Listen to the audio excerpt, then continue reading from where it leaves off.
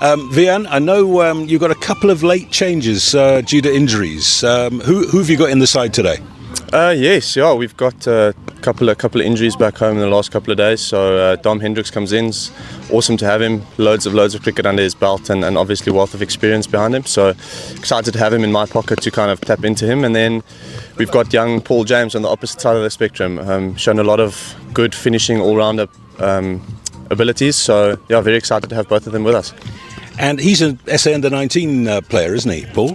Yeah, he is. He's just come back. He's played a couple of games for the emerging side, so he's had a good couple of games behind him, and yeah, hopefully he can carry the form he had for them into our games. Well, lots of form for you and the rest of the team. So you're looking forward to the tournament? Definitely. I think I said a couple of times in this week that we've been playing such good cricket for falling short a couple of times now. So it's another good opportunity for us to come and showcase our skills and sort of just express where Dragons have grown to. Good luck today. Thank you. Okay, that's Vian Lubber, the captain of the Eastvale Dragons. And the news from the middle is that the Moothee Tuskers have won the toss and they're going to have a bowl.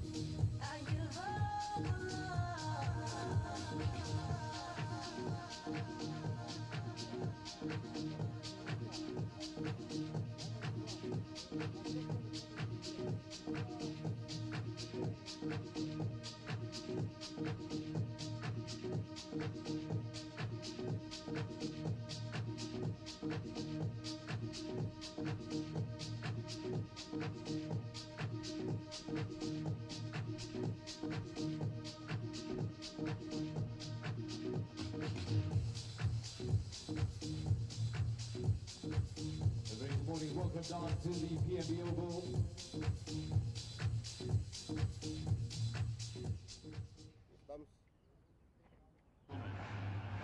Welcome to the main event.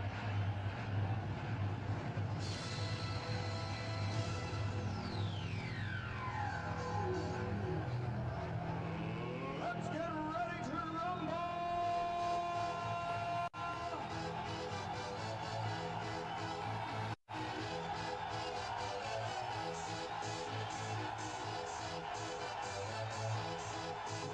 Tuskers won the toss, and they're obviously going to have a field. Welcome to the Northwest Dragons.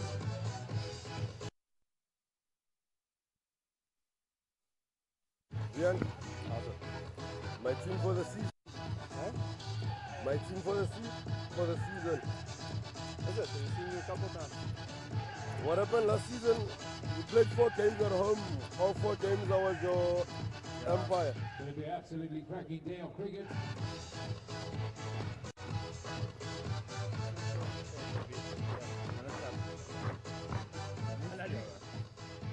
Is it this side?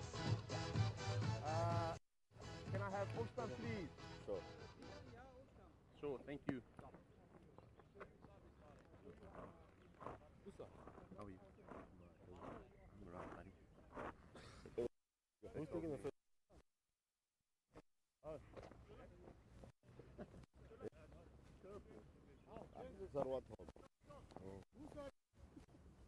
Eh, the captain is. Captain, come on.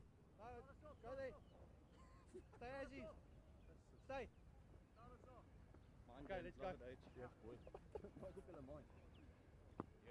Oh wait, Duppy, you coming, aren't you? No, but you said, do you want to go first? I said to you, yes. Good as you. Yeah, you come here, you make people confused. Who's captain today? How it is? Is it? Around.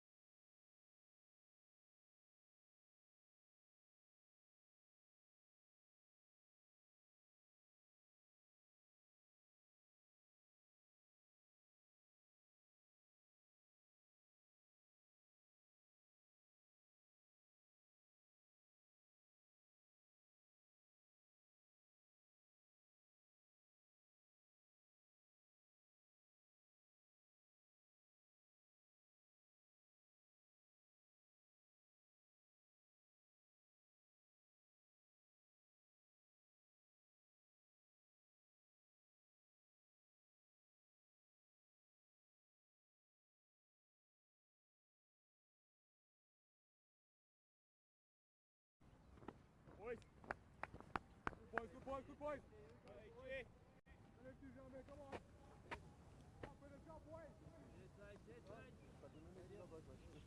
It's on.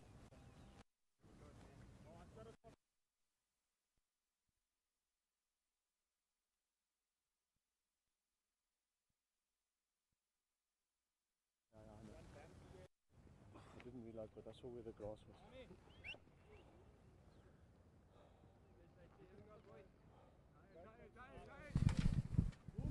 Hello and welcome. We are at the Pietermaritzburg Oval, and you are watching the CSA 50 over competition, and the Eastvale Northwest Dragons are batting against the Moothee Ram Tuskers. Tuskers captain Wayne Parnell winning the toss, choosing to bowl first on an overcast day in the city of Choice, where a little bit of rain fell immediately before the teams were able to come out, between the toss and the first delivery, in fact. So a little bit of freshness there. Hardisvillian is bowling to Mikhail Prince, and there are 3 runs on the board at the start of this match, which is the first for both of these sides in the 50 over competition for 2026. Alongside me is the mighty smiter, Vaughan van Jaarsveld. Welcome, Vaughan. Morning, Andy. Thank you very much. Nice cool day in KZN for a change. Do you want to know how old I feel this morning? I picked up a scorebook on the way out, and on the first page of the scorebook, after this ball, I'll tell you, that's a good shot. That's the first boundary from Vian Lubber. He's been in rich form in all competitions over the last couple of seasons, and leg stump half volley punished. Nothing better than the left-hander clipping something off his legs. Lovely to see the timing of that ball racing to the boundary as well. So the last time I used this scorebook, Vaughan, I was at the Pambrink Stadium for Eastern Transvaal against England in October 1995. It's been on my bookshelf since then. Souvenir stuff, that. I'll give you R1,000,000 if you can tell me who opened the batting for Eastern Transvaal. 95. Oh.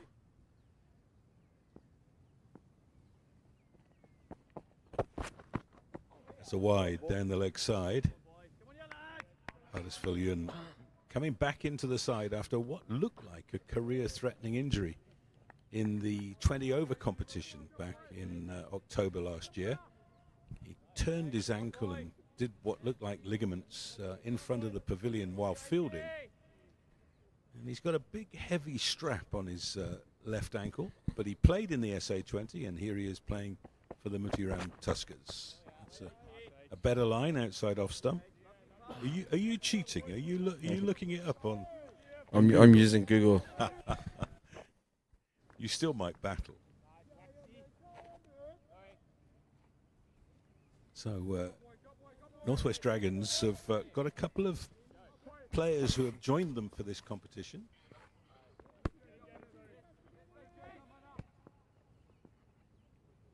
Which I'll tell you about after this ball. That's a great line. A little bit of movement, as you would expect in these conditions. It's heavy, clammy, overcast, and not a bad over from Viljoen, but 7 runs off it. And that's 1 over down of the 50. It's not a bad start from the Tuskers. I'm sure Huddis will be looking to get that ball to swing a lot more in the next couple of overs. They try and put these openers under pressure. They will be looking for some scalps early on.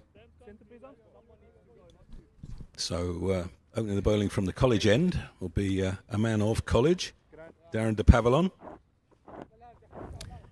So the new ball attack that was brought in by the Tuskers after they got promotion to the Premier Division at the end of last season is back together for the first time in quite a while. De Pavillon's first ball, he's got 2 slips in place. That's good to see.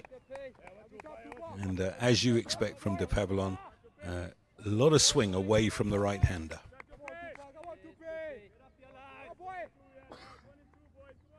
Tuskers nice and upbeat in here to the stump mark. This competition is do or die for them, unfortunately. Yeah, I think effectively they've got to win it, haven't they? to have a chance at staying up, and even that might not be enough.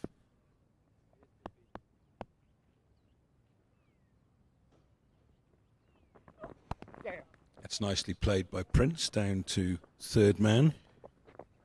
Okay, so I've got an answer for you. Radford and Mitchley. Then Norris, Granger, Marsh. What else have we got in here? Sticky, Cook, McBride, Stevenson, Mayer, and Jordan. Yep, Wayne Radford and Mark Mitchley. That was the pair I was looking for. Written And down in my book. Radford got 92. Oh, did he? Mitchley got 42. Craig Norris. Mark got Mitchley, of 32. course, son of Cyril, the old umpire. And Granger got 58 not out. So De Pavillon going round the wicket to the left-handed Vian Lubber. Manages to get one to go the other way. A little bit too wide, but not given wide. So a reminder that the Moothee Ram Tuskers won the toss, chose to bowl first. And they are captained today by Wayne Parnell. The 4-day and 20-over captain, Michael Erlang, has been suffering from injury, but he is in the side today, but not captaining. Tuskers have been unlucky with injuries this year. Without giving them any excuses, I think that's been one of the hurdles they haven't overcome. Good length. Look how far that swings after it's past the stumps. Nicely taken by Tando Zuma. Keeping wicket. One of the injuries is Cameron Shackleton, who's their first choice wicketkeeper and opening batsman, and he got injured quite early in the season.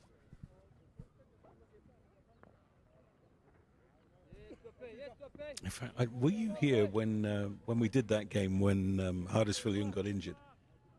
No, I was here the week So before and the week after. they had 3 players had to leave the field that day. Shackleton, Phil Yun, and I think Erlang.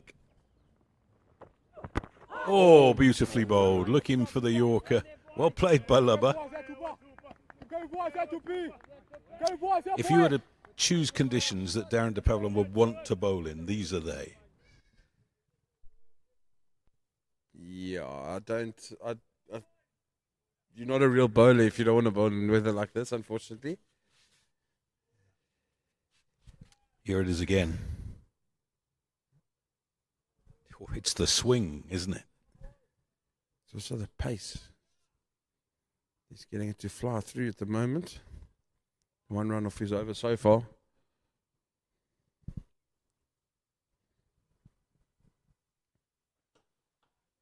That's a top over from Darren De Pavillon. Just 1 off it. 11 without loss.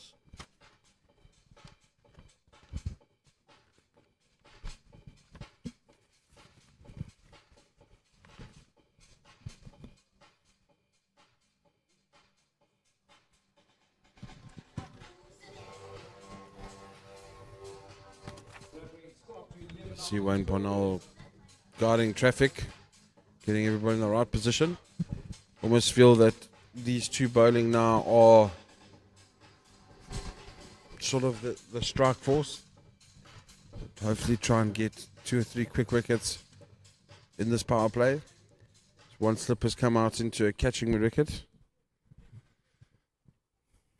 Yeah, I think that's fair enough because Phil Yun does move the ball into the right-hander, and that's the one that stays straight. Nicely bowled, good length.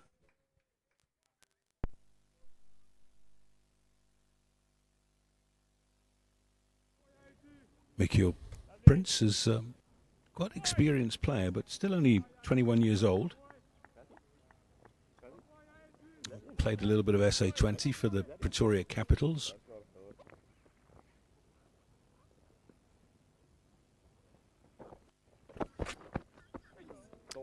That's the one that goes too far.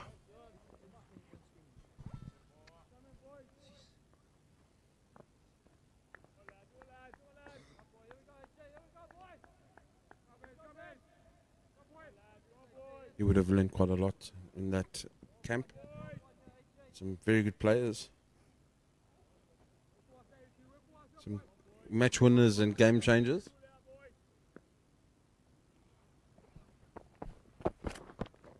Oh, ho, ho, ho, ho, ho. It's testing out there at the moment. I think Hardisfield probably guilty of a long half volley in his first over, but he's worked out what length he needs to bowl. And these conditions are set to be with us all day. Hopefully, it'll only be raining this evening in Pietermaritzburg. That'll be another wide. It's sometimes the cross seam solution when the ball is swinging this much, but personally, the white ball doesn't give you too much for too long. I'd rather you just work with it rather than bowling cross seam.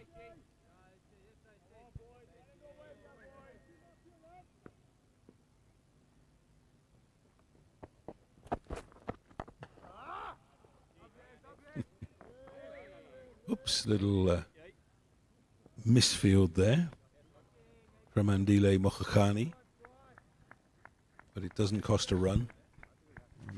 McCall Prince not happy with himself. Yes, you heard that cry of frustration in the stump mic.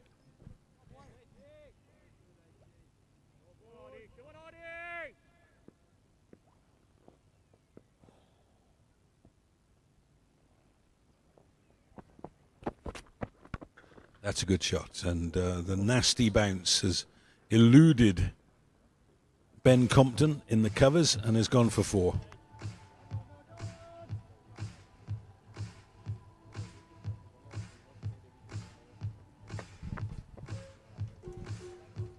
Once you beat that inner ring, that ball's flying to the boundary. Nice to see.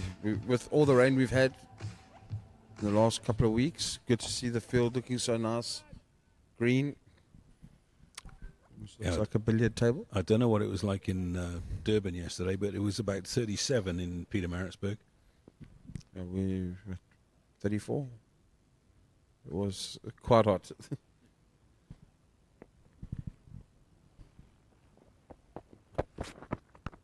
Oh, he's done well to reach that, and that is a beautiful square drive. The flat bat 4.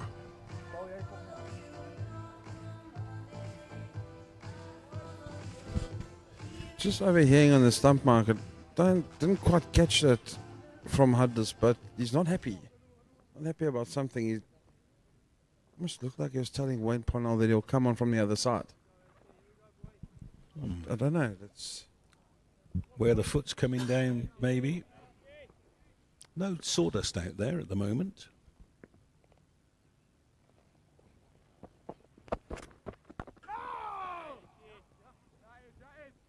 Well, good finish to the over, but it was an expensive one.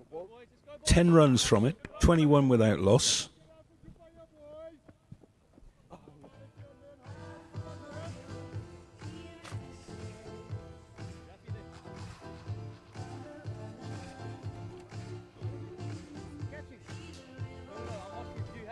So good start for the Dragons, put into bat.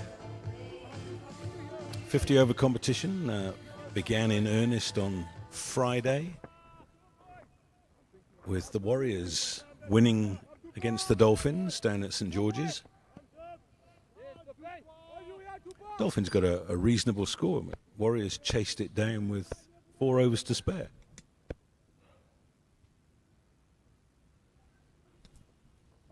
To Pavillon to continue. Whoa, beautifully fielded by Mokhachani. That had 4 runs written all over it.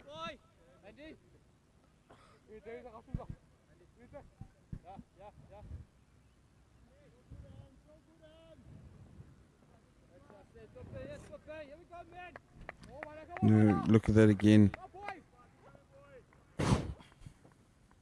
That's good. Just going back to what you were saying about Hardest not happy. He's going to have to wait a while before he can bowl from the college end, because de Pavillon looks as if he's settled in here and he's bowling beautifully.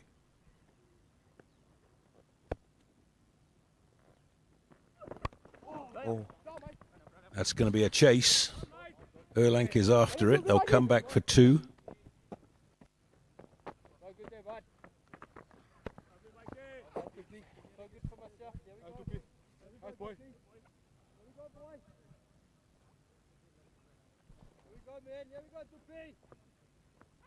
You almost feel with the Pavilion coming around the wicket, he's tucking liver up, but he's looking for either bowling him, getting an LBW, or nicking him off. So I know we always say if you come around the wicket, there's not many dismissals you can get, but just looking at the way he's thinking and the way he's going about his business now at the moment, it almost looks like he's setting him up for something, especially with that ball swinging so much. There's that ball again. He's looking for the Yorker. Good boy, good boy. Go to P. Again, well played by Lubber. That would have defeated a lot of people. Good boy, ah. It's not about how much it's swinging, it's how late it's going. It's not coming right from the arm.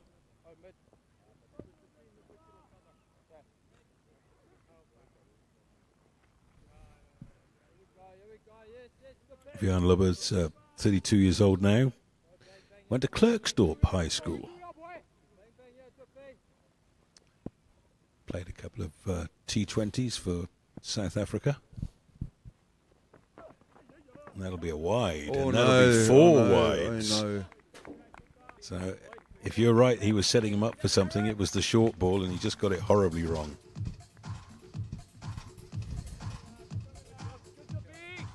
Now, is it deemed to be a no ball or just a short ball? It looks like, yeah, it's not a free hit. Just 5 runs.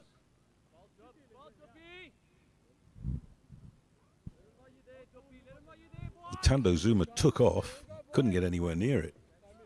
Just kept rising and rising.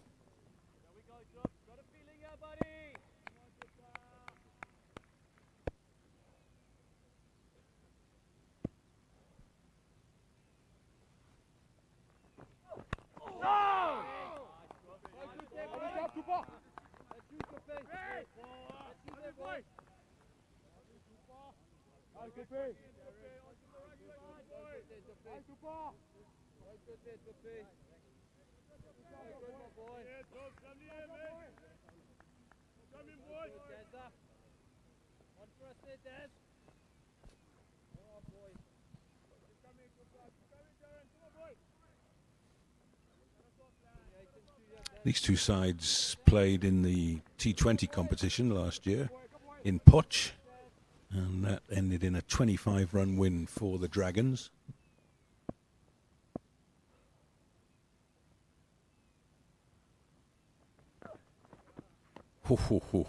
Tando Zuma had to jump again, get the step ladder out for that. It's been given a wide.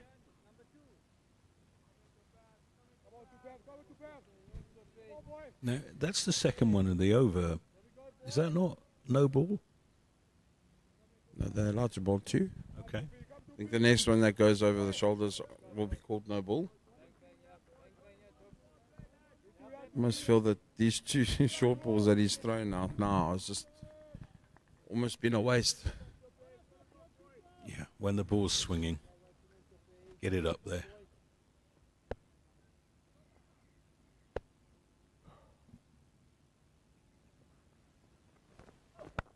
Oh, in the air and very nearly carried. That's Sean Gilson at short mid-wicket. That's what he's there for.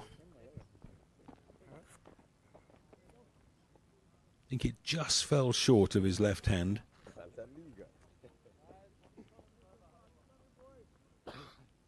Very different field for the right-hander. Obviously, he'll go back over the wicket. Surprised that we haven't gone back to 2 slips. So he's almost standing at a square catcher, just in front of point. Yeah, that is Gilson again.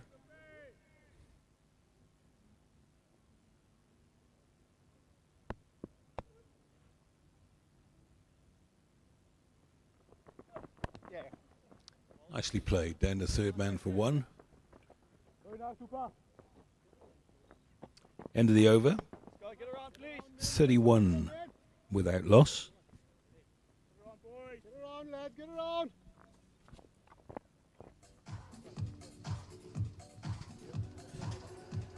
So the 6 wides contributing to the 10 runs off the over. We have a change at the doozy end. Yeah, Wayne Parnell coming on. He's been a bit reluctant to bowl in this season with the Tuskers, so we'll see how this goes. In the weeks and months that have gone past us. Waiting patiently for him to bowl. Eventually we get our viewing.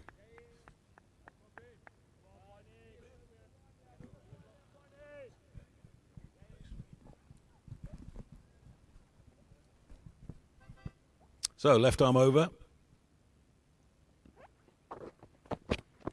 And gets one in the strike zone straight away. That's good to see. He's 36 now.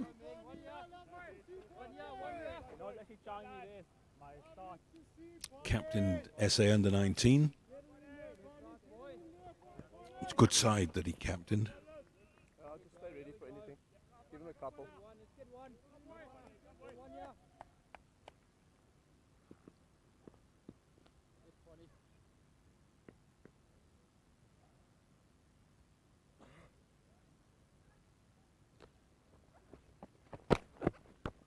There's Shot. a beautiful shot, isn't it? Got the foot to the pitch, hit through it. I was just going to say, Parnell's just got to make sure that he's not just going to float them outside of stump and just go across the right hander, because by the looks of it, Prince is waiting for that. He wants to hit you through the covers. You almost want Parnell to just sort of go one across and then just bring it back every now and again. So Prince is not just looking for one-dimensional ball. He's hit it straight at Gilson this time, otherwise that was 4 more. Yeah, the left arm seamer is always that much more effective if he can swing the ball into the right-hander. It gets harder as you get older. Even if he doesn't swing it in, just maybe bring that line Ball a straight one onto the stumps, and obviously not on his legs, but that middle and off. Good leave. So both teams making a couple of interesting changes. Not sure where he'll bat in the order, but Dominic Hendricks is on loan for the Dragons from the Lions, who decided that a former captain of the side wasn't needed for the 50-over competition. They got too much batting, presumably. That'll be 4 more. There is a third man, but he's not going to get anywhere near there. The way this outfield is going, you don't even bother chasing it. Just races across the grass. Again, Prince just leaning on it. That's why I say he's almost looking for it. Waiting for that foolish delivery just to let go of the hands and so try and find the gap and let the ball do the rest.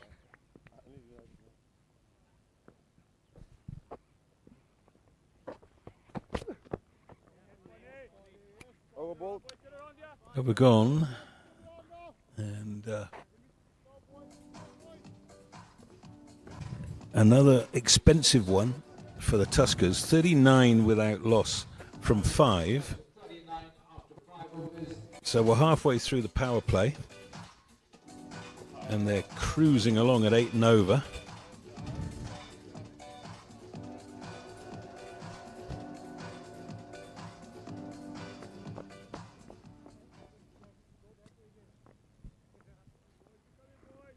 Signs that there could be a big total on the board here for the Dragons if the Tuskers can't break this partnership.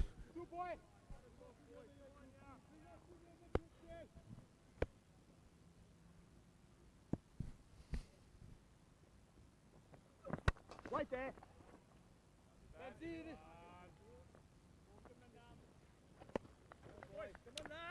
noted for the runs that are scored here, of course, at the Maritzburg Oval, and already you'd think 350 would be base camp for the Dragons if they keep wickets in hand in the first half of the innings.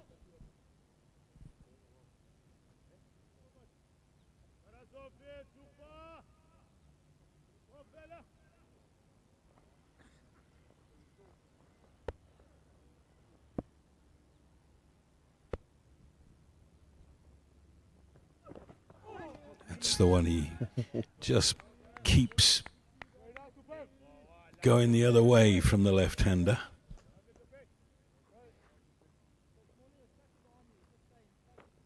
Such a good bowler, de Pavillon, and he's had some wonderful spells for the Tuskers this year, Vaughan. Remember the one that we commentated on in the 4-day game against the Dolphins?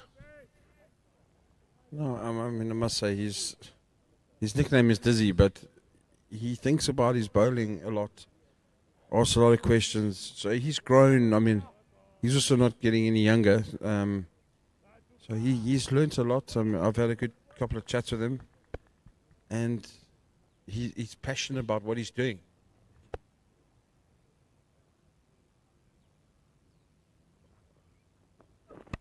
Oh, straight up in the air. There is a third man in place. This should be out. Good catch. There's the breakthrough. Ben Compton coming off the third man boundary. He looked as if he misjudged it, but he hung on. That's the important thing. And Lubber is gone for 10. It's 39 for 1. And that's the breakthrough they wanted. The man in form, as we see the replay. Wrong length. Trying to hit across the line, getting a top edge. Flying all the way down to third man for great catch. Then Lubber has to go back to the change room. I'm sure the fielders watching Ben Compton coming in had their hearts in their mouths. I was thinking about Zimbabwe against India the other night, where you could just see how nervous the fielders were. And the balls come in their way, you know it's a 50-50 chance. I mean, even the shame. I mean, even the game against West Indies, that poor man dropping 2 catches. You just feel, It's one of the things I always like to remind people, that cricket is not baseball. You haven't got a glove on your left hand. When the ball goes up in the air, anything can happen. Very true, very true. And we've all seen great fielders drop dollies. And when you ask them what happened there, they can't tell you. Very, very true. Anything can happen. You hit your hand in the wrong place. Well, here's a moment for you. Dom Hendricks, 34 years old, coming in for his first game for the Dragons. Old boy of Grey High School, where his senior would have been the Tuskers captain, Wayne Parnell, who's 36, 2 years older than Dom.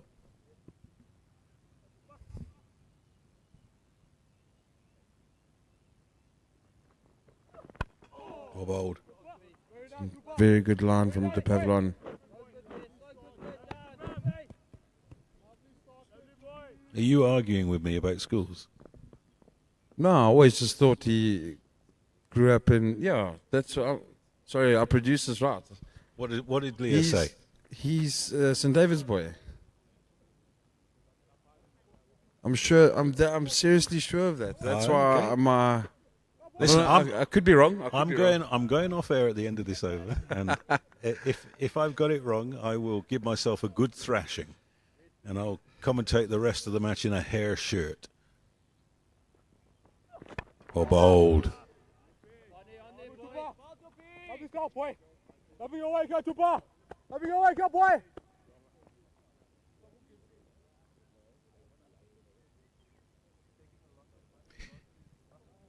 I was there. I knew I was right. He is a St. David's boy. He went to school with Temba Bavuma. Uh-huh. Right. Consider myself chastised.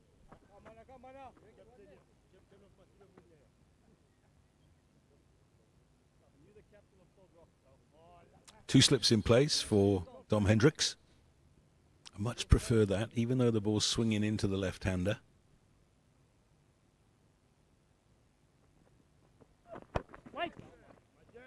Yeah, well placed field. So there we go, end of the over, 6 gone, and the first wicket going down. It's 39 for 1. I'm going to step out. Ben Jarvis will step into my spot.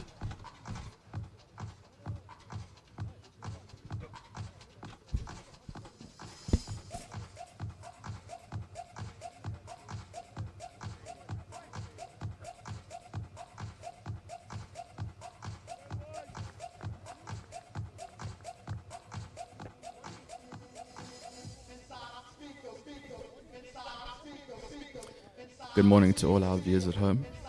Morning, Vaughan. Morning, Ben. Nice little passage of play here for the Tuskers. Wicket maiden from the Pavlon, now Parnell. Coming to full toss. Driven up the ground handsomely again by Prince. You're not stopping that once it gets through the circle.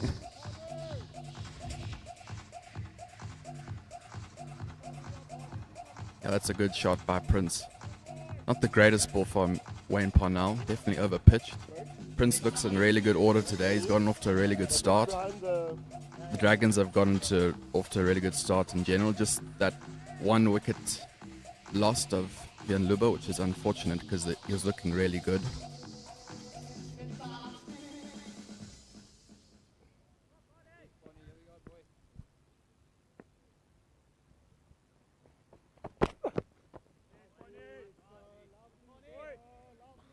Vaughan, it's nice to see Wayne Parnell bowling earlier on in the innings. I think we were all asking for it in the T20s. Hasn't gone off to the best start, but it's nice to see him Turning his arm over, it's fantastic. Yeah. Particularly with the overhead conditions.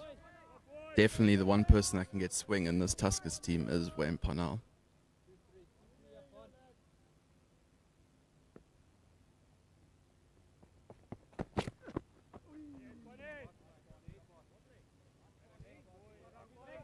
Just teasing Prince with that outside off.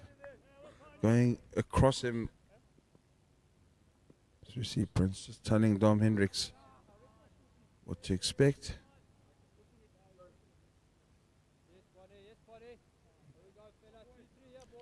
Vaughan, having seen the wicket today and the Dragons start, what would you say they would be aiming for? What do you think is a pass score on this wicket? A lot of runs. I'd probably say they'd be disappointed if they just got to 300. The way they're carrying on now, I'd probably say 320, 350. They'd possibly be aiming for it, but I think anything from 300 up.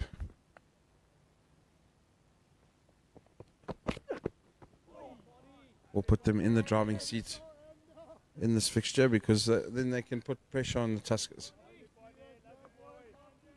Almost gives them the freedom to bowl without worrying about anything. Do you feel the spinners are going to play a role just a little bit later? I must say it looks a very good wicket to bat on. The ball's coming on really nicely.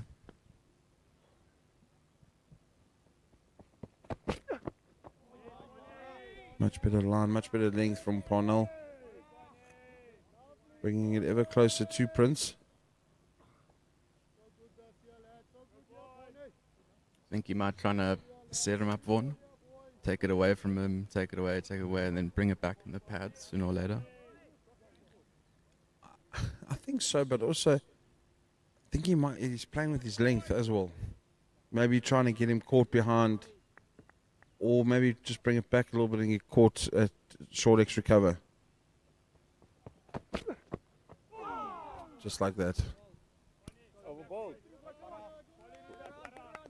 Not a great start to the over by Wayne Parnell, but he ended the over really well with 5 dots.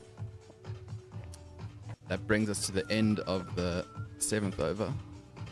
The Dragons are 43 for 1.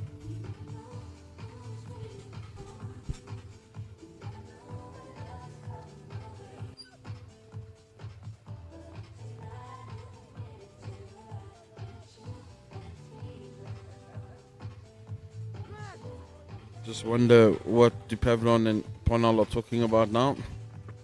So you see there's a little conference. I'm sure Darren's telling him maybe an over or two left.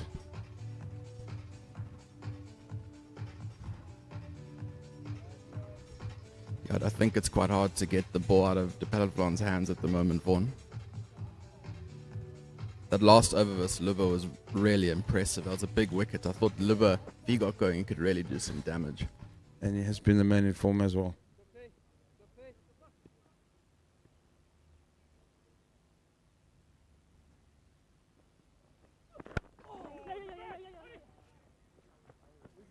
It's very good running from Hendricks.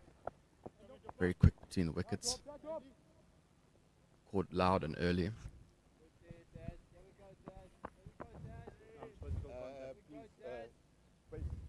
Batsman and fielder space, please. John T. When we've obviously seen the form of the Tuskers in the T20 comp. Didn't have the best run in that competition and then been struggling a little bit in the 4-day comp.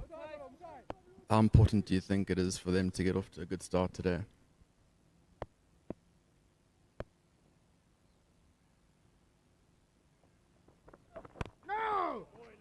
Good length again from DePavlon.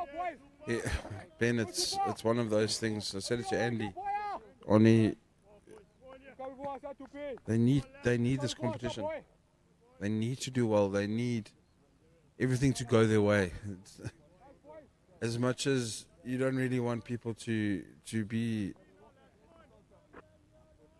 demoted or put down or whatever you want to call it. You almost think that this is do or die. It's do or die. Each game, each event, each delivery.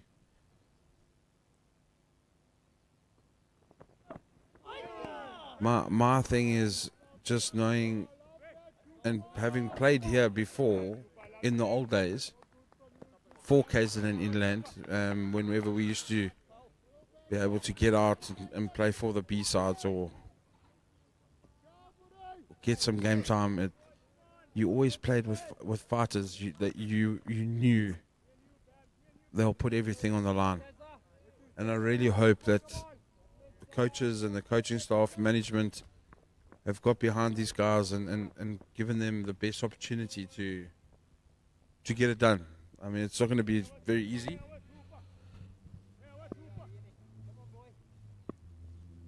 All you can hope is that they fight all the way through.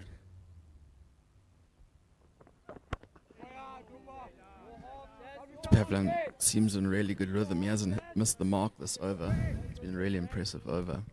Yeah, Vaughan, and since Cricket South Africa started the 2-division tier promotion and relegation, Tuskers have been promoted twice and had to get up from Division 2 to Division 1 twice. So to keep having to do that season after season, it must take a lot of effort to get back up. Quite frustrating not just to try to stay in the Div 1 for extended period of time. Yeah, you see, that will help if you've got time on your hand.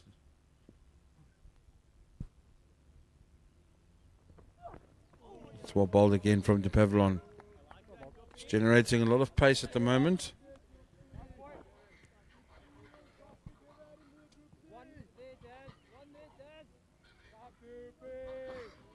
Sense something could happen here, Vaughan, where DePavlon's bowling. I think Prince is definitely a player who looks to get on with it. Doesn't want to, sit there too long and not feel bat and ball.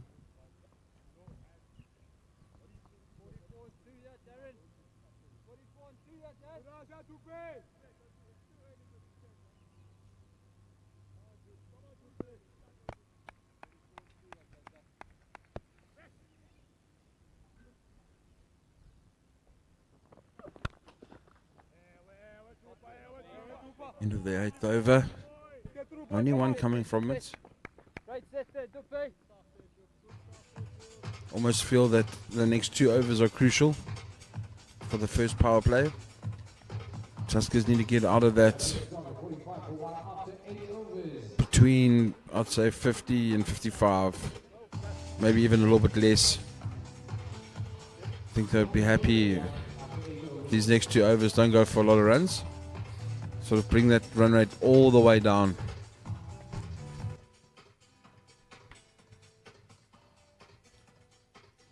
Interesting here what Wayne Parnell's going to do bowling to Dominic Hendricks, what his plan's going to be.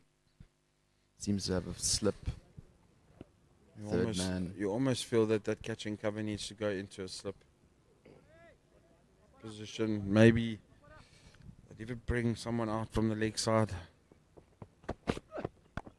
And not when you bowl a short chest hard delivery. Gets treated to the boundary. Wasn't really hit really well, but this outfield is lightning fast. You just almost need to get a bit of bat on it and it just goes. And it doesn't stop. And the ball's coming onto the bat really nicely on this pitch, which helps. It's not a great start by Wayne Parnell. You'll want to get a lot fuller than that. That's the length. Bring Hendricks forward, not too full where he can drive. Just bring him forward enough. Yeah, I agree with you, Vaughan. I think that second slip would be a good option, especially early on in Hendricks' innings. Possibly even a gully or second point.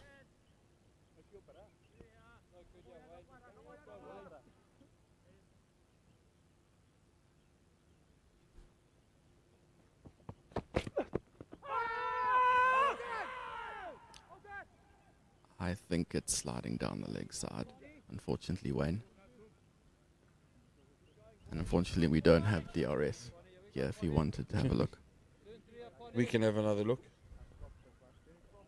Oh, that's not a bad shot, I think. Yeah, closer than I thought. I think because Hendricks moved across his stumps. It didn't look half bad.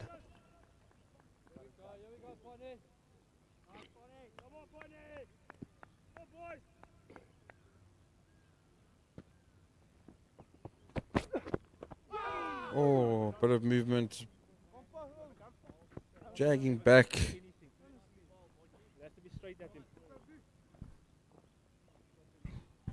Like you say, that bounce carrying nicely through. Hitting the body and evading the first slip. Hendricks possibly falling over a little bit to the offside. Almost looks like he's just overcommitting rather. It's not falling over. He's just trying to get into that channel as quickly as possible. Whereas, especially to a left hand, you've got to wait, and then move. Bowled again from Parnell. Actually not badly played by Prince, soft hands. Brings a 50 up for NWU Dragons.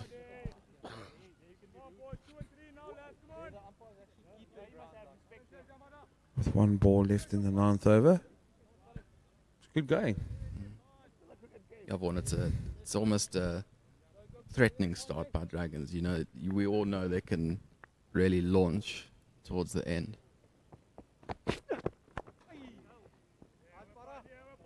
Good over from Wayne Parnell. It's probably his best over of the day.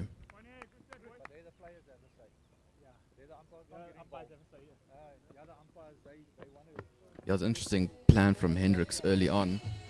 You obviously noticed Wayne Parnell was going to try bowl it fourth the stump, so was trying to walk into the channel, as Vaughan was saying. Wayne Parnell saw that and bowled a tad straighter, so it was really good adaptation from Wayne Parnell. There's 9 overs gone. The Dragons are 50 for 1. It's the last over of the power play. Looks like the Pavlon's going to finish the power play.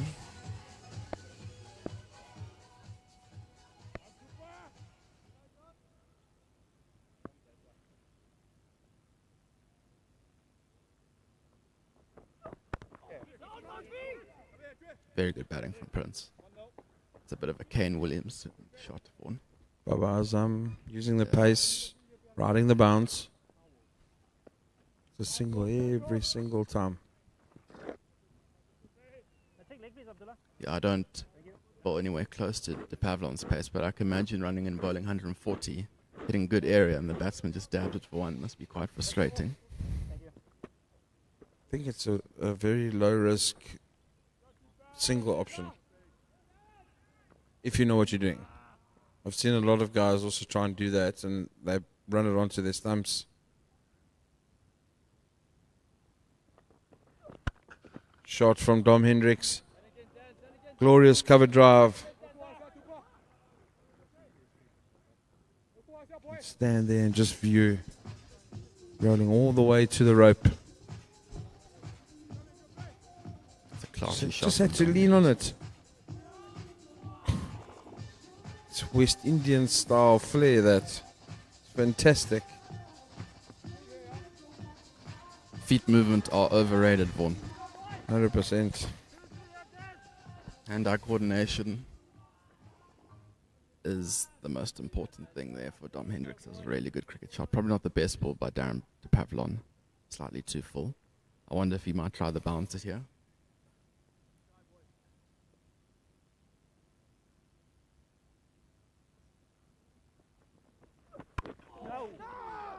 It's a better length from de Pavlon. Yeah, Vaughan, I just had a sneaky thought de Pavlon might try bowl a bouncer after being hit through the covers. I almost feel that he's, I think the end goal for him, bowling around the wicket to a left-hander, is to try and get him caught at short mid-wicket. So I think that line, he's got to get that line and length right. Almost had Libba out a few overs previous.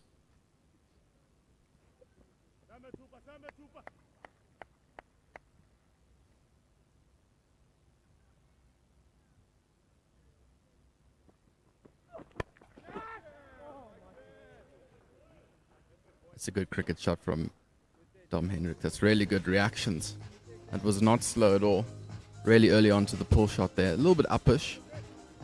But I think you'll be happy overall with the execution. Just the heart. The heart is the key. It's chest high. He just has to swivel on it and just get a bit of bat. And as we see here, just a bit of bat and it shoots away past the fielders for 4. I must say, Vaughan, because Dom Hendricks isn't the tallest guy in the world. I don't know if de Pavlon was trying to just bowl normal length delivery and Dom Hendricks decided to pull it. I almost feel that a short ball head height to a short man is wasted.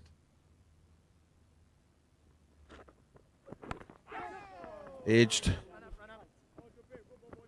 Beats Compton down at third man for another boundary. Tell you what, you're getting your value for shots here today at the Oval. It's well bowled again. Beating him all ends up. Yeah, that flew away here, Vaughan. Because they still had a third man. He got nowhere near that. I mean, this over doesn't really show how well de Pavlon's actually bowled, and neither does his figures at the moment. 1 for 25. He's been the best stand-up bowler for today.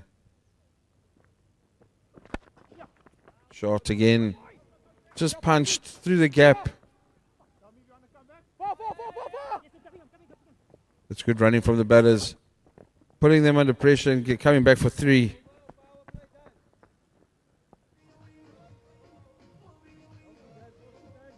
That brings the end of the 9th over.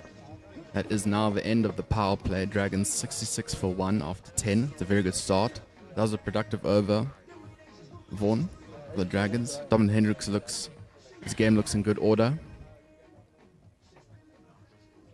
Yeah, Vaughan, interesting with the outfield. I know you from Durban, but people around the Midlands, and I'm sure it's the same in Durban, have been experiencing really dry weather. Definitely could contribute to not only the outfield but the pitch today. You see the pitch is a little bit dry, hence better batting conditions. I think with the condensation we've had before, and then the dry spell, it's just compacted that soil enough to go, okay. Nice, evenly laid around. Ball lands on it, it gets through, it's good bounce.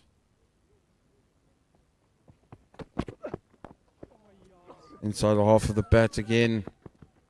A lot of work for Dupavlon. At fine leg. I mean, you can even hear. You can even hear when the bowlers arrive at the crease. Their feet and the sound of that. You can hear the hardness of the pitch. The compact. It's all compacted.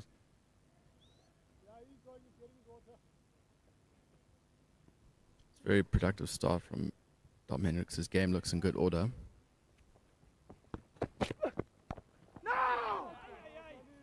What's been impressive for me, Vaughan, about Dom Hendricks so far is he hasn't looked to go out there and overhit the ball.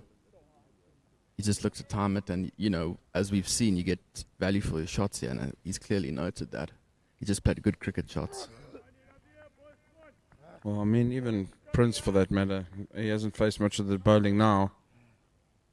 Also, just good classical cricket shots.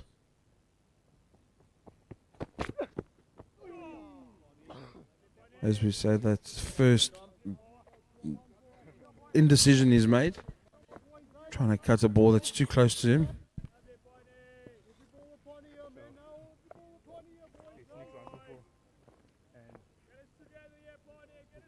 Wayne Parnell's definitely got in a bit of a rhythm. I mean, we all know Wayne Parnell's class. World-class bowler at his best.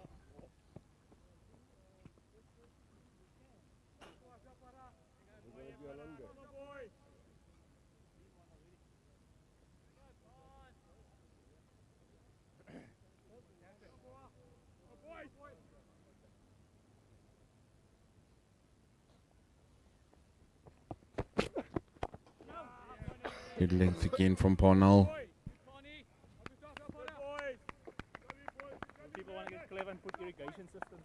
Vaughan, when you were batting in a one-day game, or even a four-day game for that matter, and a bowler was hitting his line and length relentlessly, fourth for stump, and you couldn't seem to get it away, would you then make a move to do something different? Walk across the channel? Give yourself a bit of room. In one-day cricket, it's almost just getting bats on ball. I still think that's a good call. But unfortunately, it's going to go for 4-leg bars. Dom Hendricks is shuffling across. Just for me, it's too early to do that. I honestly think if you stand still, on drive it, there we go. I mean, that's a decent shot. I'm not saying it's out, because we don't have DRS to check, but I mean, you're flirting with danger there. I think if somebody's bowling, just to answer your question, Ben, if somebody's bowling like that, 4-day cricket's different. You can bide your time. 1-day cricket, have a look. Have a see what the conditions are doing, and then just get bats on ball.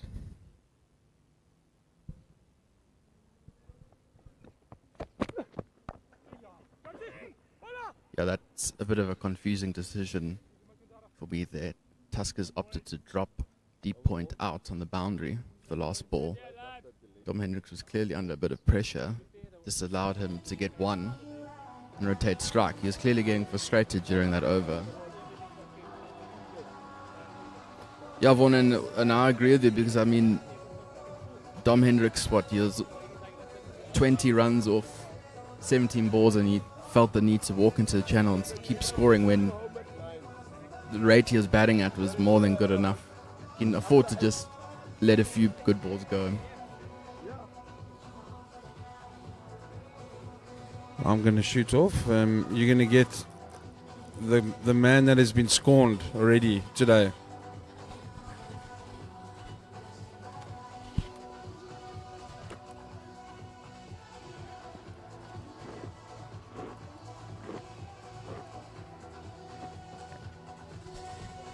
Right, the hair shirt has been donned. St David's it was, but he was born in PE. Morning, Ben. Morning, Andy. It's okay, Andy. We all make mistakes sometimes. Not as many as I make. Let me tell you that. I never have to worry about saying sorry because I do it on a regular basis. Here is Dom Hendricks facing Hardisvillian. He's changed ends. Hardis wasn't happy with something that was going on at the doozy end. And so Darren de Pavillon, after a really good opening burst of 5 overs, has been rested, and Hardis comes on to replace him. Partnership is now cruising along at 35, and Dom Hendricks has got 23 of them. He's looked really good since coming in. A reminder that if you're a little confused, Dom Hendricks has played 4-day cricket and 20-over cricket for the Lions this year. He is on loan to the Dragons, 35-year-old, deemed surplus to requirements by the Lions, which must mean, Ben, that the Lions have got lots of batting, lots of good batting. Yeah, I agree, Andy. I mean, Dom Hendricks is no slouch with the bat. He's been around for years. He's been a top performer in domestic cricket for a long time. Nicely played by Prince, who's looked good. Odd ball has gone past the outside edge, but he's driven very well this morning. And the Tuskers winning the toss this morning and had no hesitation in putting the Dragons in, thinking that the ball was going to perform. Well, it certainly did for Darren de Pavillon, but Hardisvillian couldn't get his range, so comes back on from the other end to see whether he can. But it looks to me, Ben, as if we're staring down the barrel of a big score here. Yeah, Andy, as soon as I arrived, I thought, yes, the pitch looks in really good condition. I don't know what it is. It's got that nice color. And as Vaughan was saying, when the bowlers are charging and you can hear how hard the actual pitch sounds, it's always a good indication. Yeah, I think this could be a big score. That's the length. Got to try and keep it there. And did you sometimes think at a toss decision like overhead conditions, it can be a bit of an overrated thing to go on? Sometimes just look at the pitch and go get the runs on the board. Yeah, it's always a discussion, isn't it? But I think they would have looked at the forecast for today, which is low cloud right the way through the day, and you think to yourself, well, surely it's a bowling day, not a batting day. Maybe they got it wrong. That's the beauty of cricket, Andy.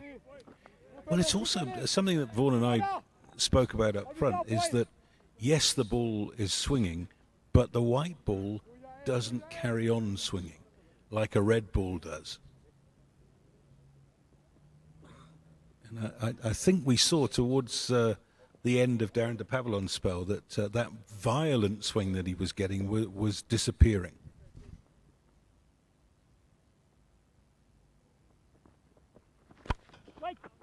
Fielded. They're going to get through for one. Dom Hendricks is definitely rapid between wickets. Don't know if he's rapid as Zuma Andy. We'll have to wait and see. The two were to. It would actually be interesting to see the two bat together. How many quick singles they could run. So that's 12 overs gone. 77 for one. And we got spin for the first time. Malcolm Nofal is going to be bowling his slow left arm from the doozy end. Yeah, Andy, as you're saying about the ball swinging with the white ball early on, and not only that, but the bowler who's bowling with the new white ball has to be seriously skilled and disciplined to make full effect of it. Because as you said, De Pavlon did it for a very short amount of time and then it went. You know, so you have to make sure you use it to the full amount you can. So Wayne Parnell, the skipper's taken himself off, looked largely ineffective in his 3 overs, and now they'll be hoping that Malcolm Nofal can just put a little bit of a tourniquet on the scoring rate. Don't think Dom Hendricks will mind this. He's a very good player of spin. Nofal's opted to have a long on the boundary. Appears a deep mid-wicket. Got a slip in place for the arm ball and a short extra on the drive. Oh, starts with a full toss, and that's gone for 4. Oh, that's one of those horrible moments as a captain. You spend time setting the field, and then the first ball out at the hand is a pie. And it's funny, Andy, because they just put long off up. So if you just left, it'd probably only be a single down the ground, maybe 2.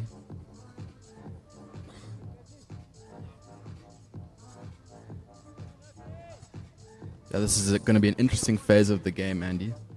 One day cricket, I always think the middle over is actually the most important part. Well fielded.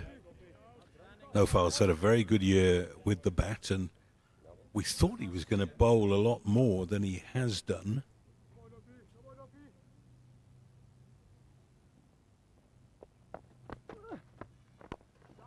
Began life really as a first-class cricketer, as a slow left-armer who batted a little bit in the lower middle order. And as the years have gone by, he's moved up the order and bowled less.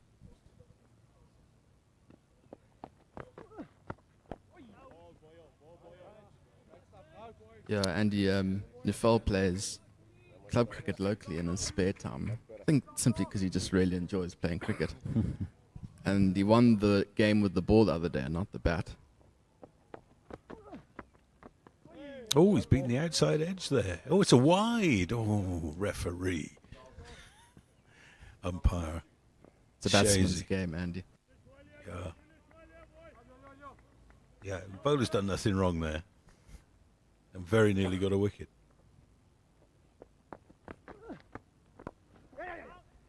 Good run. I think he'll look to do that a lot, Andy. Dom Hendricks. I've seen him play spin before. It's those little details he gets right like that. I mean, the viewers at home might be thinking he kind of just blocked that and then happened to run, but that was very deliberate. You would have practiced that over and over again in the nets. And frustrating for Nofal because that was actually a decent ball. He's going to go round the wicket to the right-handed Prince.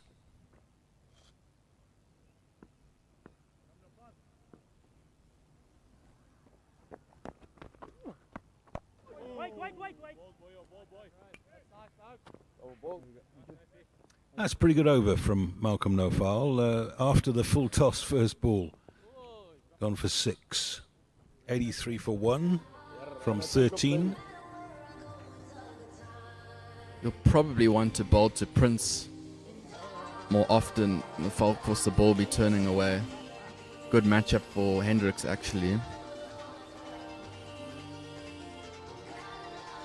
As the viewers have probably just seen on the screen, Annie, there's a few spectators here at the ground today. If you are in the area, please come down and support the Tuskers. Yeah, I think entry is free. And some fairly big players on display, Andy. When you think the likes of Wayne Parnell.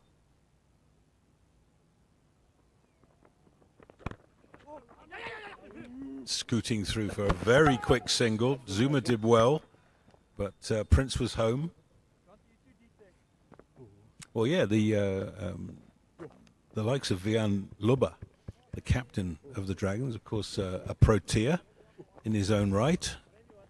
He's the 1 wicket to fall. caught at third man off the bowling of de Bavallon for 10. That was 39 for 1 in the 6th.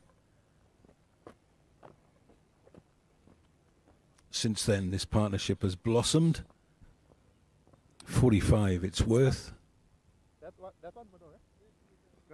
I think the neutral spectator would have been quite upset to see Libba get out because we all know what he can do when he wants to. Prolific T20 player. That's a good line from Hardisvillian. Went up to say hello to the big man at the start of the day, saying I thought I'd never see you again after that, what looked like a catastrophic injury in the 20 over competition back in October. Looked like that was a career-ending injury, but he's made a miraculous comeback, played a bit of SA20. He's got heavy strapping on the foot. It'll be a single to Compton down at fine leg.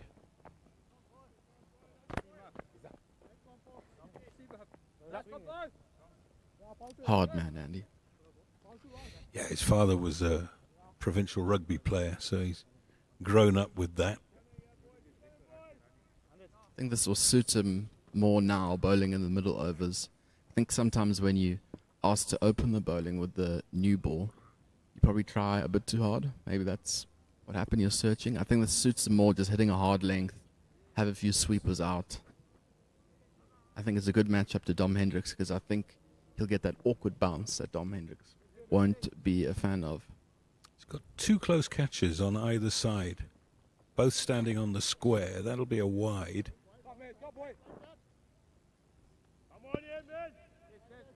Malcolm Nofal with the ball is the man at short mid-wicket for the left-hander. And then we've got a short extra, who's Mikey Erlang on the other side. And we're out of the power play now, so they don't have to have close catches. That's brilliantly fielded by Nofal. It, of course, went to his left hand, his stronger side. So what was the game where Malcolm won the match with the ball? Was it, this is playing for Howick, was it? Yes, Andy, I was playing for Howick. I wasn't playing, but I saw the scorecard and I got told about it. It was on a wicket. I think Howick got bowled out for like 90, and then they bowled the opposition team out for 70 or something like that. It was on a rank turner. Apparently when Malcolm came into bowl, it was literally impossible. And they kind of knew they were going to win the game after his first ball. And who were they playing, do you know? Oh, I can't remember, Andy. It was one of the Pietermaritzburg teams. I think it might have been MCC, but I can't be sure.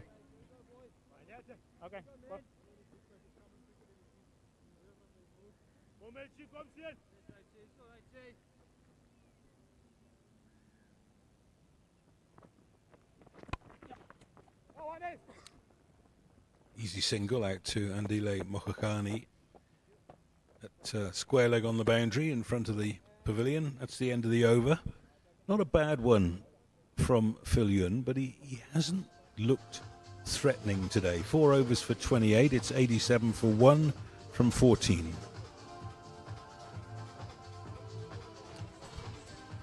And that will be drinks. Let me just remind you that Vian Lubber is the 1 wicket to fall. Caught Compton, bowled de Pavillon 10. That was 39 for 1. And at drinks, it's 87 for 1.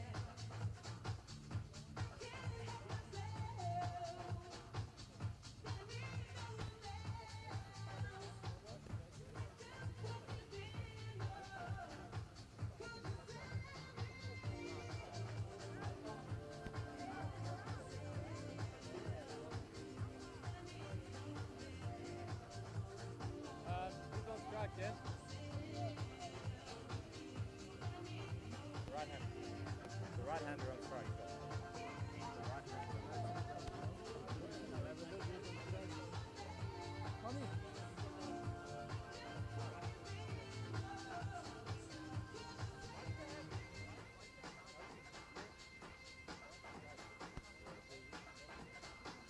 for the folding team, the batsmen are the ones who have to be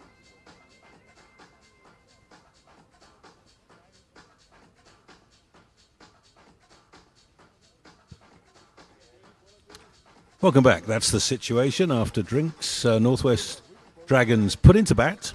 87 for 1. Dom Hendricks, 32 not out off 34 balls. Played really well. I must apologise to his mother, Cheryl, who I know is listening. Yes, he did go to St David's. I just went through my notes and I found it written down as Gray, and I do apologise. So Malcolm Nofar will bowl his second over of slow left arm. Yeah, I guess you have to be careful, and you never know who's watching, what family members are glued to the TV.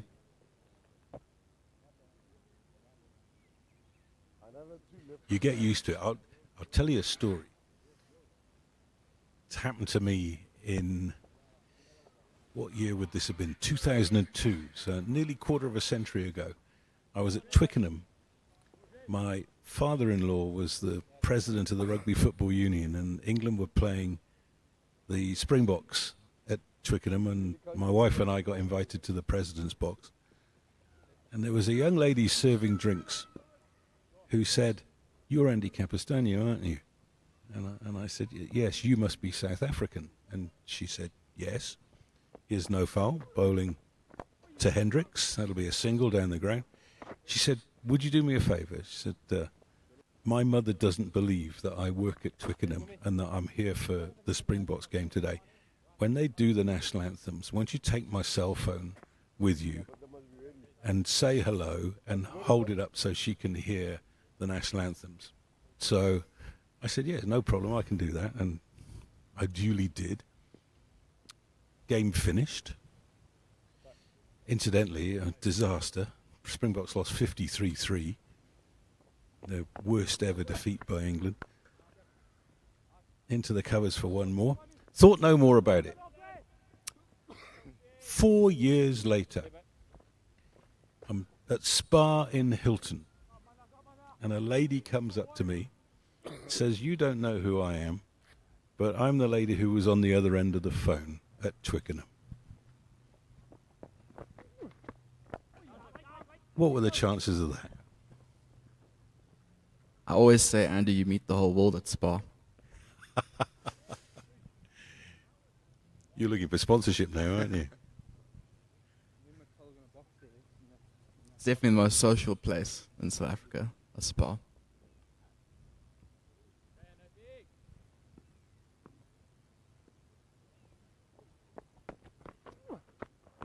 Oh, beautifully bowled. That's the arm ball, and Prince just about got an inside edge on it. Otherwise, he was gone. Well bowled by Nufel. Yeah, Andy, I obviously grew up in the area close to Nottingham Road, and there's the one Nottingham Road Spa. It's the only supermarket within the area. And when you're going there, you know you're in for a social occasion, and you see everyone you know.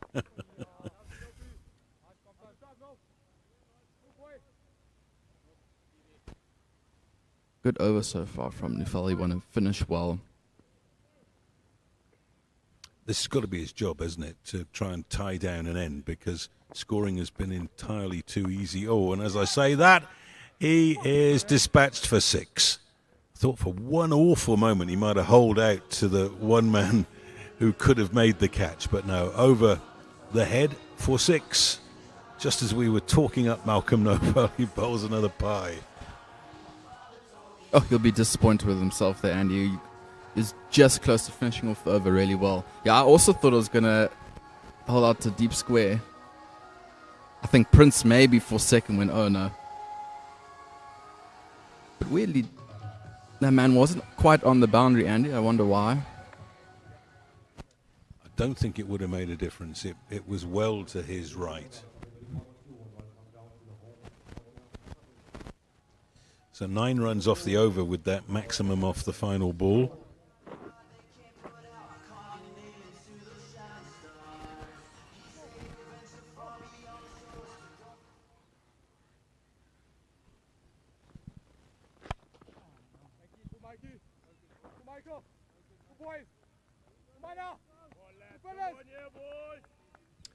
Yeah, this is the moment when post-drinks the captain is looking around the field thinking to himself, right, who can buy me a wicket? Got to break this partnership. He's got plenty of options. I wonder whether Marky Erlang might come on to bowl his off-spin quite soon. In the air and gone! There's the wicket they were looking for. Dom Hendricks is absolutely appalled with himself. No foul is the man who takes the catch. And there is the breakthrough so desperately needed by the Tuskers. It's 96 for 2. Yeah, Andy, the plan worked. It really did. That was actually really good thinking from the Tuskers. Having that close catching mid-wicket. Dom Hendricks will be so disappointed with himself. I think he might have even forgotten the man was there and then hit and went, oh dear. Gone for 37 off 34 deliveries and played really well on debut for his new province. And we should just reiterate that he's on loan. This is not a permanent change. And of course, the season will be ending in a couple of months' time. We'll have to wait and see what happens at the start of the next season. Ruben Herman makes his way to the crease.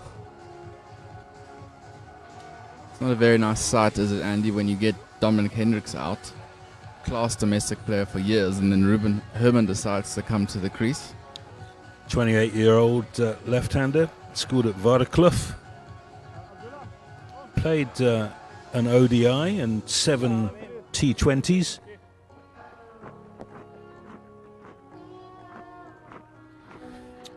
Actually, talking about his pedigree, I see he's averaging 46 in List A cricket, which is what we're watching here, with 600s and 650s. So the gentleman, if he gets in, he tends to cash in.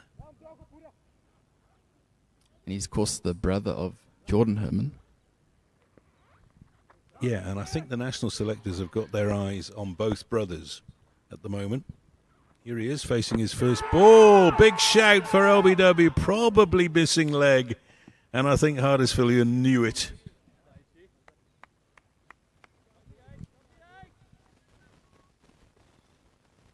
Wouldn't have missed by much, though. Very full. That's really well bowled from Hardest. Good thinking. First ball to a new batsman. Saw him walking down and was having none of that. Must be quite a proud father, Andy. Your two boys both in the running to be selected to play for the Proteas.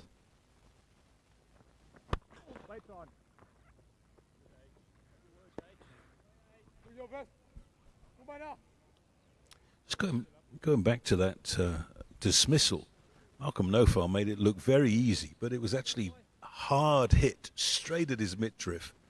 Sort of, I think we're going to watch it again here. There it is. It's one of those, what they say in Australia, catch it or wear it.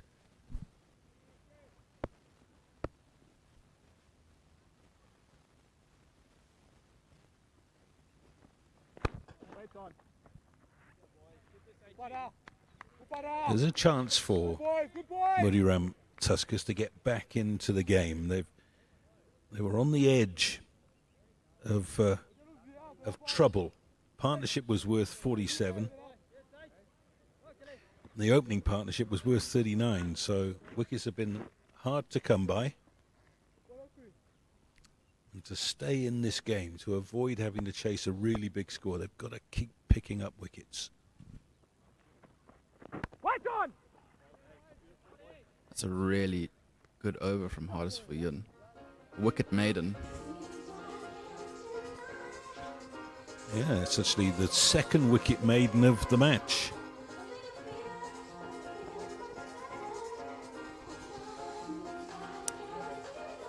Andy, the up-and-coming tour to New Zealand for the Proteas. They're playing 5 T20s in New Zealand I think it's mid-March.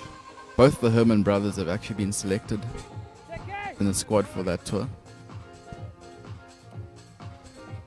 Yeah, actually, I saw the squad and I thought, you know, there's a lot of talent there and a real opportunity for those guys with so many players unavailable.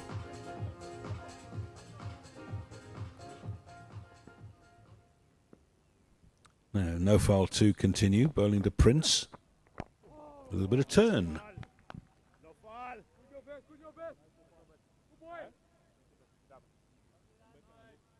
It's a good sign for Nufal. Won't mind that at all. A little bit of turn. Gave it a little bit more air as well.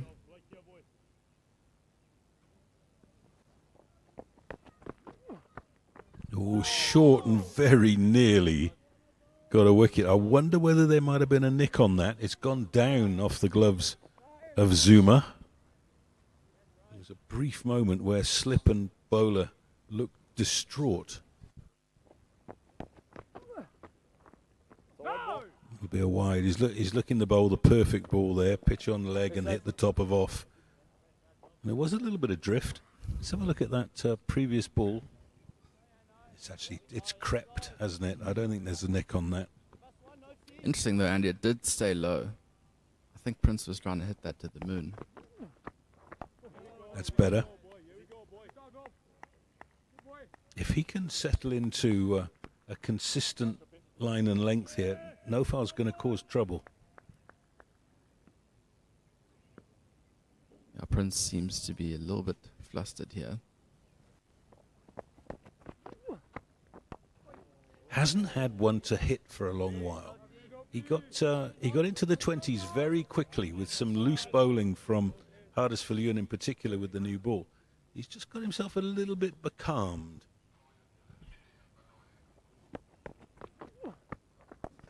Oh, one bounce back to the bowler.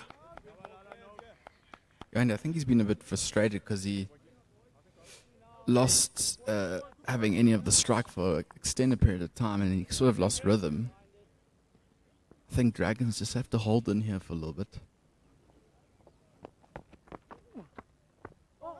Oh, that's going to be 4. It's a bad ball.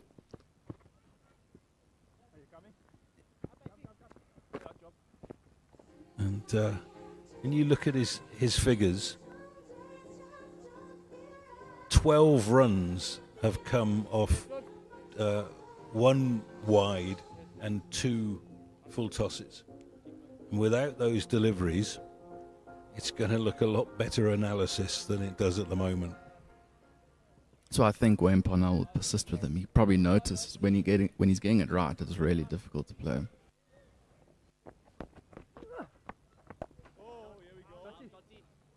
Well fielded. So that's the end of the over. 102 for 2. 6 runs from the over.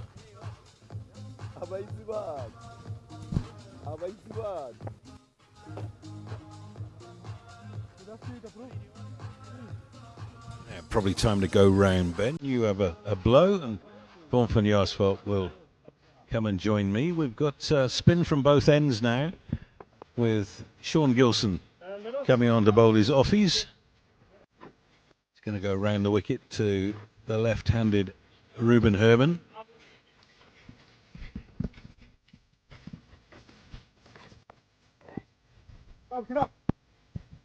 Very tidy one-day off spinner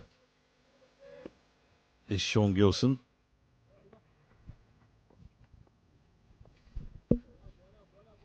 Weather is improving by the minute. Sun is trying to fight its way through the clouds. Good start.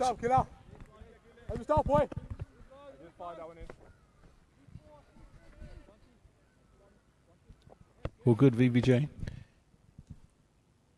Yeah, happy about the clouds separating. Don't mind a bit of heat. Nice boy. So first time in the match where the bowling side has looked to be just a little bit on top.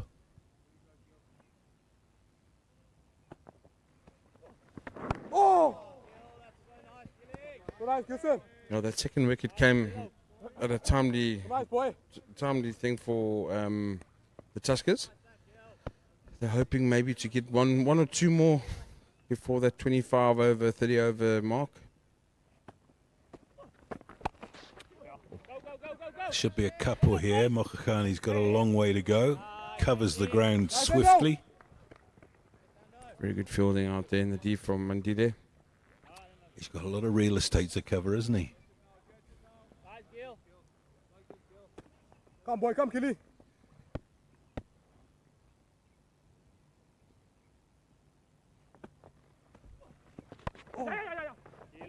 Good run. Have a good one.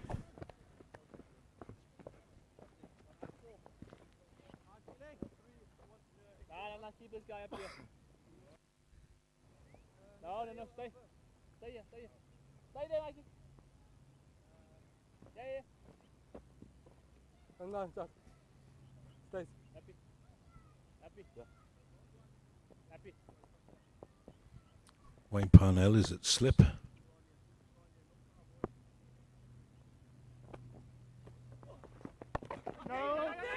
Oh, he's called him through. Trouble at the non-striker's end. He's home.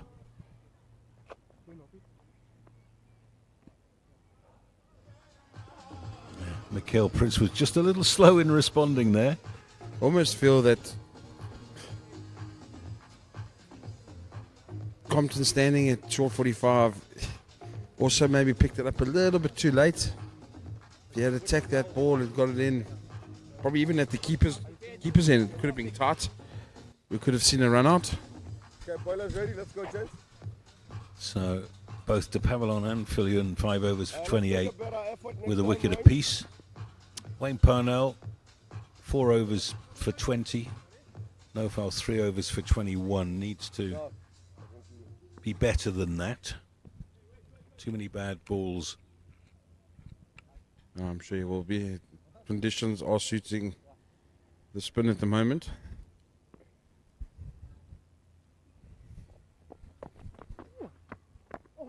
Oh, that one nearly got through. Does bowl a good arm ball. His action also, he gets nice and tall. Almost feel that there is something that's going to happen, yeah. Maybe the left hand is going to take him on. Ball turning into him.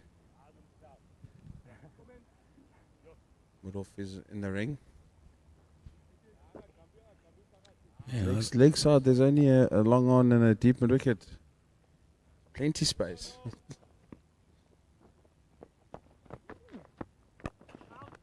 fielded. So I think I need to send him a message.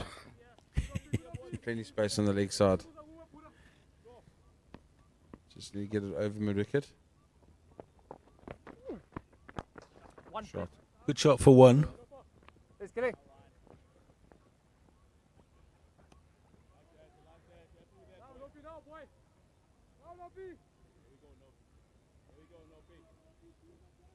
It's been very tidy in the main, but one bad ball and over.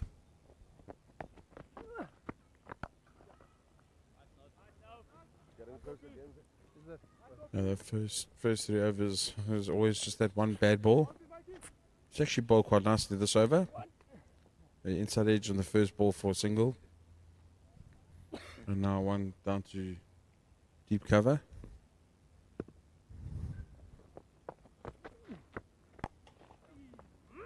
Gave that one a bit of flight.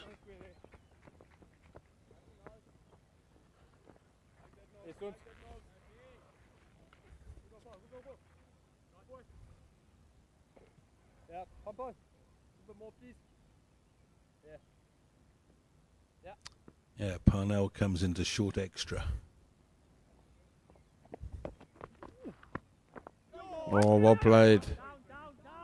Ben Compton is off after it. They will come back for 2.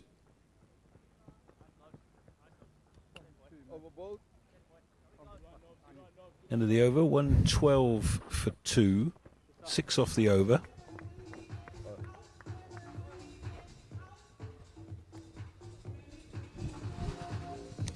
Almost looking at that, Andy, you just You need to just pop your head over the banister here and just try and find a dot ball or two. Even if it's 2, maybe 3 and over. It's just going to create something. And with a team that's been playing so well in the NWU Dragons, I mean, you're going to create chances. Gilson continues with his off spin. He's a tall man, likes to fire it in a little bit quicker than a normal off spinner.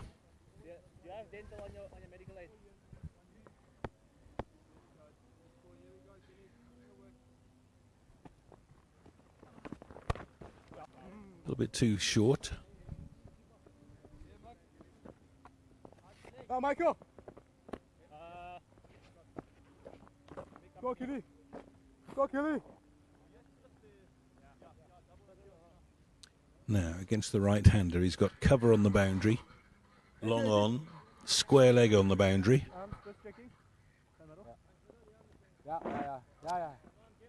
He's got a silly mid on. And then 3 players saving 1. Oh, Kelly! Very nice, Kelly! There you go. Very nice, So now you're asking the in-batter to now make the play. You've blocked up 1 or 2 scoring options. You're saying to him now, you need to go and do what you need to do. A curious little shot there from Prince. Wasn't really a sweep. Almost looks like he tried to lap that. But I don't think it's one of the shots he plays. Oh, ho, ho, ho. Little bit of turn and bounce, making Zuma scramble behind the stumps. Well, that's what you've been asking for, VVJ. We've had 3 dot balls in a row. Something can happen.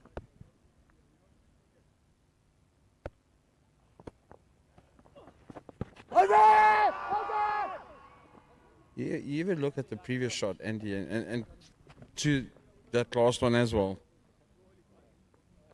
The minute the batter thinks that there's a chance to score, and that's where you get it wrong. See, the chance to score. Let me play a cross-batted shot, ball turning into me. Like that, you could have been bowled, caught behind, way too close to you. The next ball, okay, it's on the stumps. Now it's not going to turn that much. But now I'm too scared because I'm going to pop it up to somebody. So, very good over, very good over. But now the key is it needs to come from the other side as well. Yeah, See, with that replay there, sorry, it just came up now. He's looking too square because he doesn't want to go up the ground. So no foul to continue. Yeah, I just wonder whether captain will be thinking about off spin from both ends. That was the LBW shout. Probably front foot. I'd say it's quite close. Maybe just turning too much. Yeah, we go. The dots need to come from the side here. It's too short, too wide. It's almost just too easy. Yeah, I'd just, if I'm the captain, I'd hook no foul off now and bring Mike Erlank on to bowl his offies and see whether off spin from both ends does the trick.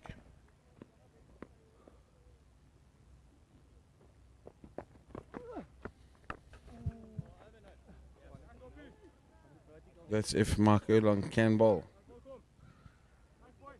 Are you saying he's injured?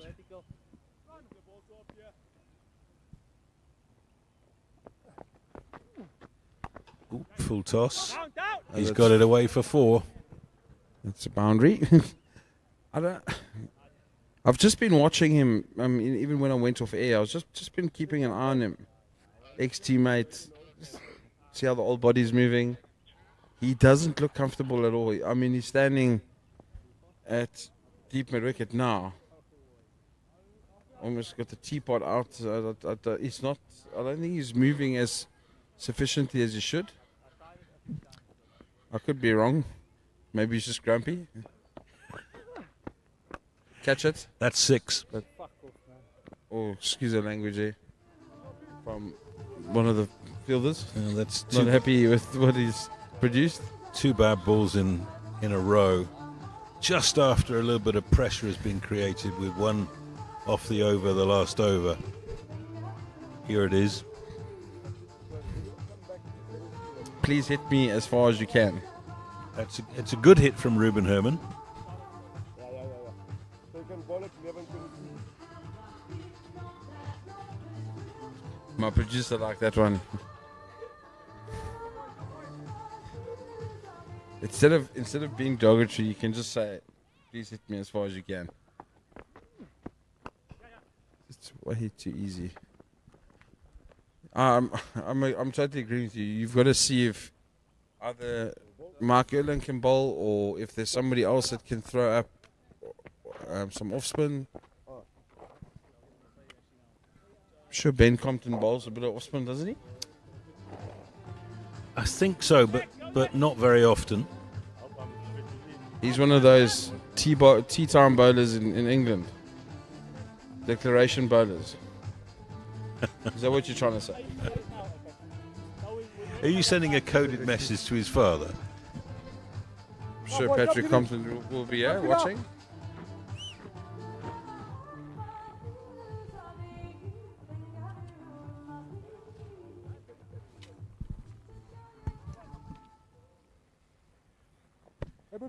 Well, Sean Gilson will continue. He's bowled very well. Oh yeah, Kili. Very nice, Kila. Very nice, boy.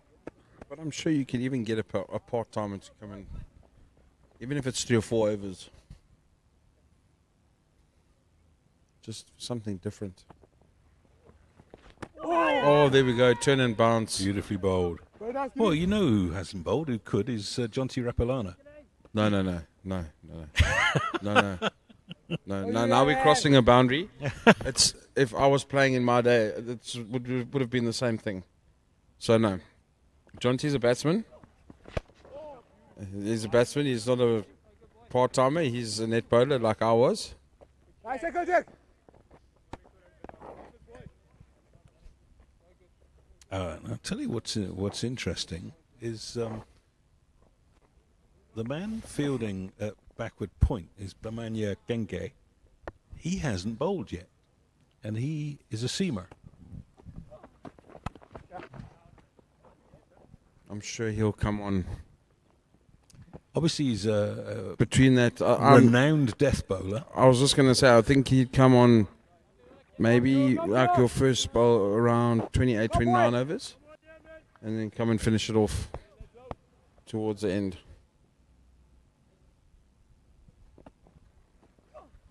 Oh! And Ndile Mokakane as well. Another seamer that hasn't bowled. Yeah, he hasn't. To be honest, hasn't bowled a lot this season. But then maybe just turn your fingers from a seamer to an off spinner and turn your arm over. Oh! I'm all for that. Yeah, throw the gauntlet down. Say no, I don't want you to bowl seam up. Bowl a few offies. I mean, there we go again. Gilson's third over, 2 off it. Just looks a lot different than. We've got our wish, Andy. Sorry, I was going to say the left arm spinner is struggling a little bit, but now we've got the ever experienced Mark Erlen coming into the attack. And he is the golden arm. Always finds a way to get wickets. Well, he bowled a few really good spells in the 20-over competition last year.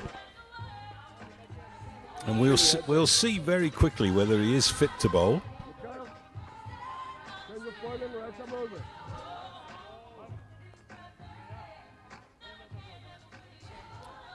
Bowled a lot more in his youth than he did after he passed the age of 30. And didn't play a lot of the second round of 4-day cricket due to injury. Back in the side now, but not leading it. It's Wayne Parnell who's doing that. And Parnell has put himself in at silly mid-on. Sean, put on a bub. Can't see you. Yeah, the shots don't give it away.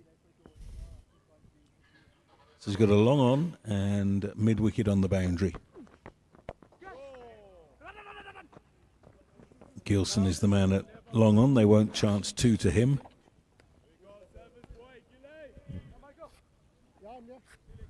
Through and around.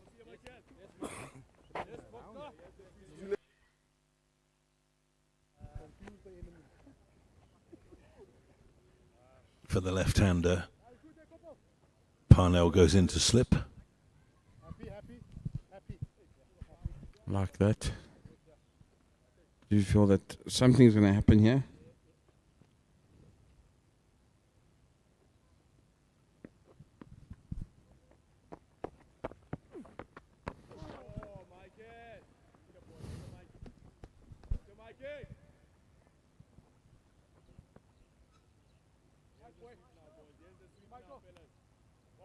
Come on here, boys. Up, fellas. I'm Mikey.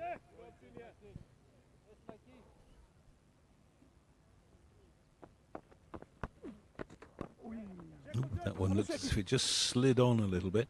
Interesting. I was talking about Erlang not playing in the 4-day competition in 2026, but right at the start of the 4-day season last year, got 200 against Northwest at Poch.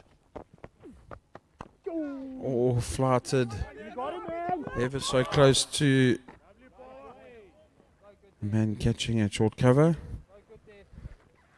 Good fielding again by Mokakane.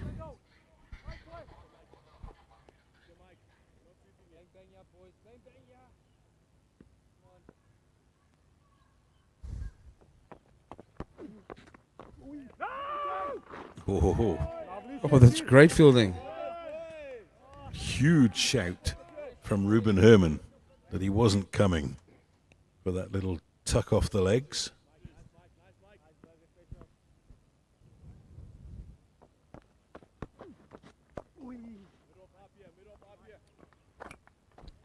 Yeah, it didn't settle in immediately, but there's enough in that over to suggest that Mike Erlang's going to bowl a few. You're almost thinking to yourself, Andy, that they've got to bowl 10 each. Yeah. And then try and get Nofel to come get through his 10 as well. So maybe if they lose another wicket, it might give him another chance, another opportunity.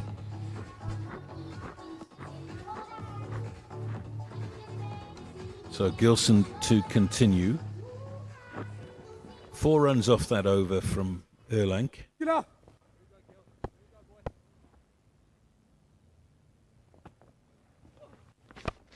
Oh, Little bit of a slog there.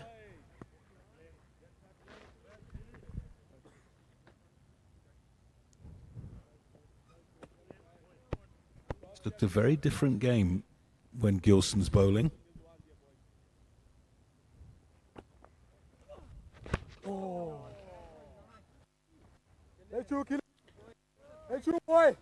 just watching from behind you, you're almost going, yes, I'm agreeing with you. But why? Look at the length he's by. It's beautiful. It's, come on, I'm pitching it up. Have a go. It's not like that short of a length. He's getting 1 or 2 to go there, but I'm saying the majority of them up. You have a go. Let's see what you made out of. Should just be 1. Yeah, he's giving you nothing to cut or pull. You've got to be able to drive the ball.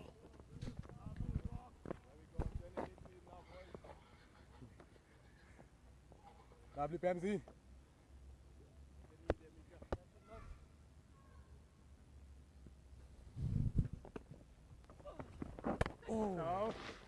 Well bowled again. Very nice, Kitty. Very nice, boy. Might be fair to say His pace is also good though as well. I was about to say, full and and probably up in the 90s.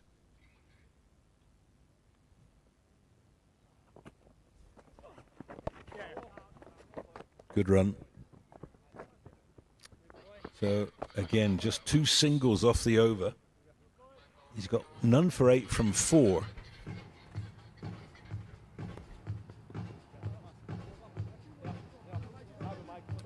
So we're almost halfway through the innings. Obviously the ball will be a lot softer, not coming onto the bat quite as it was when it was swinging early on. The sun is fighting its way through. Wicket drying out a little bit, and might just find that it's easier to bat this afternoon than it is this morning.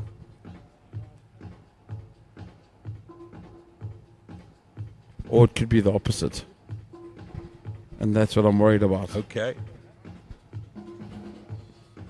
So Erlang will bowl his second over to the right-handed Prince. Prince is into the 40s now, looking for a half century. Well bowled. There you go. Got it back on the string.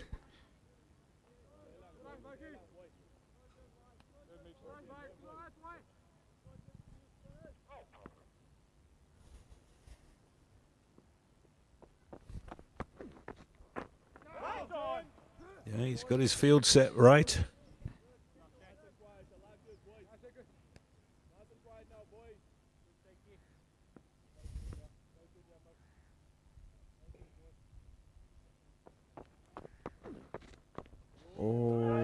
Oh, they trouble go. here. They're going to be home. Good placement. Very good call from Herman.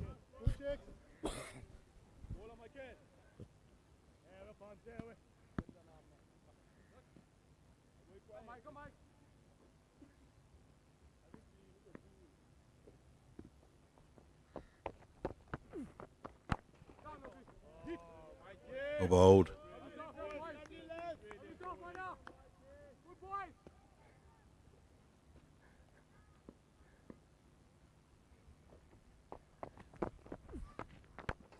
Oh, my word. That's the first bad ball he's bowled, and it nearly brought a wicket, but it has in fact brought a boundary.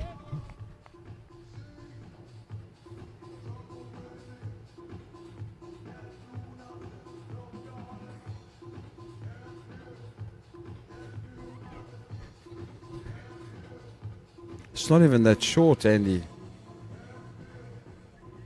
That could have turned and bounced. Got the top edge of the bat. Oh, bowled. A little bit of air. Not a great shot from Ruben Herman, to be honest. 5 off the over. See what those 4 dot balls are doing, especially to the mindset of a batter. Oh, no, that's horrible. Sorry. Isn't it? Don't expect that from Ruben Herman. Exactly. You almost, I mean, even as an ex-player, you sit there and you're going, surely you're trying to hit that squarer. The ball's turning away from you. Even if it slides on, if you're looking squarer, you're still getting it out to the boundary. Well, the boundary rider or the fielder. It's almost just like a slash. Like, I've had enough of this. I'm just going to throw my hands at it and hope for the best. So the Tuskers, they need a wicket. They've put the pressure on. The partnership is worth 43. There is a long on, so that should just be 1. There we go. So you're asking the right questions now. Will the batsman take the risk? One mistake and you've got the wicket. You've almost got an open gap into the rest of the batting lineup. That's well played. So we're at the halfway mark of the innings. And at one stage, the run rate was 7.5. It's now down to 5.6. Which is much more acceptable for the fielding side.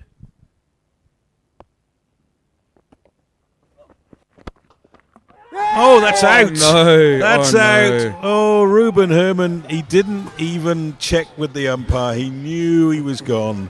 Oh, no. Brilliant piece of fielding from Sean Gilson. And Herman's gone for 27 off 34. Listen, for a 6'8" man to get all the way down like that, get a hand on it. You feel for the batsman. It is the worst way of getting out. They should take that rule away from cricket. Oh, stop it. It's enough of a batter's game. I think the way that Sean Gilson's bowled, he deserved this. Obviously, it doesn't go against his name in the book, but that is brilliantly done.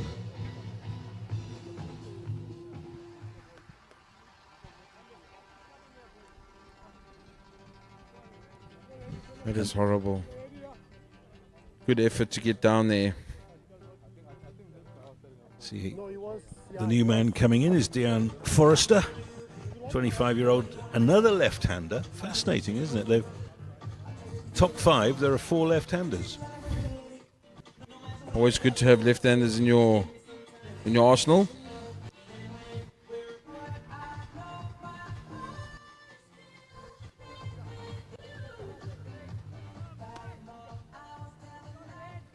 And what does it do to the player on strike when he's run out his partner?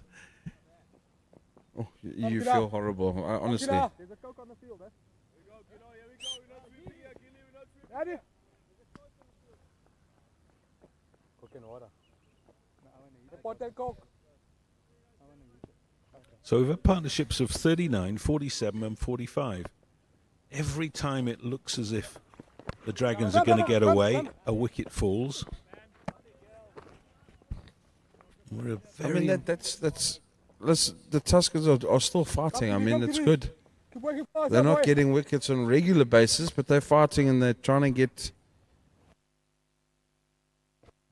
Oh, that's 6. Massive. And that will be 50 for Mikael Prince.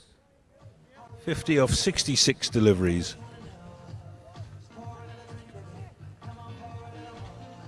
I mean, they get into a zone and then they fight, and then eventually the batting team gives them something. So, just hoping that they can string a lot more dot balls together. Really, the first shot in anger against Sean Gilson. That's hand on it from Parnell, but they get through for 1.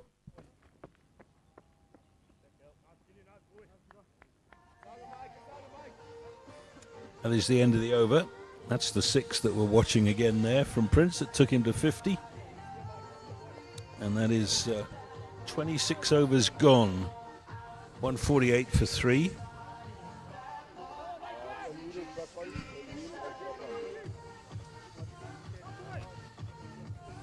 Now I'm going to step out VVJ. Ben will come into my place.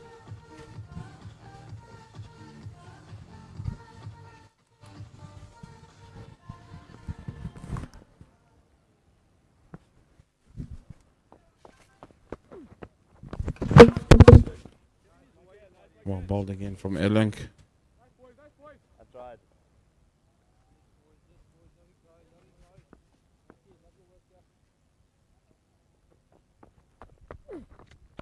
Oh, nice and slow, forcing Prince to come out.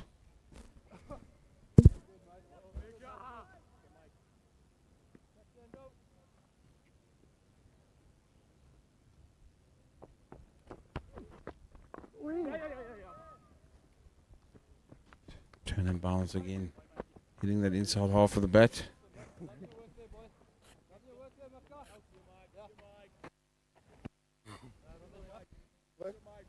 Coming through and around.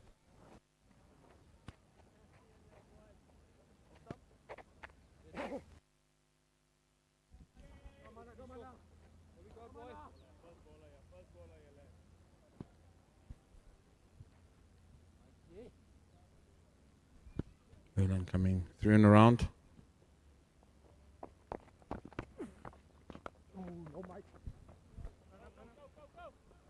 Touch too short.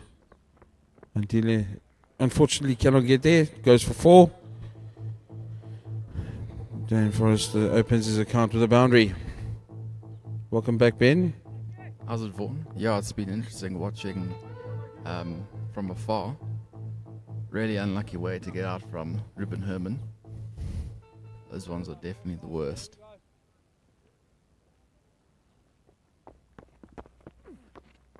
Or much better from Erlang.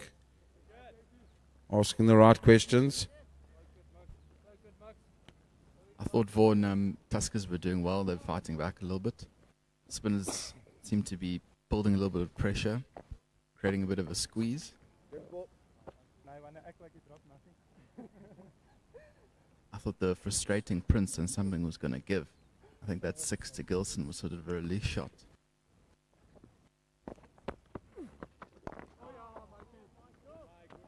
Yeah, you almost feel that they can't let it just keep going the way it's been going. They've got to up the ante somehow. Maybe try and get another bowler or two to come in and have a bowl. I think if they leave it at 4-5 and over, the Tuskers will be happy with that. So I think, in all honesty, Tuskers need to keep doing what they're doing. But Northwest are going to have to just up the ante, change a field maybe. So you see here, they're still going with the long on and the deep, almost square leg. Your cover sweeper. You gotta have to take a risk now somehow.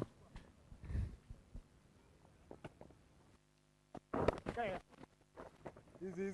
I mean, if they're doing that, Ben, if you're the captain, you're surely happy with that. They're not hitting you to the boundary. Yes, they're rotating strike, but that's the easy part. I think Gilson's been brilliant as well. Yeah, he has been. He's bowled at the right pace. He's bowled the right line. The nice thing is he's getting a bit of bounce, obviously because he's nice and tall as well. Oh! Okay.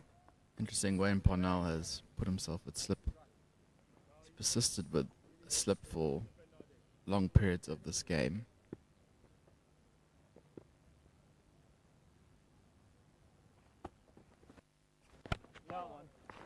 Yeah, Vorden, I think Dragons just have to be careful. You know, they definitely know that a big score's on the cards here, and you know, in order to win this game, they probably do need a big score.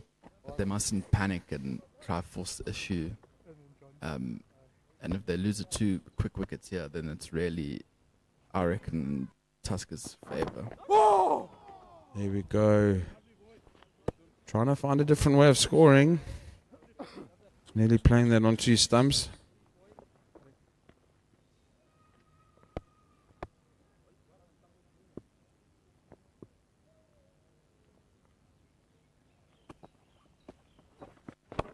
There you go again.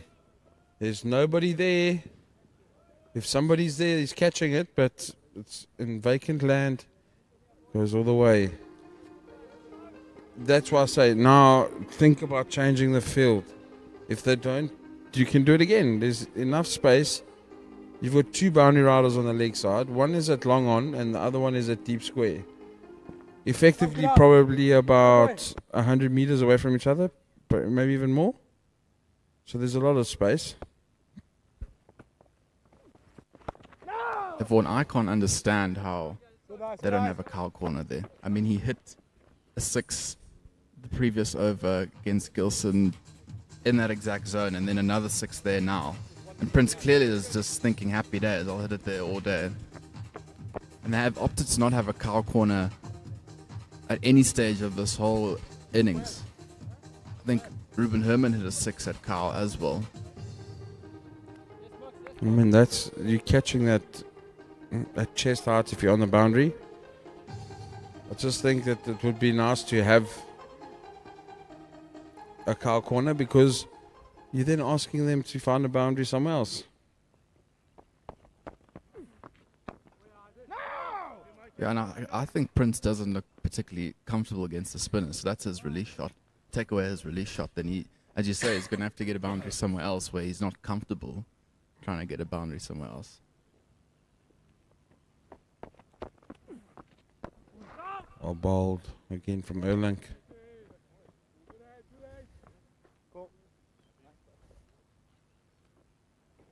I think Dragons just have to ride this wave at the moment. Tuskers are bowling quite well.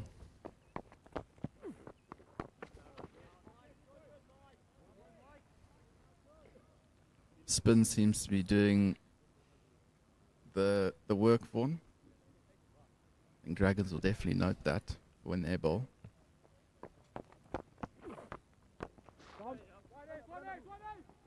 Wait on. No. Yeah, I think I said it to you when you first came on air. Can't wait for the spinners to bowl. And we can see why. I mean, it's turning, it's bouncing. Just got to almost think as a Tusker now and go, how many will we be happy with chasing? And they have finally opted to bring that cow corner in place. I think it's new foul out there. I'm glad to see that. I was about to say, watch that area because there was no one there.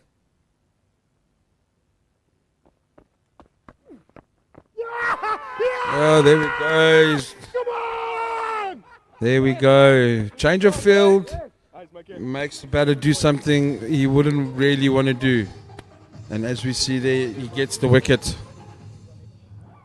And it's a subtle thing like that, Ben. It's not even changing your pace or the way you bowl or the line you bowl. It's just throwing something mentally to a batter going, where now?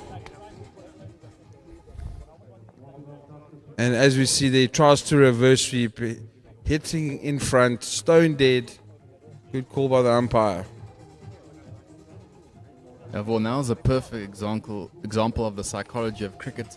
I mean, we were just talking about last over. If they put a cow corner in, you were saying then he has to try hit a boundary somewhere else, and that's exactly what he did. It was literally the first ball. There was a cow corner. He had to look for another option. So we see that again.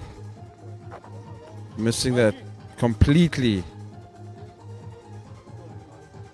Remember, once you turn around, you're not hit outside off anymore.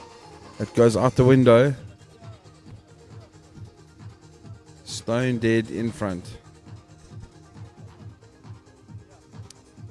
Paul James makes his way to the crease. Yeah, and Dragons are in an awkward situation now, Vaughan. They're in danger of really jeopardizing the good start they've made.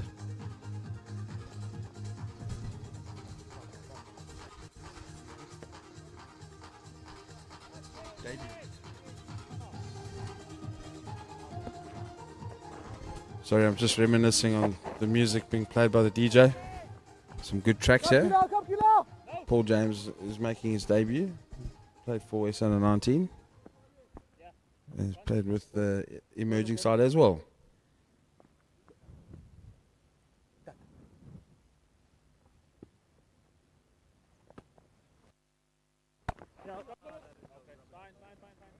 Nice to see he's getting an opportunity.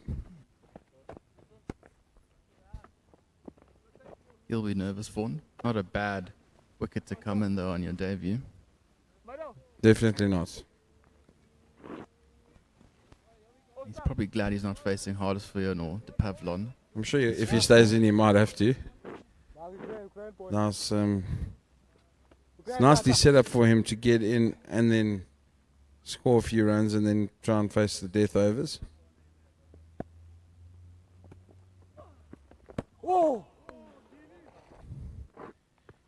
But that will be what Gilson's got 4 left.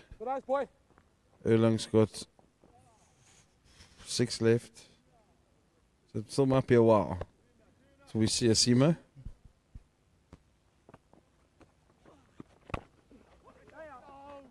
Oh no, both fielder and bowler look at each other. I'll get it. No, you get it. Nobody gets it. That's Paul James' first run for the Dragons.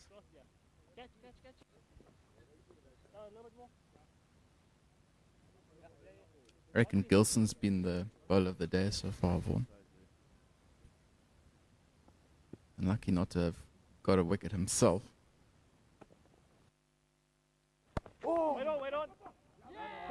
Good fielding from Compton. I think he's done his job, Ben. He's been there and thereabouts. He's asked the right questions. Unlucky not to get a wicket.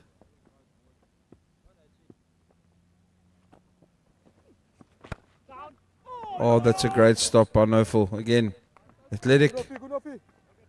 Definitely stopping 2-3 runs there, maybe even a boundary. I like this field, Vaughan. Putting on the squeeze. And they've still got that cow corner, so when the release shot does come, there's someone there to take the catch. That's fine. Single to end the over. 30 done. 165 for 4 are the NWU Dragons.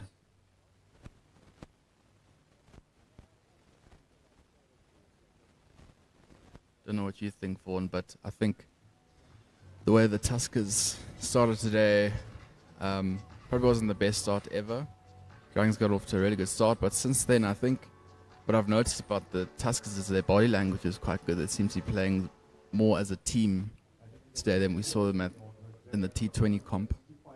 Quite a lot of energy out there, a lot of high fives and pats on the back and a lot of noise. Right. I think they know they need to conjure up some miracles, but it's nice to see that they're playing for one another. Oh my word, nearly out. Good fielding by Sean Gilson, preventing the second. Nearly getting caught at cover. That's Forrester.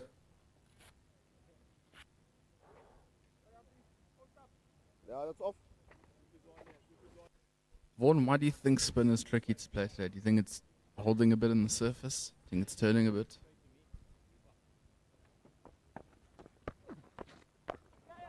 It doesn't look like it's slow. So it doesn't look like there's slow turn. It's. I think the problem is there's a lot of bounce, there's a lot of turn. So Why can't we keep it up? it's also difficult because you don't know how much it's going to turn and bounce.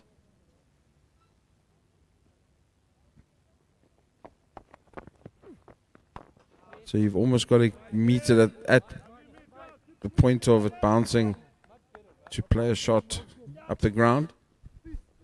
As we saw there, 2-3 balls before that, nearly getting caught at cover. Oh, bowled again. It looks very difficult to just judge the turn and bounce of it, or how much the bowler is going to get out of it. It's interesting there, Vaughan. Oh, there again. Lots of turn and bounce. Good running from the Dragons. Interesting there, Vaughan. I heard the umpire saying to Tuskers keeper, Zuma, he said, why can't you keep the ball up when he's throwing the ball back to the bowler? He's throwing it on the ground. Obviously, the Tuskers are trying to get that ball a little bit roughed up and make it softer to make the spin harder to hit.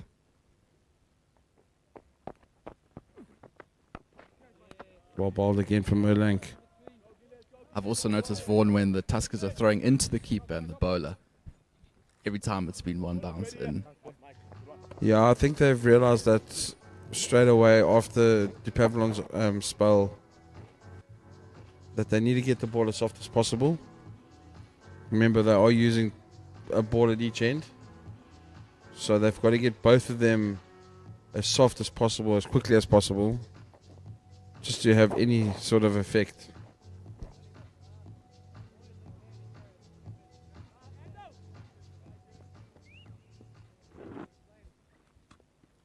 Yeah, I've liked Wayne Parnell's fielding positions in general today. A few things I've disagreed with, like the cow corner, but this field now is pretty good. They've got those 2 mid wickets.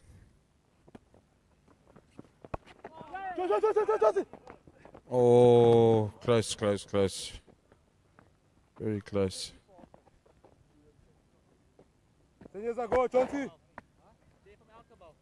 Taking a single, a very risky single to one of Tuskers' better fielders. Well, I don't know if you agree with me, but the playing of spin by the Dragons batsman I don't think has been the best. I mean, I haven't seen a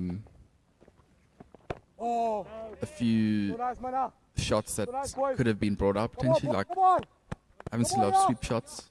I mean, we saw Prince trying to reverse sweep, but that was after a long time playing spin. Using the feet.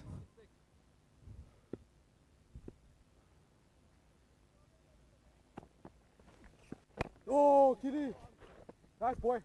But there again, so that's the whole reason why I say to you, it's difficult Go, boys. in the sense of you don't know how much it's going to turn and bounce. So if you're going to try and play a sweep shot, you probably might get a top edge. I think they'll look to lap maybe, if they're happy to do that.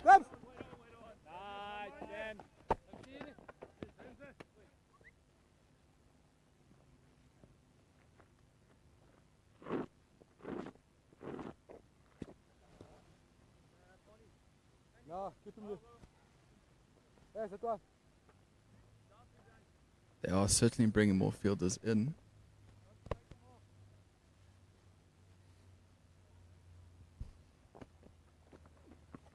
Oh, yeah. Lovely. Swap bowled again from Gilson. 3 dot balls already. Vaughan, do you think they could have that deep point up for the debutant? I mean, he must be feeling quite a lot under pressure, and to give him the one quite easily.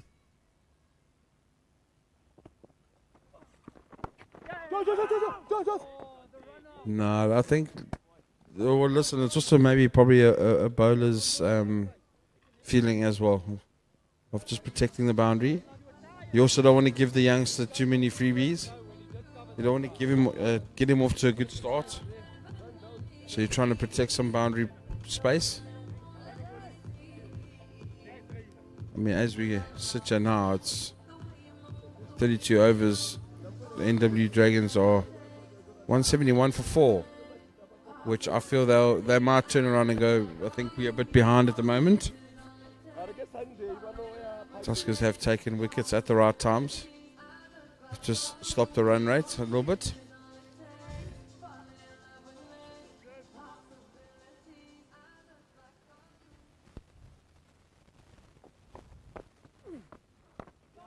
So you almost think, looking at that now, there's 18 overs left. You're happy to put on another 100 runs and not lose too many wickets.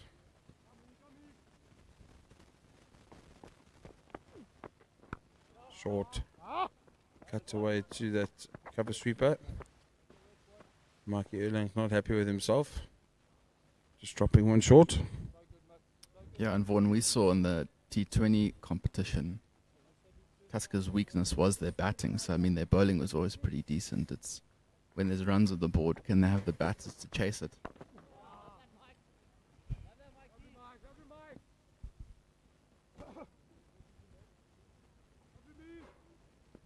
I think maybe in the longer format they might be alright. Nice and slow again from Erlang. Asking the right questions, yeah. I think James is twitching. I reckon that shot over mid-off could be in play. Oh no. The old man and his soccer skills have let him down.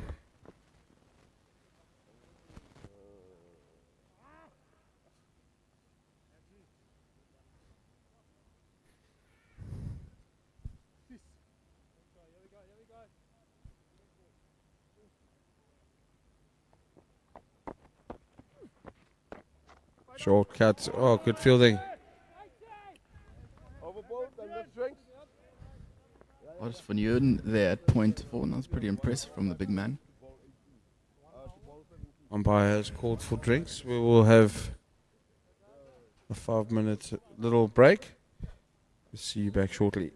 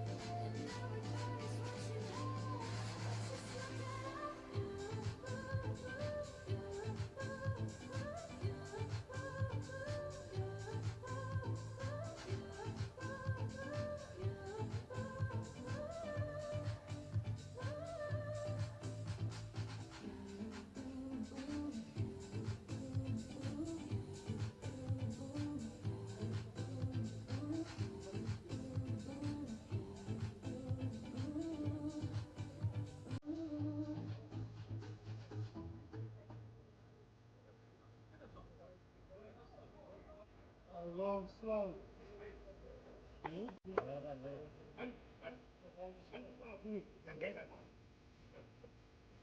Não passa aí com dois virados. Aí que eu sei, mas aí quando eu paro depois.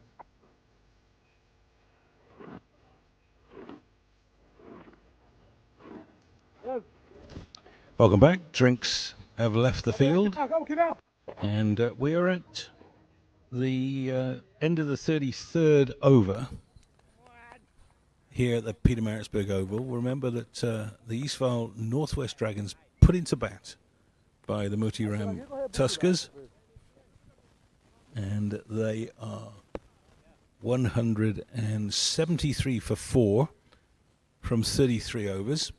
This is the 9th over for Sean Gilson, who's tied up one end to the extent, I've just been looking at my notes here, 12 overs for 47 during the time that Gilson has been bowling, and that is completely out of kilter with the rest of the match. Northwest got away to a flying start against the new ball, which was shared by Hardisville Yun and Darren de Pavillon. They were 39 off 5 overs when de Pavillon made the breakthrough. Got rid of Vian Lobber for 10. Mikael Prince then had good partnerships for the second and third wicket. That's well fielded. They're going to get through for 1 because he couldn't field it cleanly. So 47 for the second wicket, 45 for the third wicket. That was the unlucky Ruben Herman. Run out, backing up. Brilliant piece of fielding off his own bowling from Sean Gilson. And then it was 162 for 4 when Mikael Prince fell. Prince is 61 off 76 balls, 5 4s, 3 6s, just as he looked as if he was going to go on and put together potentially a match-winning score. He gave it away a little bit, reverse sweep and plumb LBW. The umpire didn't have to think too long, and I was watching the body language of Prince, and he knew as soon as it had hit him that it was one of those LBWs you could have walked for. And Paul James is the new man. A little bit of an agricultural shot there against Gilson. End of the over. And a really good one from Gilson. 176 for 4 it is at the end of it. Ben Jarvis is alongside me. I've been looking up Paul James, who's just finished a series playing for SA Under-19 in Zimbabwe. He's a Weinberg boy. And, of course, when we think of Weinberg, we always think of the great Jacques-Henri Callis. And it's amazing to think, this is how old I am, Ben, that Callis retired in 2014 from international cricket, so that's 12 years ago. Paul James was 7 when Jacques Callis retired, and the main oval at Weinberg had already been named in his honour, so a very good chance that he had no idea who Jacques Callis was when he started at Weinberg.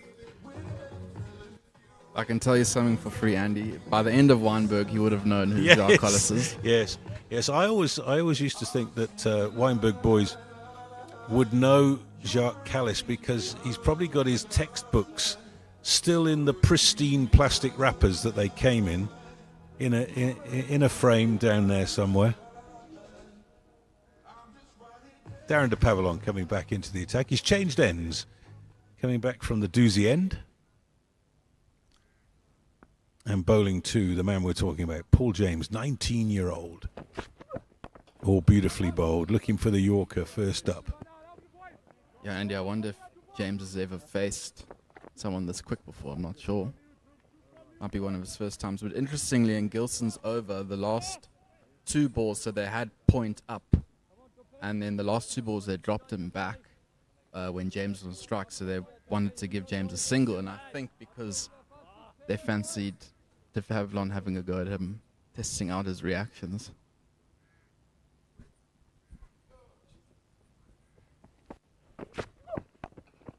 Nice and straight. Interestingly enough, this young man, Paul James, made his debut in List A cricket against the Tuskers, playing for emerging South Africa last season in Pretoria.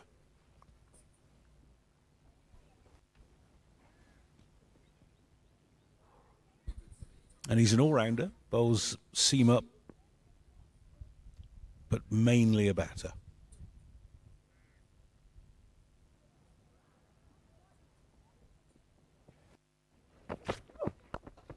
Ooh, turned him round a little bit there.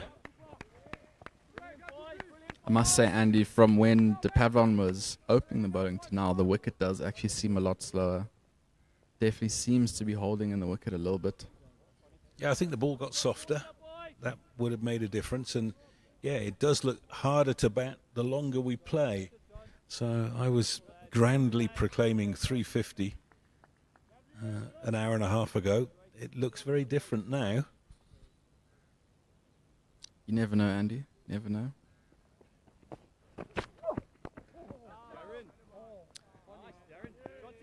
Well, this is experience from Darren de Pavillon. He's come back into the attack. He's got it in exactly the right place. 4 balls in a row. Spent a little bit of time off the field. Cameron Shackleton was out there doing 12th man duties.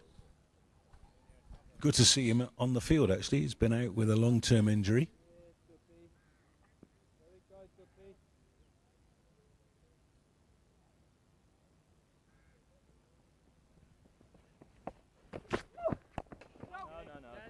And Paul James is now 6 off 19 balls. A little bit of pressure building on him. Feel like something's going to give. Yeah, well, that's what you must do. Welcome to the world of professional cricket. Yeah, we know you're a good player. We know you got good figures from school and you've played for SA under-19. Well, welcome to the big time. Everyone here is a good player.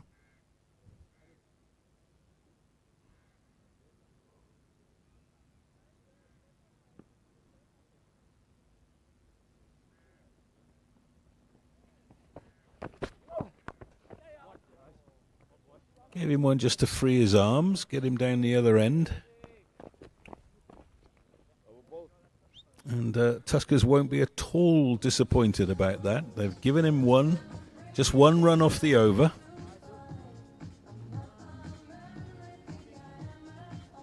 Players are taking an impromptu drinks break. And interesting you're talking about Weinberg. I've spoken to a few ex-Weinberg boys. And I always asked, do they speak about Jacques Cullis a lot at Weinberg? And they said, you'll definitely know Jacques Cullis and his whole life by the time you leave Weinberg. Well, I remember watching him make his test debut. It was when he had his own hair and it was long. And in those days, it took him a little while to adjust to test match cricket. After 10 tests, he was averaging 15. But they knew what they had, and they didn't throw him away. And did you know Andy at the time? Did you think, oh... Well, there's a story that I've told before. Craig Matthews, who opened the bowling for Western Province in those days, with the likes of Alan Dawson, he told me this story, which I'll tell you during the course of this over. Sean Gilson. Well bowled. Callis was still at school. Came to the nets at Western Province one afternoon. And Craig Matthews, Eric Simons, and Brian McMillan were in the nets, and Bob Woolmer was the coach, and Bob said to the players, don't run away, I've got a youngster that I want you to bowl at, and tell me what you think. And Callis went in, and the 3 test match players bowled a ball at him each. That's a good shot. That'll be 4. Down onto one knee very quickly. A good shot from James. We're just talking about Weinberg boy, Jacques Callis. So they each bowled a ball at him, and he shouldered arms to all 3. And Woolmer said to them, what do you think? And they all said, he can play. He hadn't played a shot, but they all said, yeah, he can play. Tuskers have dropped deep square out for that sweep shot. Oh, well bowled. Did him in the air. You can see how anxious James is to get this scoring rate going. He would have got a message from the pavilion at the end of the last over. And I don't know if the Tuskers needed to drop deep square back. I would maybe want him to try sweep again.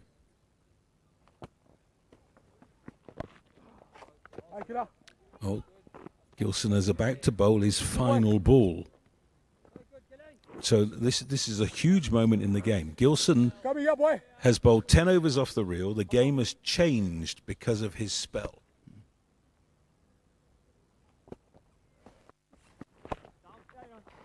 And there we go. So 10 overs, none for 39. Doesn't sound anything remarkable, but the game has changed. And that's the thing with cricket, Andy. You'll see a scorecard after the game, and you'll go, so-and-so got 100, so-and-so got 3 wickets. But it's performances like that will go under the radar unless you're here and you watch the whole game. Because when Sean came on, the game was in a different state. And if you look at his stats, 0 for 39, you take away the 2 sixes that Prince hit off him, and then you're looking at 0 for 28 or whatever it is after 10, which is seriously impressive figures. Hardly bowled a bad ball, and I think the 2 sixes, you'd argue those weren't necessarily bad balls. Good shots. Yeah, what impressed me about Gilson is just his length today. Wasn't full enough where they could get hold of him, and he didn't drop one short. It was relentless at that area where it's hard to work a one. So here's De Pavillon bowling from the doozy end. Holds one back a little bit. Now, the captain, Wayne Parnell, will be thinking about who's going to now replace Gilson. He's got the option of Erlang. Bamanya Kenke hasn't yet bowled. Maybe it's his time. Oh, that's interesting, Andy. They've obviously decided that he's going to be the death bowler. That's what they've told him. And what I think's happened, though, I think he would have come on earlier. But the spinners were doing so well, and Wayne was like, well, sorry, this is kind of working, and this is professional cricket. You might get a chance later.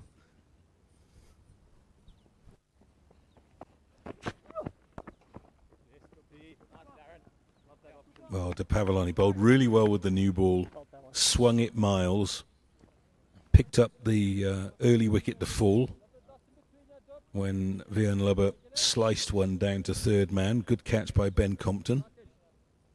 Now he's come back with the old ball, and he's bowling straight. Interesting, Andy, going back to the conversation about Jacques Cullis. And they said when he left 3 balls that they reckon this young guy can play. Oh, it's a horrible shot. He might get 4 for it. It's a long chase around the boundary. Oh, he's kept it in play. That's Mokhachani, I think, down there. He's done well. For a minute I thought that it hit the rope, but he's done really well. Anyway, Andy, if you watch cricket, or you play cricket, or you commentate cricket like you do, you can just see when someone's good. And I don't know what it is. I don't know how to describe it. I don't know whether it's their little bat flip they'll do, or the way they walk, or the way they stand, their stance. You can always tell if someone can bat the way they gear up to face the ball. And if you don't watch cricket, you will not be able to tell at all. Shot. That is a quality stroke. Almost the first bad ball that De Pavillon has bowled in this spell. A wide-ish half volley. And Forrester has seized on it. Good shot.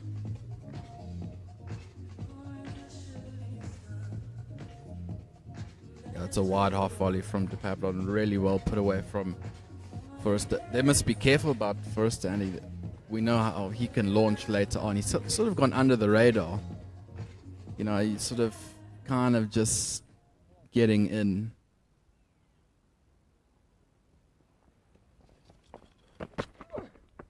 Oh, well bowled. Oh, it's gone through the gloves. That was a real surprise delivery. It didn't just surprise the batter. Yeah, Dion Forrester was at Tucks, played for the Joburg Super Kings. And in List A cricket, he averages 54 in 18 games with 300s and 350s. So he has come in with a bang. One to watch out for. Yeah, he joined the Dragons this year. Oh, well bowled. That's quick from De Pavillon, keeping the youngster honest. So 8 runs off the over, 190 for 4. Yeah, Dion Forrester is a Free State boy. And when they were relegated last year, he opted to stay up in Premier Division and play for the Dragons.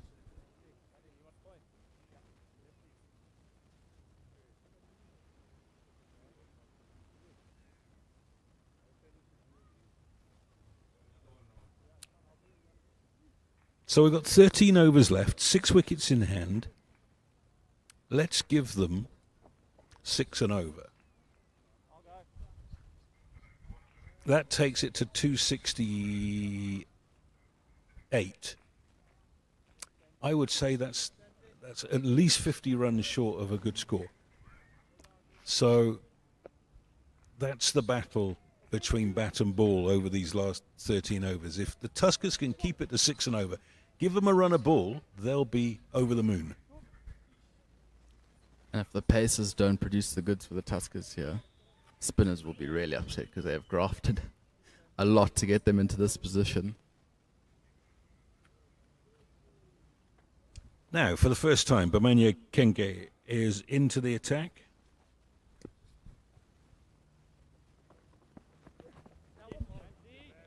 Starts well.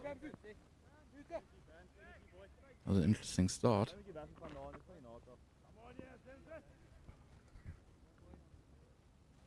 Yeah, I think Dean Frister is gonna.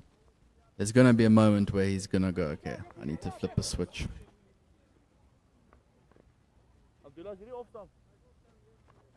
He's taking off stump. God, I wonder what his plan is there. I think he might try a shuffle across, hoik it to the leg side. That's a good shot.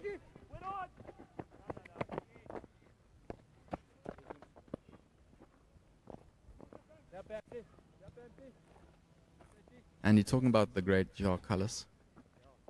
Do you think he was the greatest cricketer ever to live? Great. Oh no. Top 5. Yes. I got no problem with that. Your number one then? Sobers. Proctor. And after that, Callis is in the equation. I'm old enough to remember Sobers, and I think everybody who played with and against him or watched him recognized that he was different gravy. So he would take the new ball and swing the ball at pace into the right-handers, and he'd come back later in the innings and bowl slow left arm, orthodox, or if they needed something a little bit different, he'd bowl Chinaman and Googlies. And then he'd come out and bat. And watching Sobers bat was cricketing heaven. Left-hander, had all the shots, hit the ball powerfully, but deft touches. I remember Tom Graveney told me fielding close to Sobers in a test match for England against the West Indies. His abiding memory was the noise that Sobers' bat made as it hit his own back on the follow-through. And I haven't even talked about his fielding. So Sobers was one of the very first players to take 100 catches in Test cricket. He tended to field at silly point or slip. But he was equally good in the covers and on the boundary. The problem with these debates, Andy, it's so difficult, it's so subjective because everyone has their own view. It's always interesting to hear people's reasonings into why they think the way they think. Yeah, so and the great Gary is still alive, living in Barbados, and still going to the cricket whenever he can. It's 2 years since we lost the great Michael John Proctor, and he's the second best that I've seen. And Proc also had the ability to open the bowling, swing it miles, and then come back and bowl offies later in the innings. Also a great fielder. And then as a batter, he was always a little bit overlooked because he was an exact contemporary of Barry Richards. And when they were coming up together, there was a debate about who was going to be the better batsman between Richards and Proctor. And, of course, that was answered over the years. Barry was one of the greatest there's ever been. But Proc was just a magnificent batsman. Or bowled. Slow ball. And obviously, when he was at his absolute peak, South Africa weren't playing Test cricket. So he was really lost to the game. But I was a Bristol boy and I got to watch him lots, captaining Gloucestershire. And then I was lucky enough to work with him in South Africa and share the microphone. And what a lovely man. Oh, bold. This is good stuff from Bamanya Kenke. He's picked up the gauntlet with Sean Gilson having had to come out of the attack. So although he bowled a couple of wides there, they haven't got the boundary that they were looking for. Yeah, what I noticed in that over, Andy, is he's looking to use a lot of variations. Not just backhand slow ball and off cutters, but changes in length. A short ball at the chest and then a little bit back of a length. I think that's what he's going to look to do in the next death overs. And yeah, he seems to be the master at it, and I think that's why they've roped him in for this job. And that's what he did in the T20s. That's what he was good at. He's coming bowling in at the end. And it's a definite skill, bowling with the old ball, the old white ball in particular. So partnership is 33, but they've had to chisel them out. And this has been a really good comeback by the Tuskers. 12 overs left in the innings. Should be 2 here. Yeah, a little bit of a fumble down below the oak tree. I think also with the fields they're setting, Andy, they've got a deep pointish cover, deep mid-wicket, fine leg, third man. Not only is it because De Pavlon's quick, but I think they've realized that bowling into the wicket, it's way more difficult to get hold of than when it's a little bit fuller.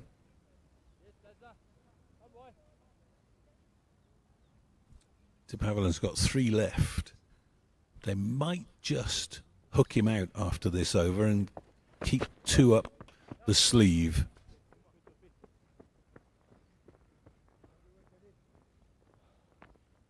I was going to say, might as well bowl Gilson in the death overs, but he's run out of overs. You can't do that.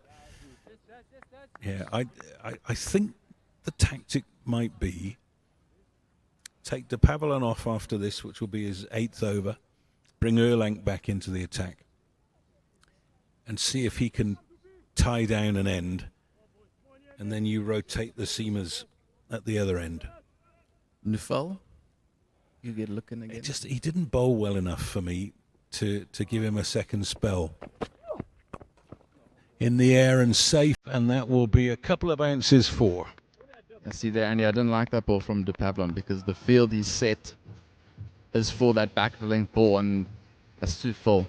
So, I mean, if he was planned to bowl full ball, he probably would have had a cow corner, but easy pickings for James.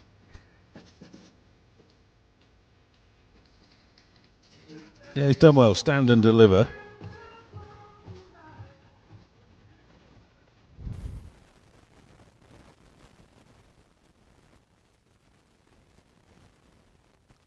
Might just give him a slower ball here. Oh, it's a steepling edge off the bouncer. Zuma takes the catch. De Pavlon has the breakthrough. And that is the moment that the Tuskers really needed, just as that partnership was starting to get going. It was worth 40, but it's now 202 for 5. Good catch from Zuma. I think he made it look easier than it was. Actually. It was a nasty one, yeah. I just saw on the screen there, Gilson was mocking Zuma in a funny way, saying he looked confused catching the ball, but he got the job done in the end. Yes, you could see the body language there from the keeper. He knew that he very nearly messed that one up. It's easier with gloves on, though. Gave an awkward sigh of relief there. James' innings comes to an end. What did you make of him, Andy? Watching him live? There's something to work with there. I think he's got a long way to go. Ruan de Swart is the new man. I wonder, Andy, if they've decided they need to go harder and increase the run rate, and they just can't, or they're still waiting to do it. I'm not sure. Ruan de Swart, taking strike incidentally, is yet another left-hander. There are 5 left-handers in the top 7 for Northwest. And if memory serves me right, looking at the Tuskers lineup today, there's a lot of left-handers. You think of Erlink, Neufeld, Gilson. Yeah, anybody turning up watching their first game of cricket would just assume that everybody plays left-handed. So, de Pavillon coming into bowl to the Swart. 28-year-old. Oh, and it's gone over the top of Jonty Rapalana. If he'd been a foot taller, he might have had a chance there. Could have changed from Jonty Rapalana to Jonty Rhodes if he had caught that one, Andy. It's not to be. I think he got really close to that. Yeah, Ruan de Swart's a proper player. And although that, you could put it down as a half chance, that's come out of the middle. He's averaging 39 with the bat in 44 List A games. And, of course, played 2 test matches against New Zealand on that understrength tour a few years ago. A tour that should not be mentioned, Andy. Well, it was a scheduling issue. And I'm very happy to say that the SA20 was up against a 3-match T20 series next year between South Africa and England. And amazingly, they decided to scrap the 3 T20s rather than move the whole SA20. It is amazing that every now and then an administrator in the ICC actually makes a sensible decision. Very exciting this year as well, Andy, that South Africa are hosting Australia and England. 2 test match series. Can't believe it. Well, we deserve it. We've just had a full year without proper test match over the festive season. And coming up 26, 27, Australia will be here first, and then England arrive in December, and they'll be playing the traditional Boxing Day test match in Centurion and the New Year test match at Newlands.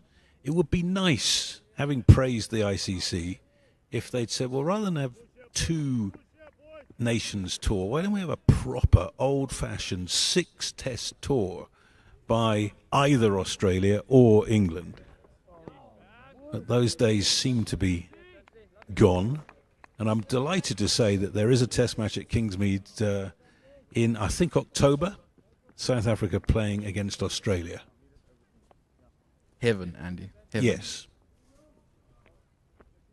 I love the SA20 and what it's done for Cricket South Africa. I think it's exposed young players to really good quality cricket and international standard. But Test cricket is still the pinnacle. It's neatly played down to long leg. They'll come back for 2. You notice, Andy, he's using a lot of the back of the hand slow balls.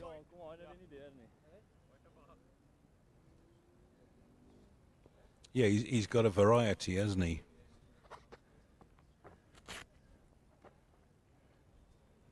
In an ideal world for the Tuskers, he'd bowl through here, but it's asking a lot to bowl the last 7 overs from one end with the slog on. There's a question being asked by Zuma. Umpire says, no thank you. I think he's trying to take it away from the hitting arc of the two left-handers, bowling it wide outside off, having that deep cover. I always think that plan has gone a bit to waste, and it's not as popular anymore as that, particularly to left-hander, bowl wide outside off, outside the hitting arc in the last overs. Not out. Chance of 2 here as they converge on the ball. Zuma's done well.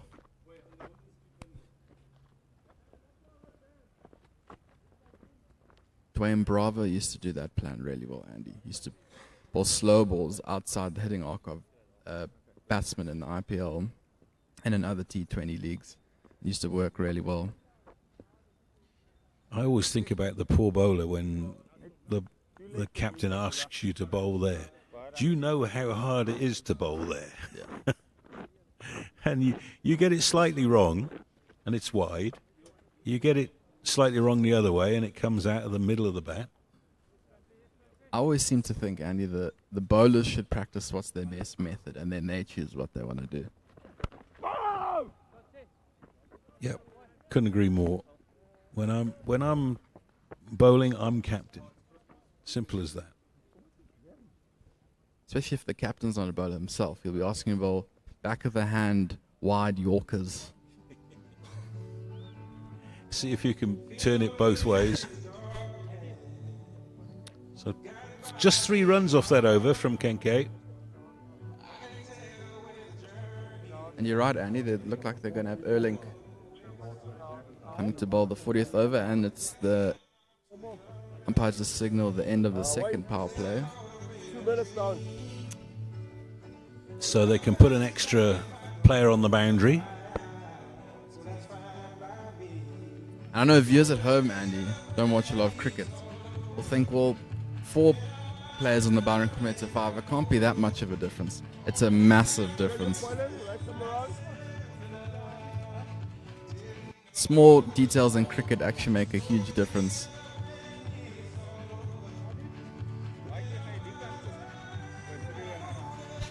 You're always wondering, as a fielding side, whether to go straight on the defensive. And it looks as if the Tuskers are going to keep 5 inside the circle. I like that. Make the batters force the issue.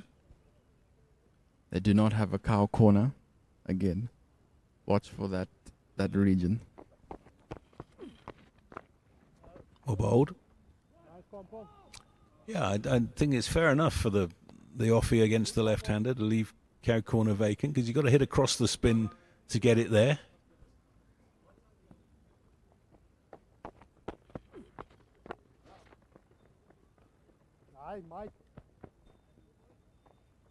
And do you think it's possible the Dragons could have maybe assessed the wicket has changed since they started, and they're happier with, I wouldn't say a lower score, but just with not as high as they were aiming? Well, I certainly think they'll be disappointed if they don't get past 300.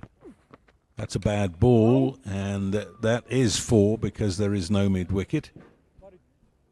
So you can't set a field for bad bowling. Yeah, and the batsman still has to put it away, and he did that quite well. Yeah, so we're at that point, last 10 overs, 5 wickets in hand. You're looking around 10 and over. And obviously if you lose wickets, then 10 and over is not going to happen. But I would say 300 now, base camp.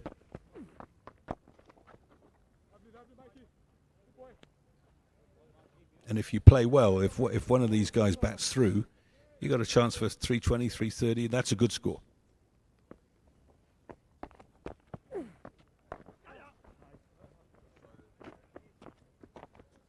That's good running. Good on Mikey Erling for wanting to bowl in the last 10 overs, Andy. Imagine how that conversation would have gone. Mikey, do you mind bowling that in the last 10 overs as an off spinner? And he has actually got that cow corner there now. Yeah, well bowled. Just held that one back a little bit. So one bad ball, but 6 off the over. Fielding side will be happy with that. Now, who's out, me or you? actually can't remember. I think it's I you. think it's me, yeah. So Vaughan van Jaarsveld is going to come and join me. 2:15 for 5.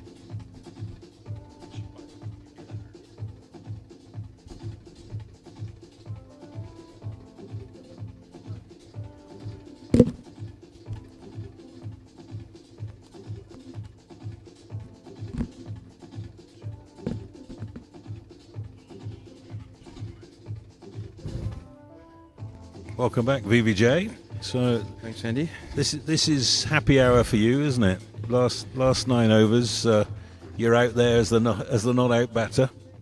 What are your targets? I think if we're commentating on this game, Why ball? ooh, good old-fashioned swap. If you're looking at it, I mean, they're behind the 8 ball at the moment. They're not where they should have been. You're probably going to yourself, someone who's just walked in, a competent partner, if you could say so, and say, listen, let's give ourselves 3 or 4 overs. And then from 45, we go A for away. Because also sometimes you start now, and you almost, if things don't go to plan, you can get bowled out. And you don't want that to happen, especially trying to set up a total where you go, okay, we've got enough. You don't want to have that, oh, we should have maybe started a little bit later. Why did we lose so many wickets? Just almost think, I actually would be talking to my partner and saying, if it's in your area, in your slot, have a look to go downtown. They're both up. It's top edge, but it's going to fall safe. Perfect. Come back for 2. So like I was saying, so if you say to your partner, if it's in the slot and you're comfortable, have a go over the top. Try and get one or maybe both down to the boundary. If they keep them up, short balls like that, we're going to have to start going at. So you've got to try and find the gap, maybe hit it a little bit earlier, a little bit later, to try and find those boundaries. Well bowled. You see there, even for me, just because we've got a good view from here, right behind, it just looks like a nothing shot.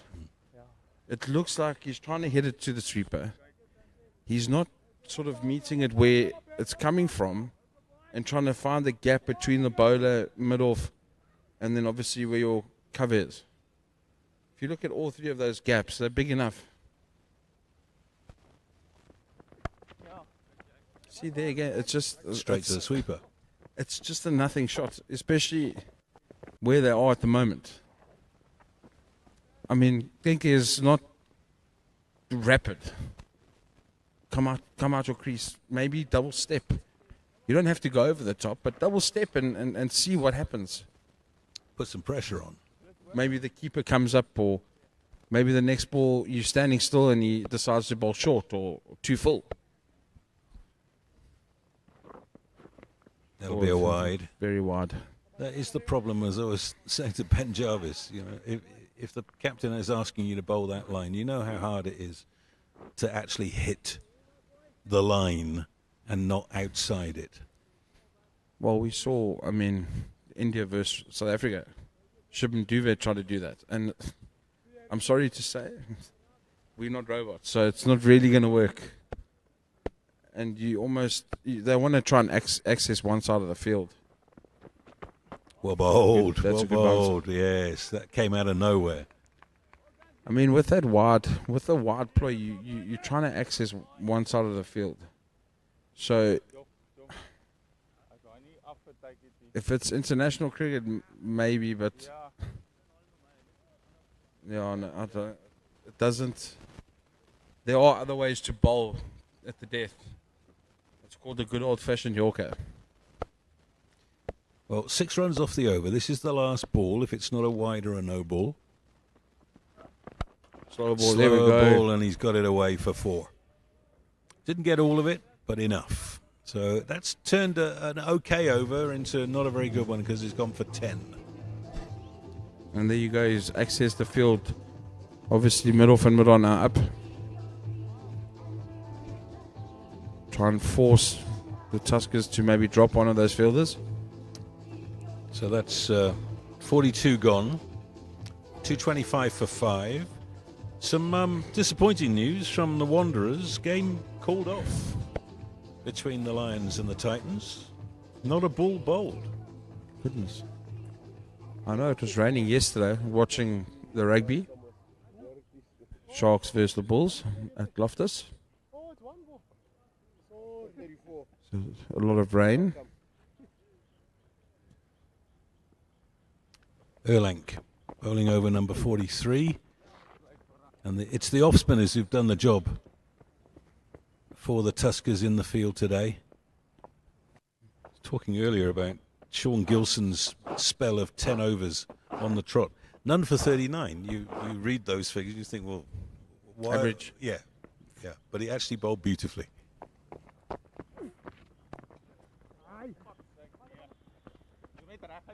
Sorry for that.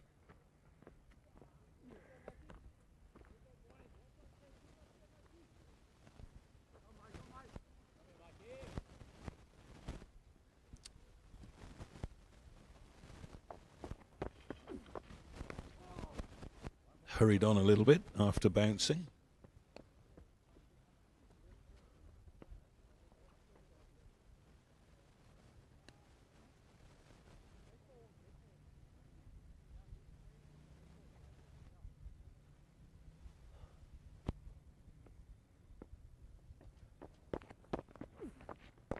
Yeah, well bowled.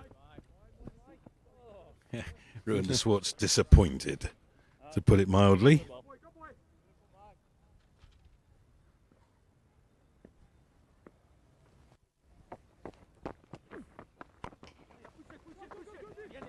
Asking for 2, not going to happen.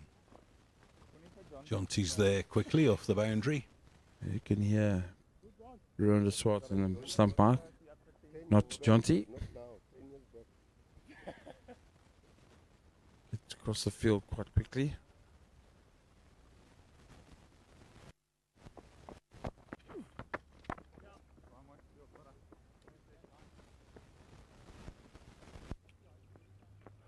Oh, that's a good over. 5 singles from it.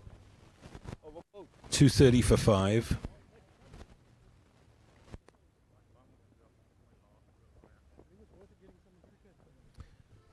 Yeah, so I guess the question, Vaughan, is, let's say, for sake of argument, that they get 280.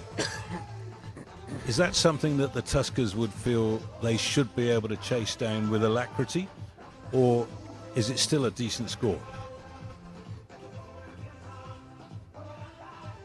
Sunday trivia, yeah.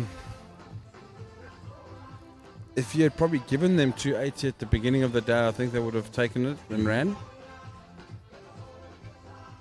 But I'm just thinking now, looking at it, the way the spinners have bowled and put them under pressure, you're almost thinking to yourself, 20 runs, 30 runs too much, maybe? So, as a batting unit, you're probably going 280, yes, definitely. But just the way the Dragons' innings has unfolded, you're looking and going, It's got harder and harder as the ball's got softer. Exactly. And that's why 280 every other day, yes. Today I might be a little bit too far. Oh, well played. Just a single down to third man.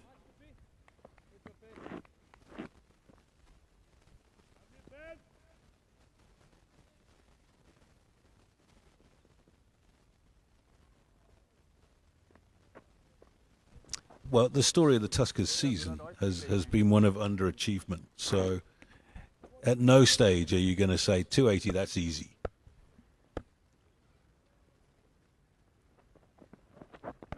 Slower ball, well bowled.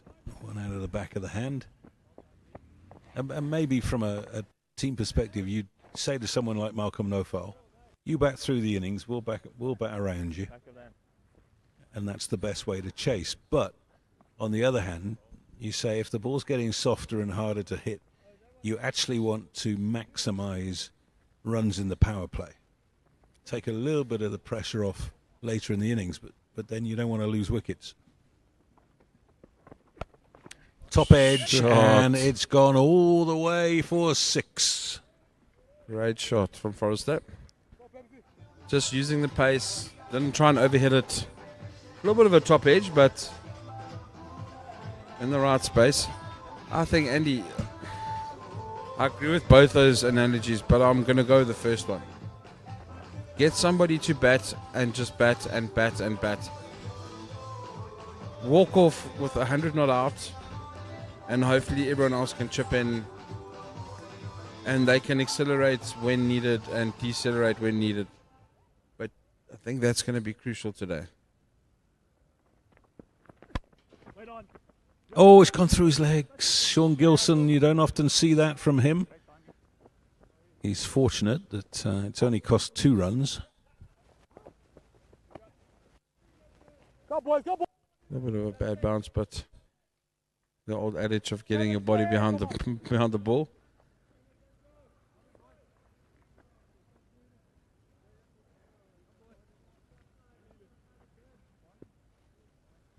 Forrester's gone up to 41 off 50. Hasn't been a perfect innings, but he's set the platform.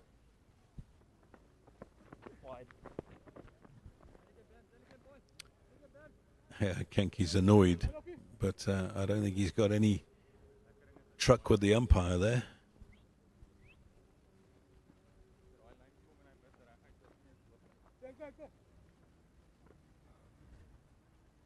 And you almost feel, I mean, they're on 241 already, but you almost feel that the Dragons didn't do that either. Get someone to bat through the innings and long. That's better from Gilson. That is the end of the over, so 241 for 5. They got 11 off that over, and things are starting to happen. Yeah, so just to underline what Vaughan Fanyasva's been saying, everybody has got double figures. And other than Prince's 61, the highest score is 34. Just feel that, I mean, even Prince, for argument's sake, he would be on about 130, 140 now. And they probably and would be teeing off. And being able to find gaps because you'll be used to the wicket, the pace of it. I think if that had to happen, the Tuskers would have been at sea. They wouldn't know who to bowl, when to bowl. And I think that's what the Dragons, unfortunately, have missed out today. But run rate is 5.5. We've got 6 overs left in the innings. But like you say, everybody's got double figures. They've contributed. But it just leaves you now not having somebody in and having to tee off at a drop of a hat. Well, this is the man, Forrester, 41 off 51. Oh, misfield from Falun. They come back for 2. Tuskers can't afford those kind of errors.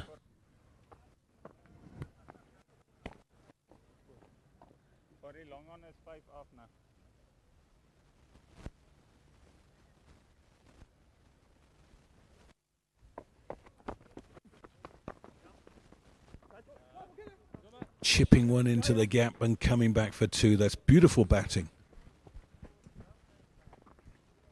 Placement is key.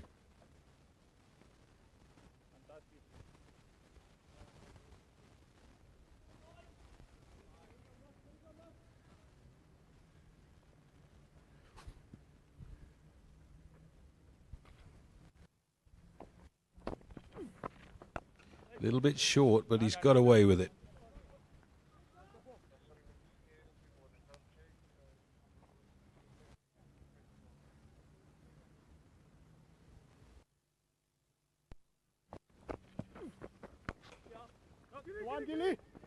Once again, they're asking if there is two. There is not.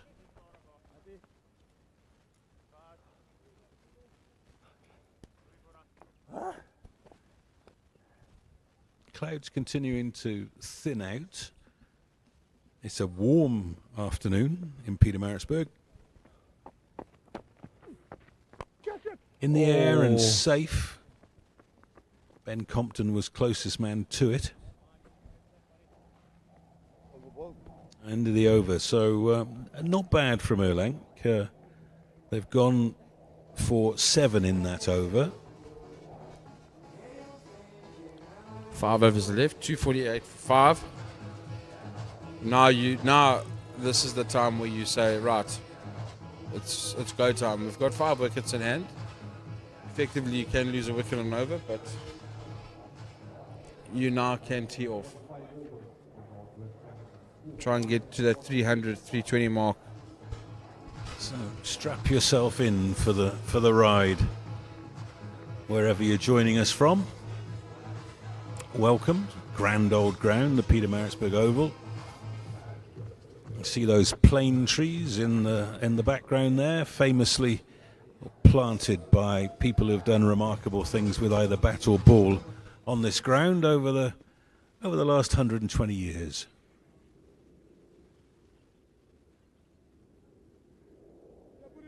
That was only international cricket, though. Correct. Yeah, MCC on tour. Australia on tour. Richie Beno's on one of those.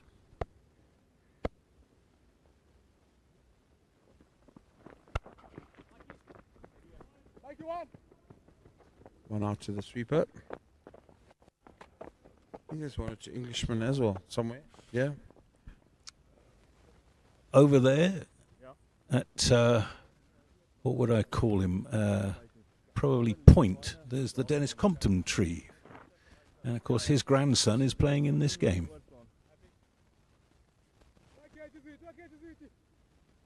Compo got 100 here in 1957, his second tour of South Africa.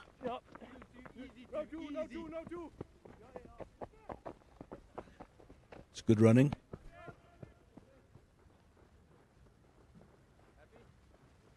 And over to our right, to the right of the pavilion, is the Chaminda Vase tree from the 2003 World Cup. One of the very few times in cricket history where somebody took a hat-trick with the first 3 balls of a match. I do remember that. Oh, that's an enormous hit. Talking of the pavilion, that is into it. Great shot. And all the way back onto the field. People had to scatter sitting on the old grandstand.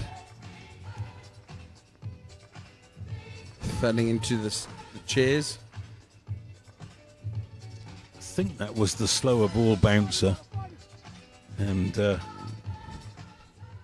Forrester saw it coming.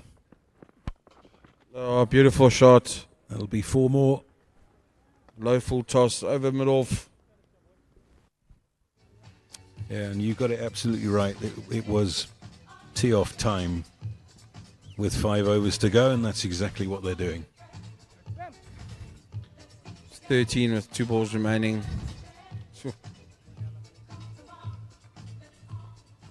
And this might very well be the match that we're looking at here. If these two bat through from here, they're going to be over 300, and that might be too many.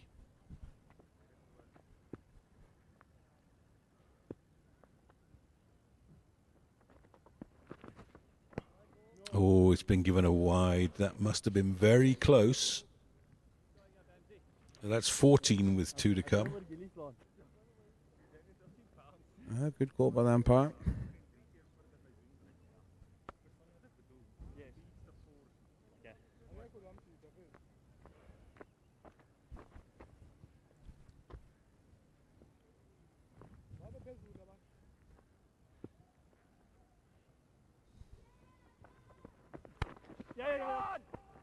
Yeah, good call. Happy. Sorry, actually I look at it down. Jonty at backward point. That's what he does so well.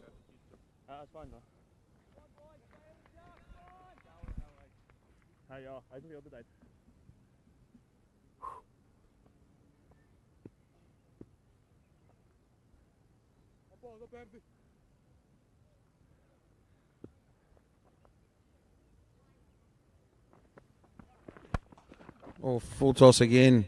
He's got away with it because he didn't get all of it.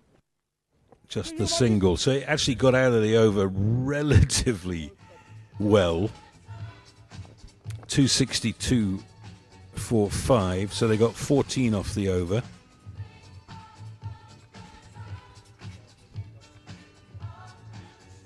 Oh, this could be interesting. They're going to ball out Marky Erlang. I'm guessing the thought of both of them being left-handers might cause for wicket. Well, it's his last over, which means that somebody is going to have to bowl 1 over at the death. Hardest, maybe? You're almost thinking it's going to have to be one of them. Don't know who. That's a good reverse sweep for 4. Placement perfect. So the East Vale Northwest Dragons have played this beautifully. This partnership now is taking the game away from the Tuskers. They've put on 65 together. I've been told by the producer it's NWU Dragons for this competition. Thank you. Northwest University.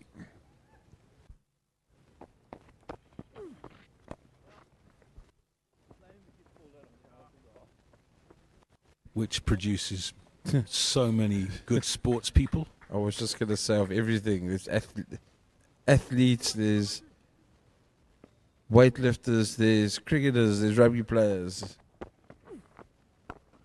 All played. Very good from the SWAT.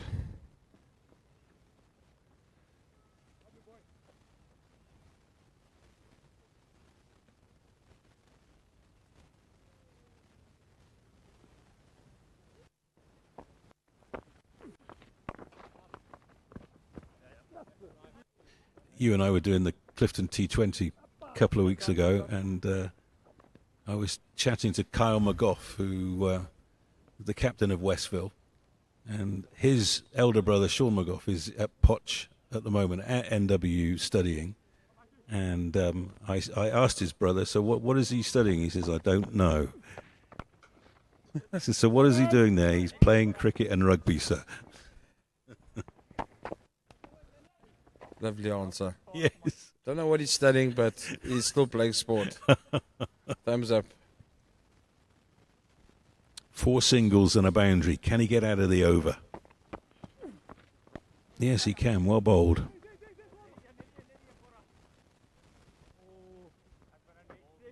That's 9 off the over, though.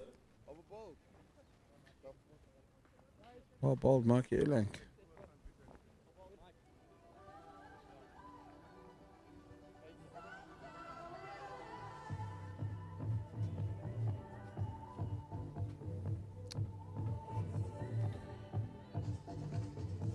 So, Hardest Yun coming back into the attack.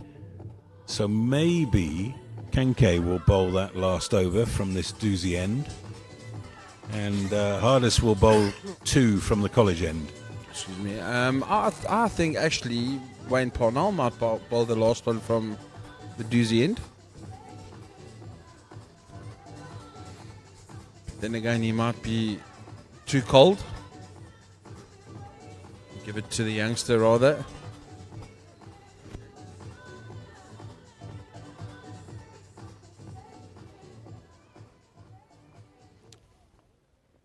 Well, Hardesvillian, he's been the go-to guy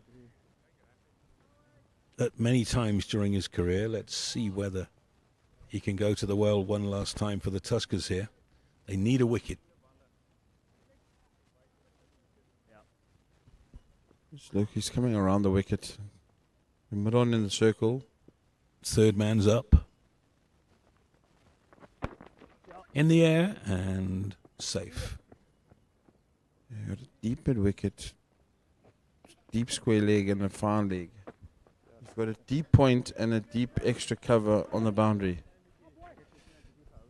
You know that most of the deliveries are either going to be short or away from the body. Yep.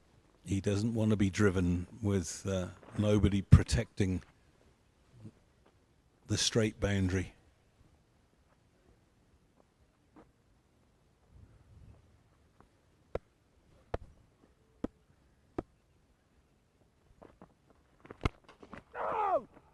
Bold.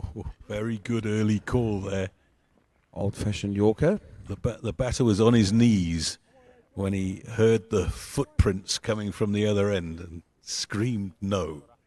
I don't think they'd have crossed.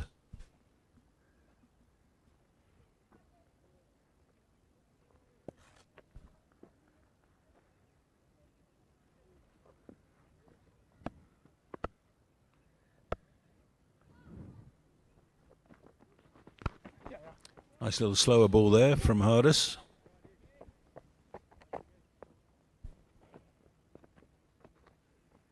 What the Tuskers have got to look at now is trying to minimise the boundary hits. They're quite happy to give a runner ball, but they don't want to give away 4s and 6s.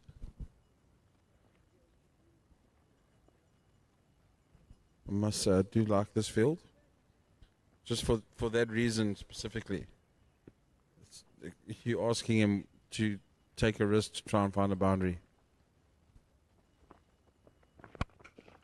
He's picked the ball up, but it's going to be one bounce into the hands of no foul at mid-wicket.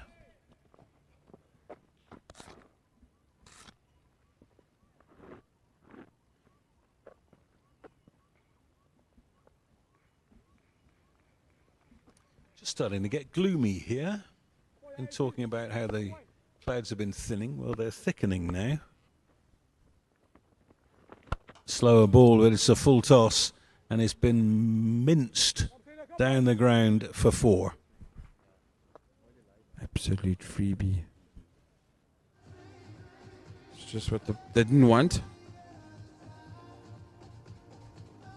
Yeah, he'd gone for 3 off 4 balls, and now it's 7 off 5 with a free hit off the last ball of the over. Not a literal free hit, but from a cricketing perspective.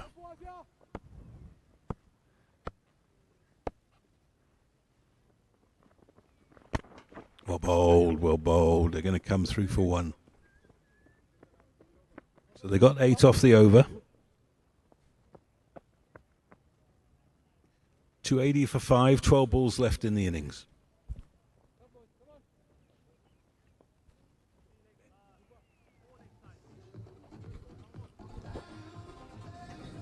Coming around the over.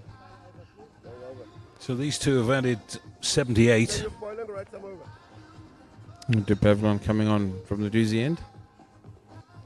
We forgot that De Pavillon Oh, he's got 2. had 2 overs left. Yes. It's been the standout seamer for me today so far.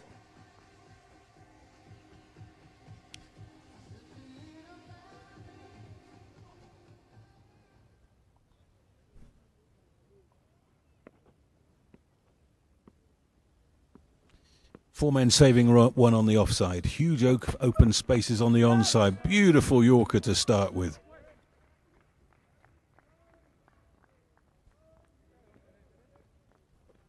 You couldn't bowl a better Yorker even if you rolled it there. Yeah, you have to admire the skills of the man. He's been playing first-class cricket since he was 18 years old.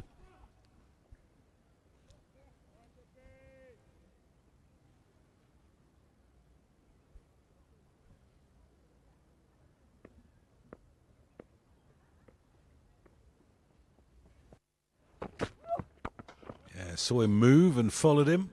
That'll just be 1.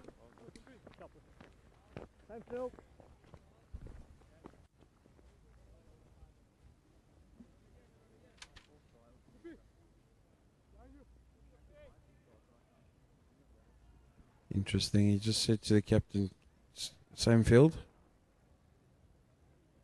He's got a definite clear plan here to the left hand, both left-handers.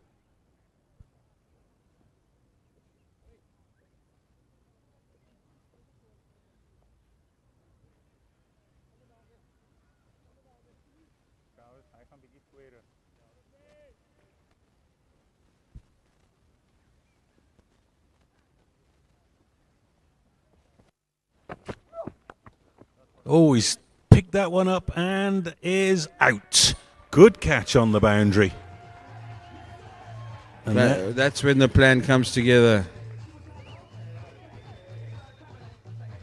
It's the end of Forrester. Picking out that deep square leg. 68 of 66. The old-timer Marky Erlang taking the catch. De Pavillon has 3.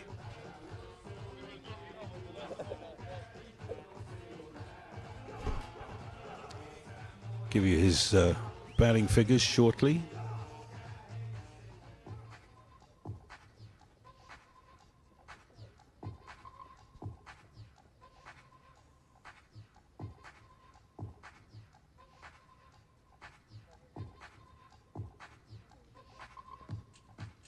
Middle stump there.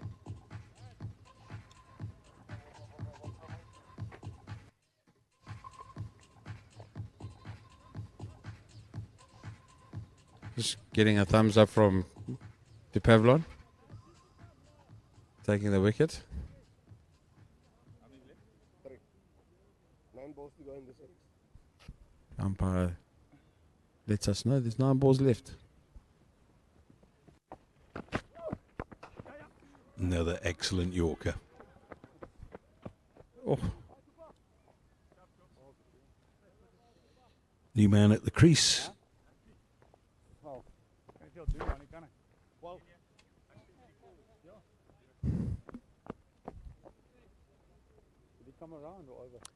It's Michael Pretorius.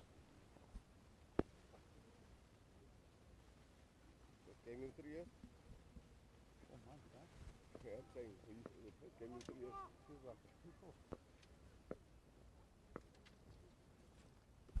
30-year-old. bowled again, following the batsman.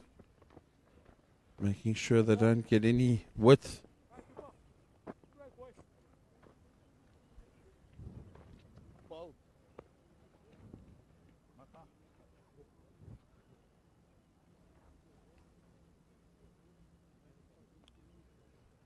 Forrester's 68 of 67 balls, 4 fours, 2 sixes.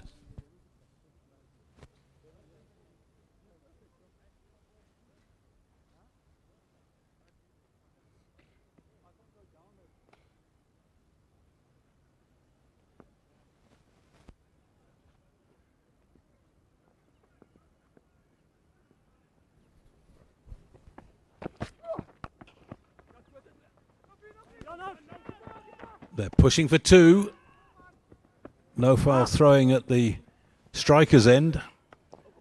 Can't get enough on it. So that's the end of De Pavillon's day. He's finished with 9 overs, 3 for 52. And it's a good day at the office for him. Yeah, he has bowled well.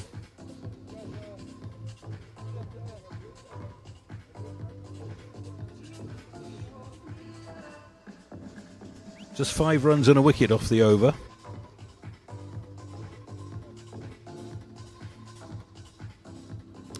Hardest William will bowl the last over. Now, if he can keep it sensible, let's say 7 or 8,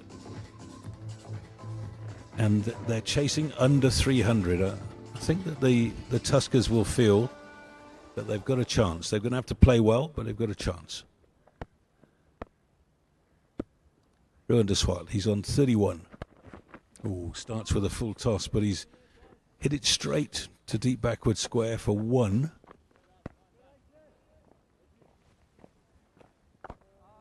Hardest scratching away at the bowler's crease. Hasn't been happy with his landing areas all day. Yeah, he has been complaining the whole time. Both sides.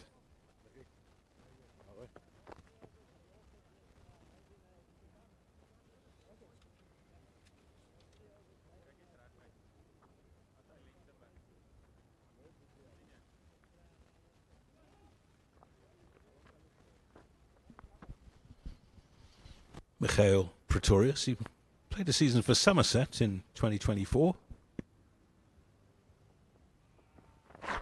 Oh, well, behold. Another coat of varnish and he would have been out.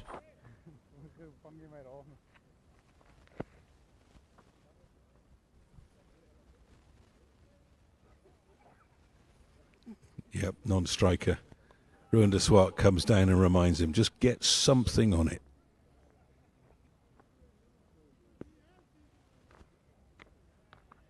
Four balls left in the innings.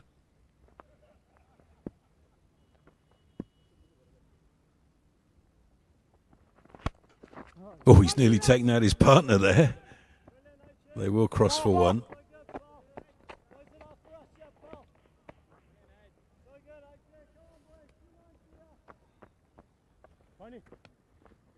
So half an over of excellent work from Huddersfield. Can he finish the job? Come on, Edgy. Oh, boy.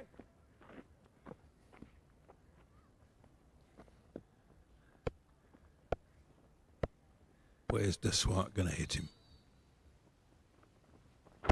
Oh, you can't hit them very far. Oh, that's out. It's not out, according to the umpire. Direct hit from Zuma behind the stumps. That must have been very close.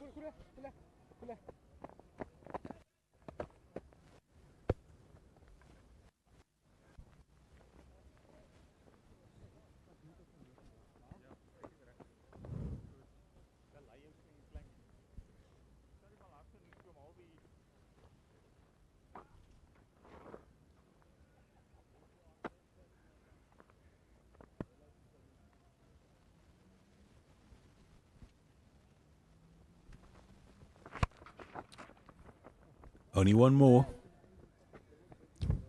So it's a top effort, this, from Huddersfield.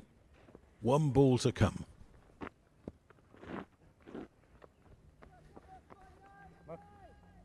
Anything besides a boundary, Tuskers happy. Walk off the field, probably very pumped up and ready to try and obviously get the total, but I think if it was 300 plus, they would have walked off all dejected and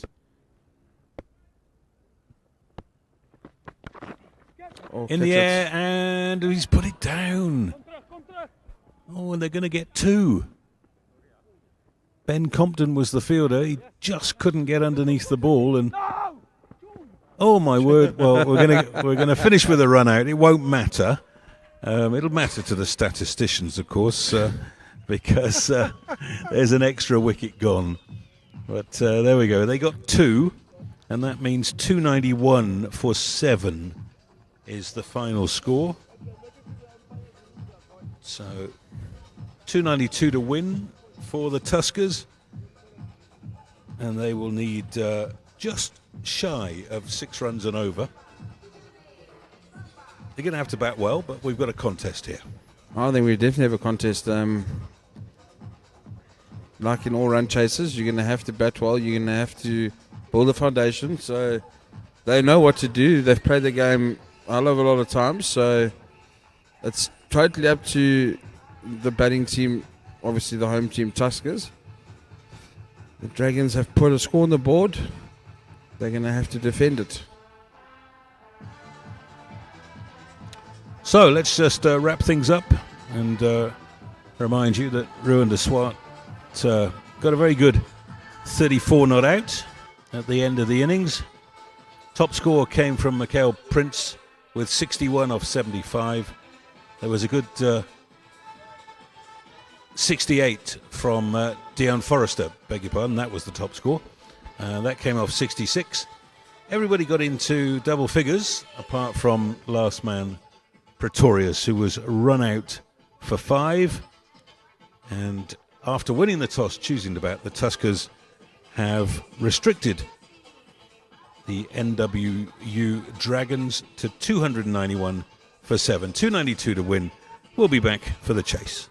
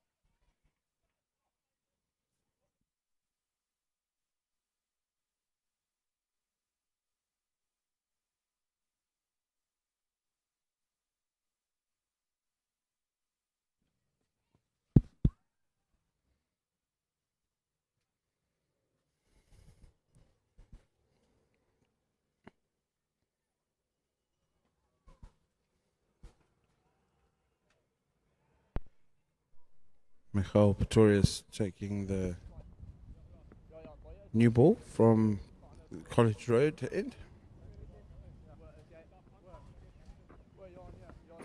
Afternoon, Vaughan, and all the viewers at home. Looking forward to this one, Vaughan. I think it should be a good run chase. Tuskers looking to get off to a good start. I think the last thing they would want is early wickets.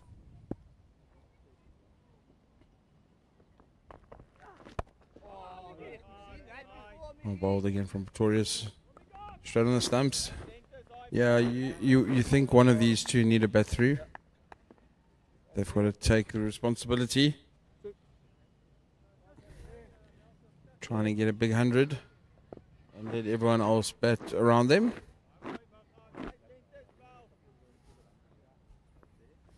Yeah, Vaughan, I think I'd much rather them have a slow, steady start than try be ultra aggressive and lose too many wickets up front. So even 3, 4 and over in the first 10, I'd rather take that than 6 and over and 3 wickets down. I think laying a platform is key for the Tuskers today.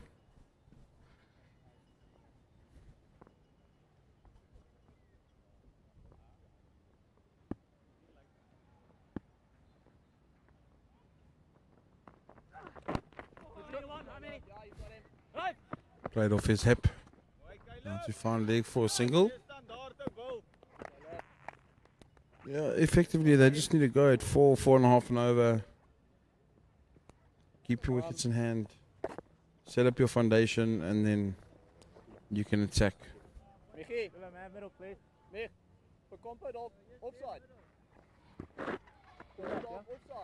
One, are you a little bit surprised John T. Rapolano's not opening the batting? I know that's his usual spot. They've opted to go with Compton and Nufel.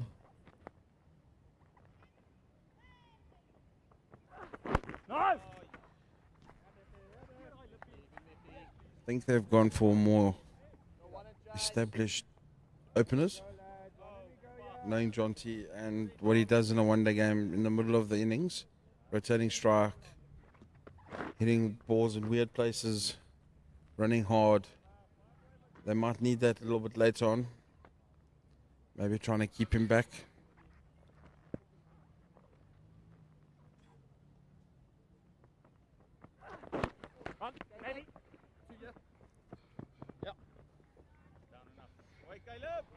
They'll get 2 down to fine leg.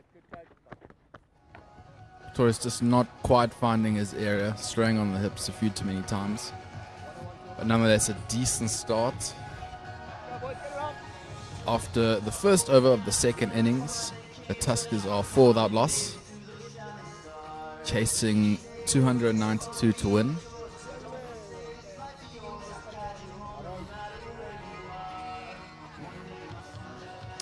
Going into today, weren't sure how the weather would play up. There was a lot of different forecasts for the weather today. At one point it was going to rain, at another point it wasn't going to rain, and finally getting up to today, it is not raining in Maritzburg. It's actually been quite a pleasant day. Been overcast the whole day, and we should get a full game in. Yeah, I'm sure we will. Weather looks nice. Clouds are nice and high. Okay, Nyaku coming into the attack from the doozy end.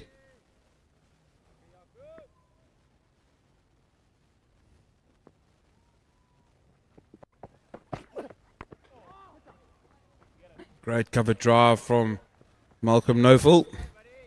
All the way to the boundary. Low risk cricket. Picked the gap quite nicely. It's a really good shot from Malcolm Nufel. Well, I don't know if you noticed, there was big in swing.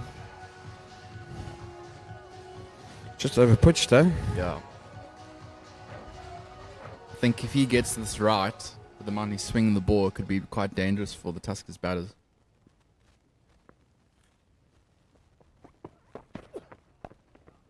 Oh, well played again off his hip. Happy for the single.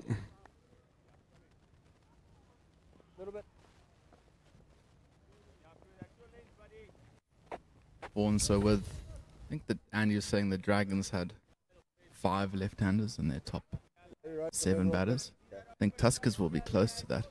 In Compton, Nouvel, Mikey, Erlang, Gilson. Not often you get most batters in a game that are left-handed.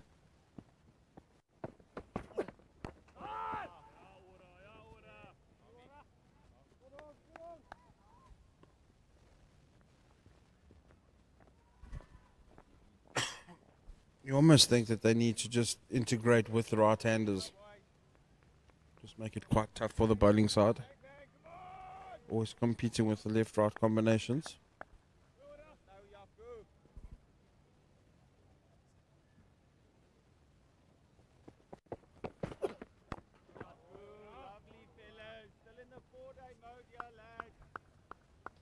I wonder if Onke can get ball to shape away from the left-hander. You'll know Vaughan as a left-hander, there's nothing worse than Seema angling into you and nipping or shaping away. You got one to shape in a lot to Malcolm on the first ball. Yeah, his length's just got to be key.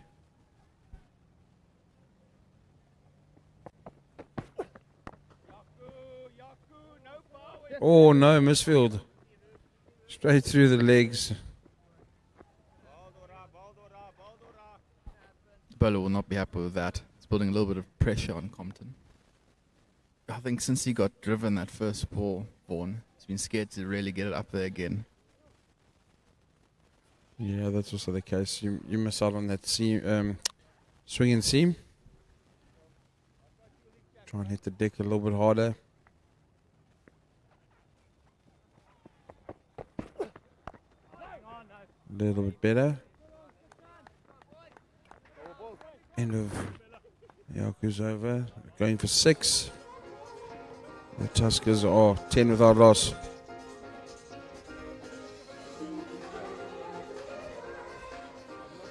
Steady start for the Tuskers. Tuskers really battled in the CSA T20 challenge at the end of last year, November time, and they really battled to bat properly and set up an innings. That was their downfall in most games.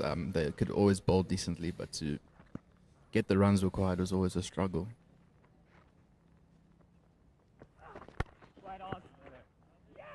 Driven straight to cover. But I think Vaughan I think we were talking at the end of that CSA T20 challenge. Maybe that perhaps a couple things like having a set batting order can help Tuskers perform with the bat.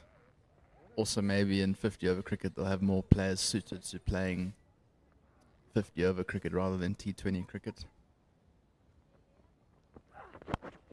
Shot. Good fielding at square leg.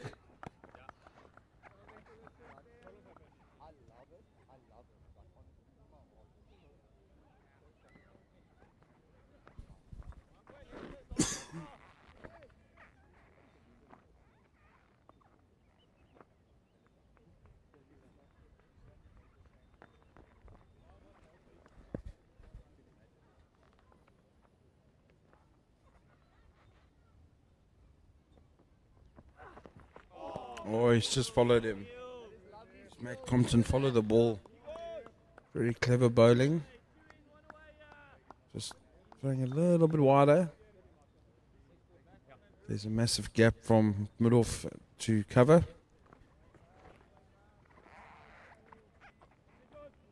Dragons have also opted to have that catching mid-wicket. I think they saw the way that Hendricks got out.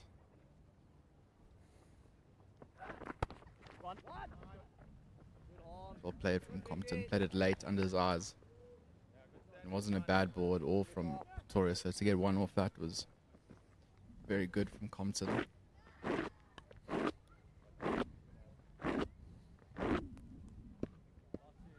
Vaughan Tuskers chasing, needing 292 to win. What do you think their chances are? Do you see them getting those runs?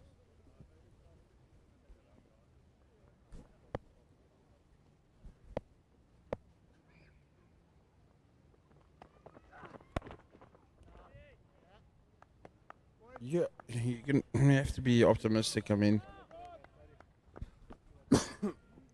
if somebody can bat long and deep and get you a 80, 90, 100, even 100 plus, and get guys to bat around him, create partnerships, I think you can chase anything. It's just how they're going to keep their mindset nice and positive.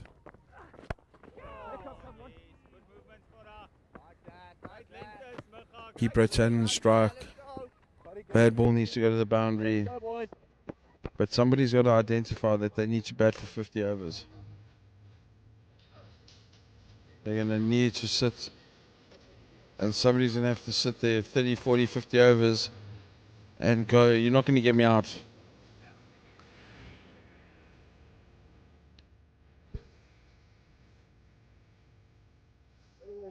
Yeah, because I think 292, it is a lot of runs, but it's not unachievable. It's been done before plenty of times. You're not having to go at high, particularly high run rates. You just have to be stable and bat for a prolonged period of times in a steadfast manner. So as you said, Vaughan, someone, really knuckling down and batting the full 50 overs. Short cutaway. Happy for the 2. I think Onke's length has been too short. Bowling that pretty length Vaughan, but it's not as effective as that full length ball, and they need to make full use of the new ball. Because as Andrew were talking about earlier, and you were saying as well, how quickly the new ball stops swinging, the new white ball compared to the red ball. Yeah, you're going to have to use it for as long as you can. 8, 10 overs, and then that's it. Try and let it do some damage early on. And the same for Tuskers. They need to take full advantage while the ball's hard to try and get that ball to the boundary.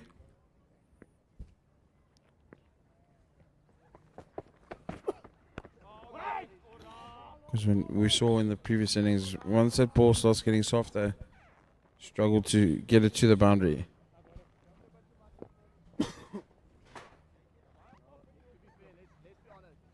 Dragons have got a catching cover and a catching mid-wicket. Seems to be a trend in this game.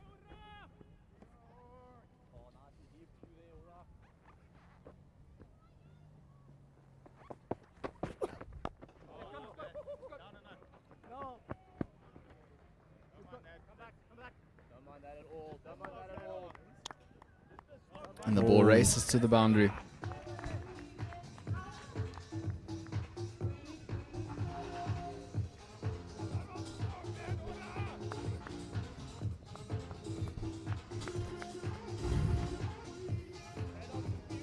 Nice to be positive. Decided I'm going to go at the bowler.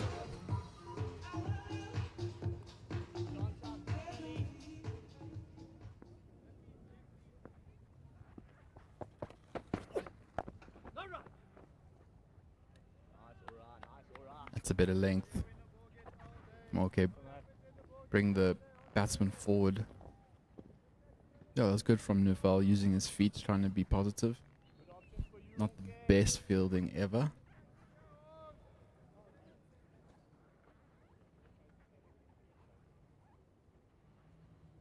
Six from the over so far. You want to finish well.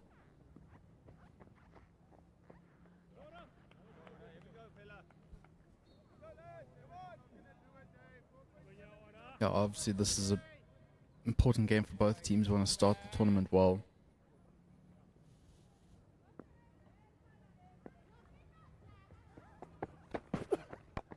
Oh, flicked off his legs.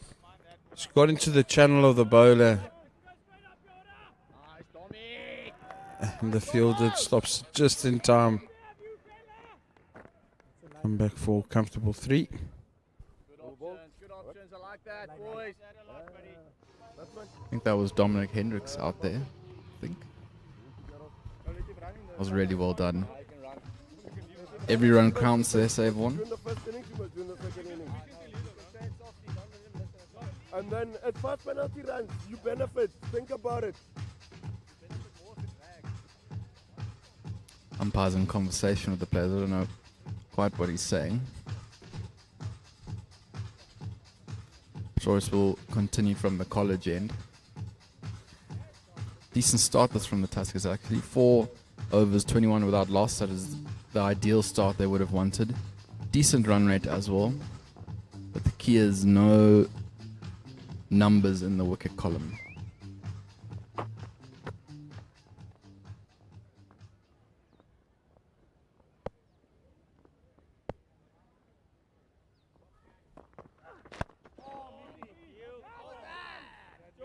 Bullseye. Never nice when they've won as a batsman. Cream it down the ground. Stumps do you dirty.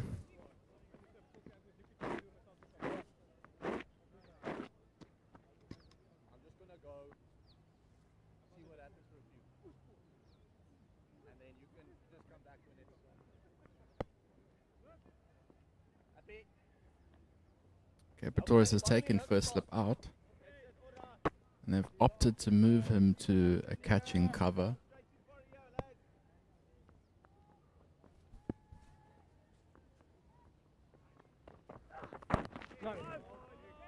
Well bowled from Pretorius, that's a good length. It's that hard length. The nice thing is he's not giving them any width.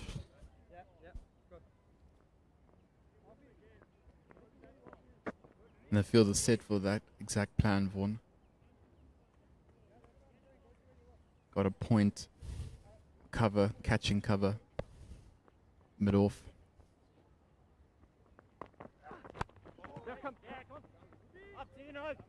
Squeeze through the point region for single. Malcolm Nufel has looked good. He's got off to a very good start. 16 runs off 17 balls. This is a big one-day comp for him. He's had a brilliant 4-day competition. Could stand to be corrected, but I think he's the top run scorer for the Tuskers in the 4-day competition. Definitely want to transfer for that form into this comp. Oh, ball.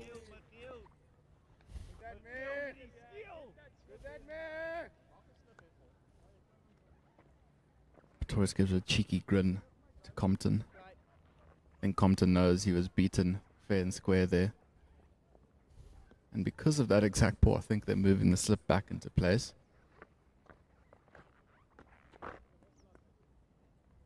In fact, it's not a slip, it's more of a gully. Third slip gully region.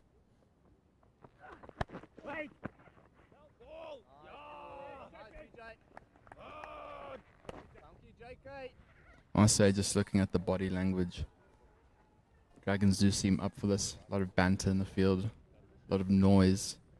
Bowlers have actually started quite well.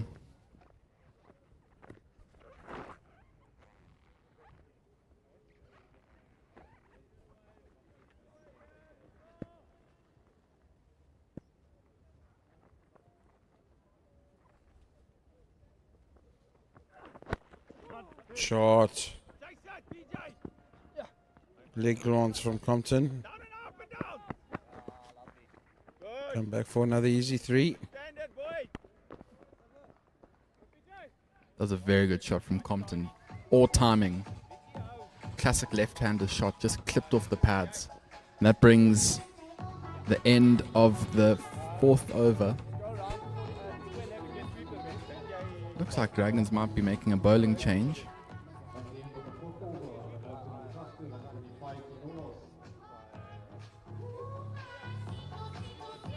Wicket seems to be still pretty decent. I know it was slowing up at the end of last innings, becoming a little more difficult to time the ball, but with this new hard white ball, it's coming onto the bat nicely.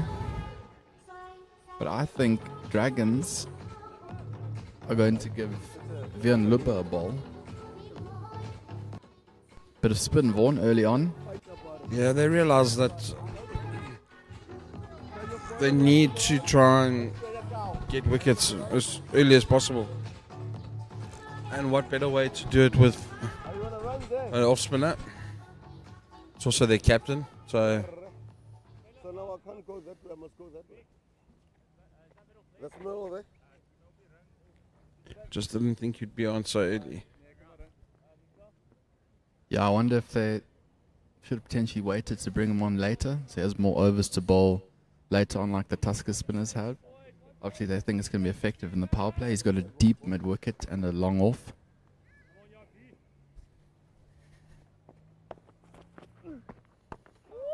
Pulled. Got a man at deep mid wicket. Talk about field placement.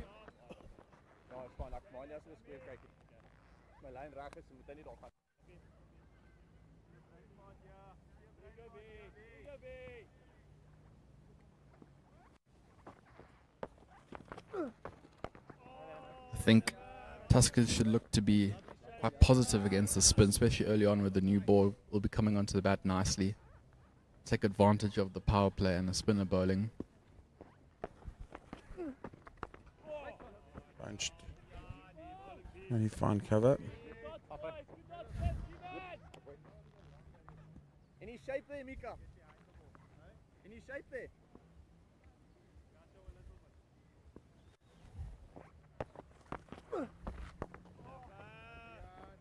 Good start by Luba. Nufal just having a look. Nufal is known for using his feet and hitting over the top. Well played. Working with the spin, knocking it down to long off for single. Good over from Luba though. Only 2 from it. You want to finish well. Partnership's gone to 27 runs. And they haven't played a shot in anger yet. It's been good cricket shots.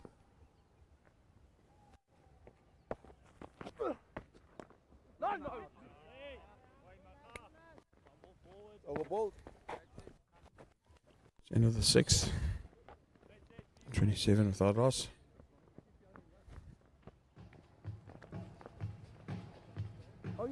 Yeah, Vaughan, I would say pretty even Stevens at the moment. If I was in one of the camps, I would probably choose the Dragons camp at the moment just because of Tuskers' batting history. But I would say it's pretty on as even, especially that Tuskers haven't lost a wicket. And they actually have got some decent players to come in later.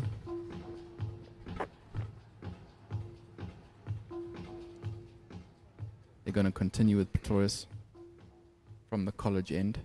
Hasn't been getting a lot of shape or swing. Just hitting a good area.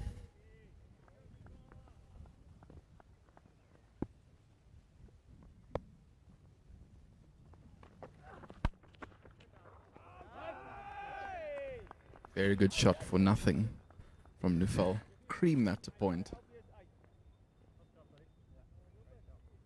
Not a nice feeling, everyone. Smashing one through the covers and finding the fielder.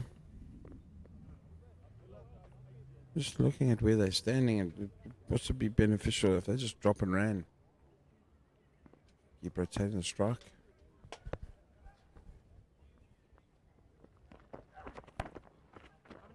Got it down to 3rd man.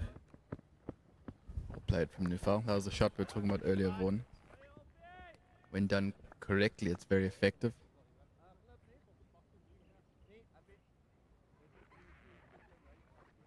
Also can be done off a very decent ball. That's the advantage of playing that shot.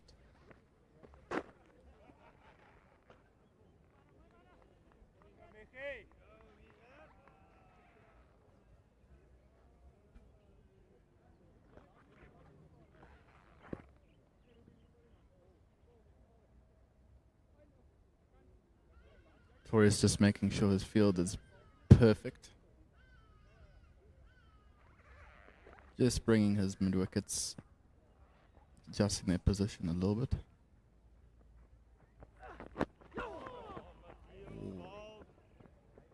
Well bowled from Pretorius. Hands on head. In the contest, he's actually made Compton struggled quite a bit, but Compton's still there.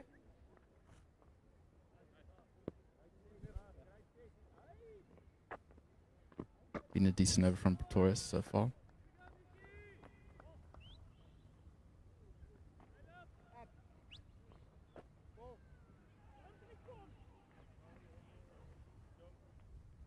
Okay, so Dragons have made a bit of a fielding change.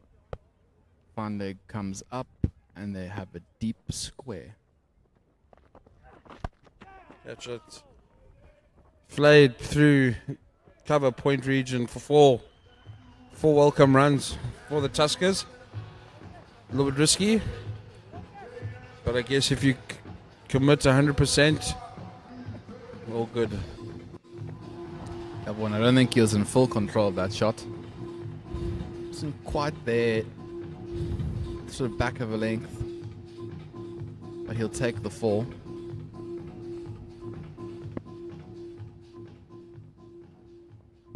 Not close to the fielder, but still a little bit dangerous. Another great shot. And a way better shot for zero. That's cricket for you. Nufel's game looks in really good order.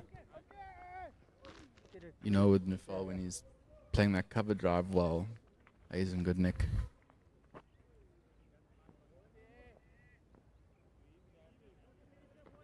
Watch for the bouncer with the deep square they have in place. Oh, Petrois likes it. Yeah, I think he's inside edge that onto the pad. And if he didn't, I think it was going over the top. That is the end of the 6th over. Let's have a look. 7th over. 7th over, apologies.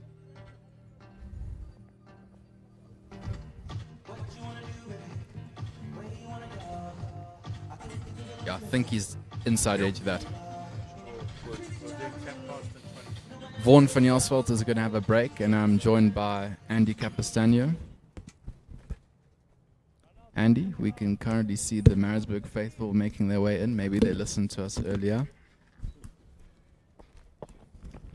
Vian Luba continues. Oh, that's well played by Compton. That's a good cricket shot. That should go all the way to the boundary. Oh, I think the fielder's done well. Yeah, they've got 3. Thank you, Ben. Yeah, I've just been taking a slow walk around the ground. A little bit distressed to see that the signage that used to be next to all of the plane trees on the boundary on our left is almost all gone. So if there's anybody out there who has a full list of what each tree represents, who planted it, and which deeds it commemorates, please do get in touch. Am I correct in saying, Andy, the trees are planted if you are an overseas player who gets 100 here? Is that right? It's not as simple as that. It is 5 wickets or a century or more. It also does relate to some specific achievements, and it is not just the overseas players; it's the local players as well. So the great Dudley Norse is represented there, and Conky Cunningham, the older generation will remember him, and many other great players.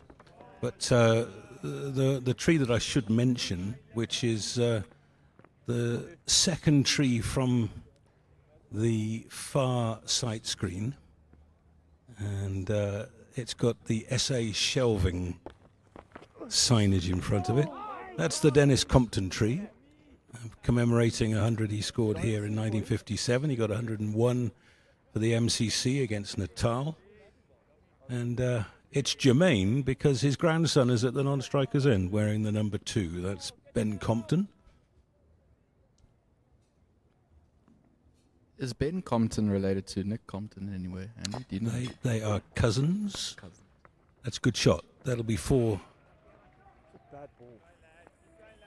Both of them, of course, played county cricket and are still playing county cricket. Nick played a few tests and one-days for England, for whom he was qualified due to grandparentage. And Ben Compton is the son of Patrick Compton, the cricket writer for the Natal Mercury for many, many years, who's still a regular presence at Kingsmead, and played a little bit for Natal as a young man. So 3 generations of first-class cricketers in the Compton family. A lot of cricket. And Dennis's 100 here in 1957 was right towards the end of his career. He's perhaps more famous for the triple century that he got at Benoni in the 1948 tour. He got 300 in 3 hours. It's quite good for the time, isn't it? That's why Dennis was different. He was a wonderful sweeper of the cricket ball. Also a bit ahead of its time.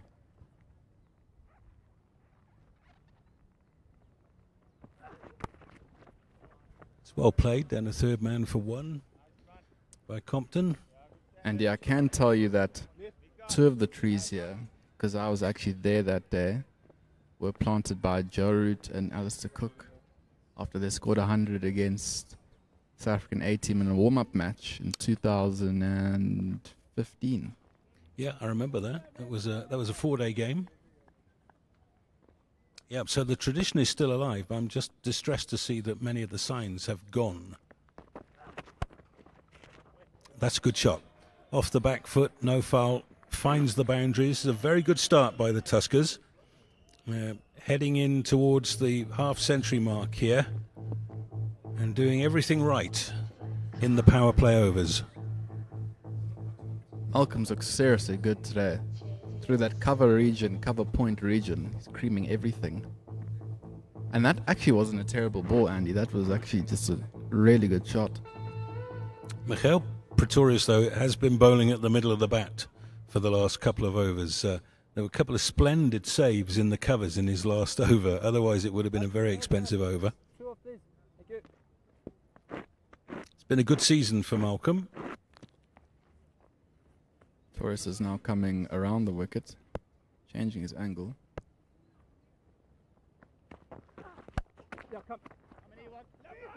Trouble here if he hits. He gave up.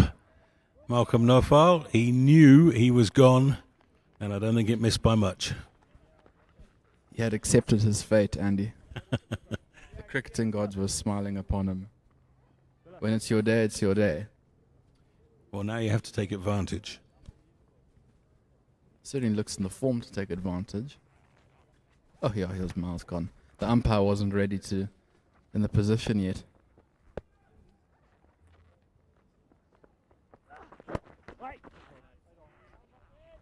Yeah, Andy, I remember watching Alistair Cook and Jared score 100 here. And there must have been about 20 people in the crowd, including me and my dad and another friend. And it was the biggest bonus ever as a young kid watching Joe Root come out and bat with about 10 other people in the crowd. If you know, you know. That's an educated edge down to third man. They come back for 2. Well fielded by Matoa on the boundary.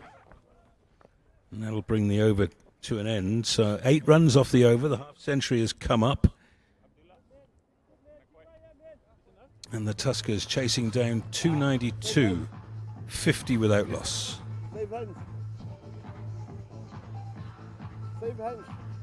I dare say this is pretty much the perfect start for the Tuskers. So they've scored at nearly 8 and over off the last 3 overs. I was just thinking to myself, after 5 overs they were 22 for none, which is all well and good, but you have to take advantage of the power play, and they're doing exactly that now without being overly aggressive.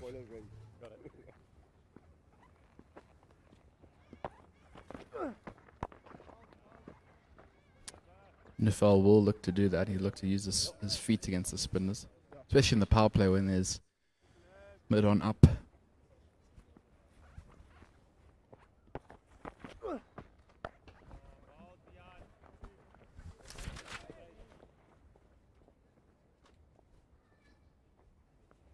Yeah, and if Tuskers had asked fortune tellers, what are we going to be after 9.2 overs, and they said 51, they would say, well, we're really happy with that. Yeah, very happy with that. I think we all of the agreement, as the ball gets softer, it gets harder to score. So it's a good start, but it's not necessarily one that will worry the fielding side terribly. Do you think, Andy, it's going to be a battle of the spinners today? The battle of the middle overs? Well, it'll depend if they've got a spinner who's capable of bowling as well as Sean Gilson did for the Tuskers. 10 overs for 39 might not sound anything special, but he tied up that middle area. And it's noticeable that you've got Lubber bowling in the power play. So that they've recognised the fact that it's an important aspect of the chase. Yeah, and I agree with you about Gilson. I think he changed the game completely. Sorry, Tommy, you can have a shot. There's backup on the boundary. It's a good early call. You're hearing the captain of the Dragons just chatting to his fielder about, yeah, I know I wasn't at the stumps, but you can have a go.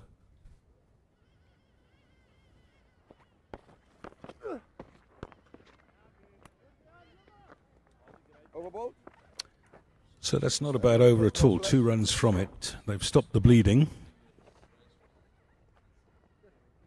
That's the end of the power play. So 52 off the power play. The target is around about 6 and over. So I think they'll be very happy with that. Yeah, it'll be interesting to see how the Tuskers play the middle overs.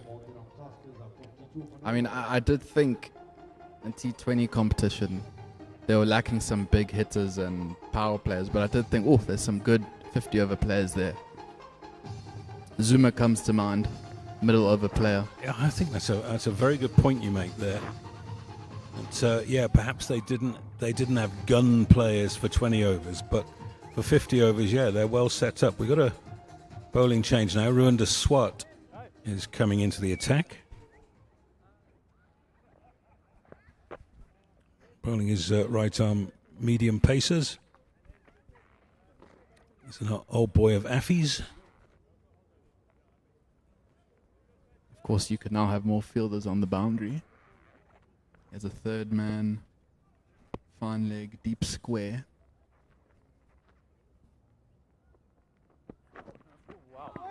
Gets one past the bat straight away. That one looked as if it did stick in the surface a little bit.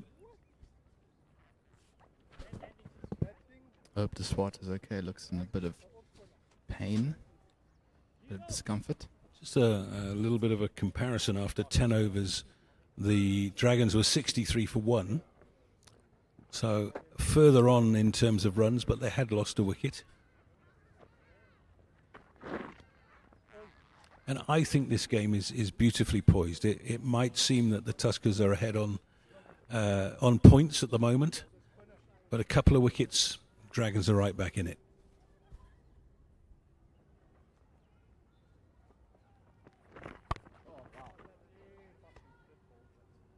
Swat using the wide angle, angling back in, targeting the stumps, welling wicket to wicket.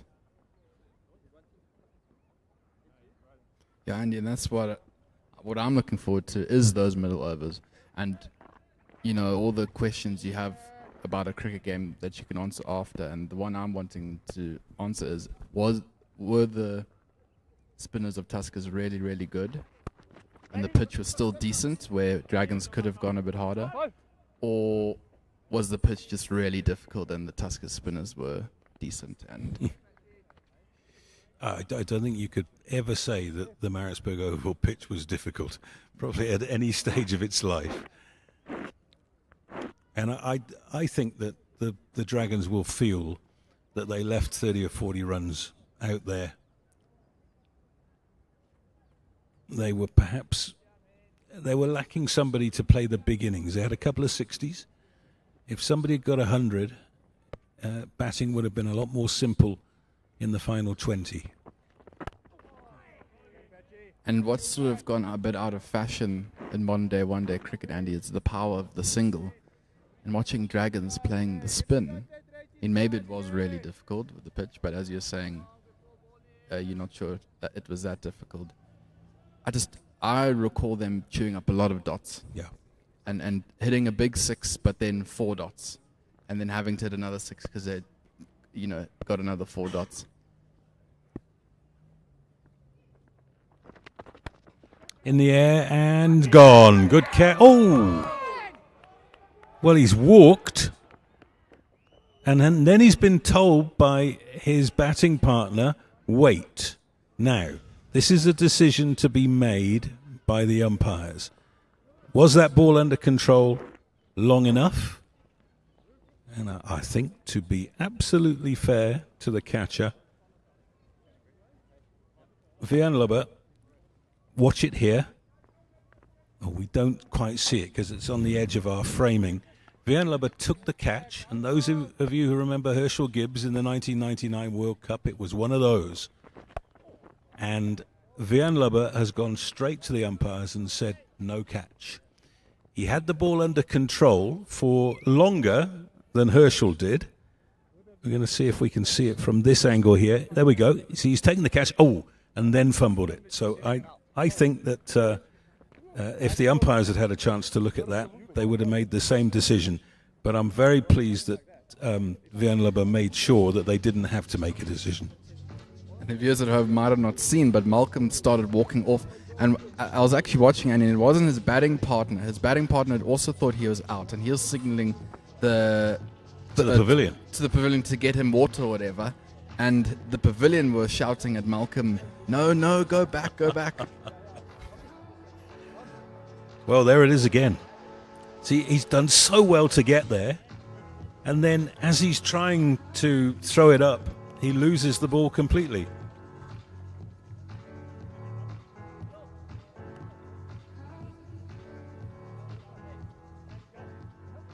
Malcolm looked like someone that had just been given a fright that he wasn't expecting. So that's he is leading a charmed life, isn't he? We saw the run out where he gave up a couple of overs ago. Alfred Matoa coming into the attack for the Dragons.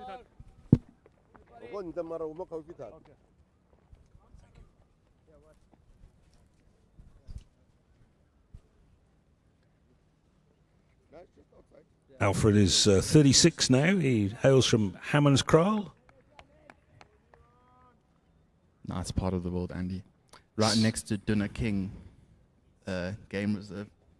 Yeah, you're a game reserve boykie, aren't you? Yeah. I'm off to Chobe at the end of the month, I'm happy to say. Spending 3 days in Botswana. Very jealous. Flying in. Yes.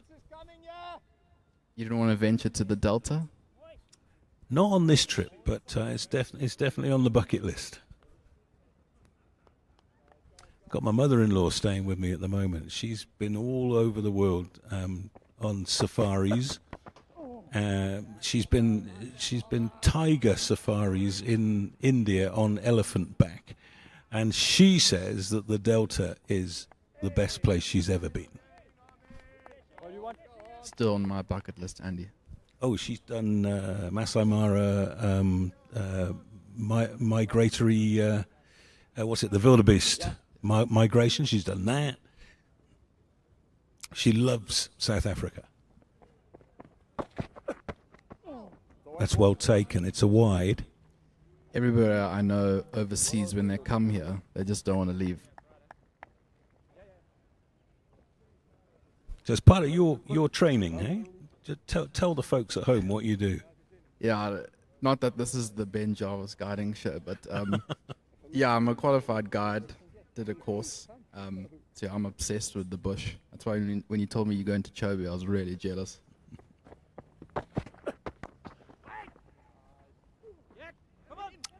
Oh, little bit of a misfield, and there's another one gone if it hit. The Dragons, they just need to get a little bit of luck on their side. Is it the Tuskers' day, Andy? Compton looks to be in a bit of discomfort. Cool, I'm sure he was gone.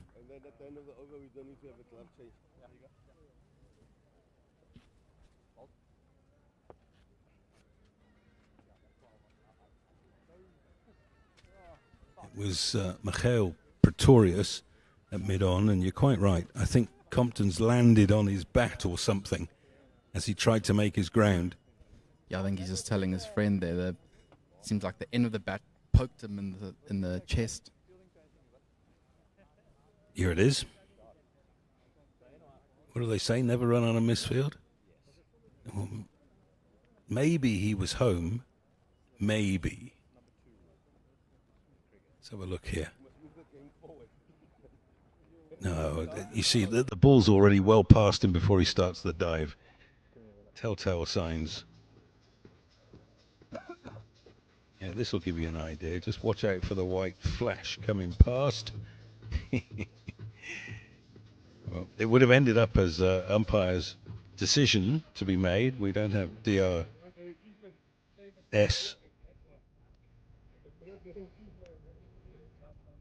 So Ben Compton is being repaired. He's in rich form in England. Had a fantastic season last year, including a double century against Leicestershire. Got 500s in the year. Just 13 short of his grandfather in 1947. What county is he playing for, Andy? He's playing at the moment for Kent. He started his first-class career in England with Notts. He was on their books for a couple of seasons. And Kent gave him a chance when Notts released him. And he found where he wanted to be. And interestingly, of course, the St Lawrence ground in Canterbury, which is his home ground, is one of the other grounds in the world with a tree inside the boundary. So he can say he plays for both hemispheres with a tree. There is one more, and that is in Holland at Amstelveen. In a cricket ground, obviously, in Holland. Yes. Oh. Yeah, Holland, very keen cricket nation. I got to know a little bit about them as cricketers when I was in Nairobi in 1994 for the ICC trophy. And they had some really good cricketers. Must say, Andy, that's what I've enjoyed about this T20 World Cup. Whoops. Inside edge.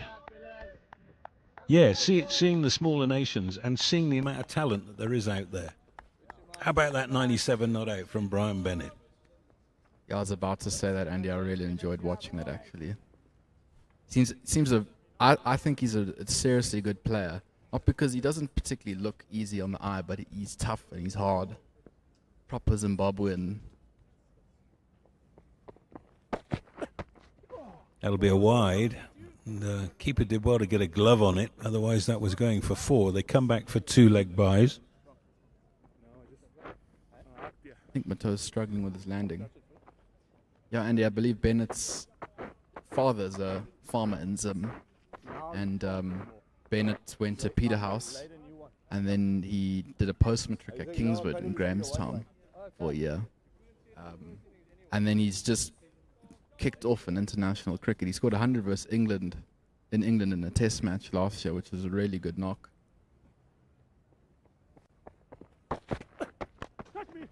That's well struck and very well fielded by Vian Lubber. So I reckon that's at least 4 runs that they've saved in the field in this over. So 60 without loss from 12.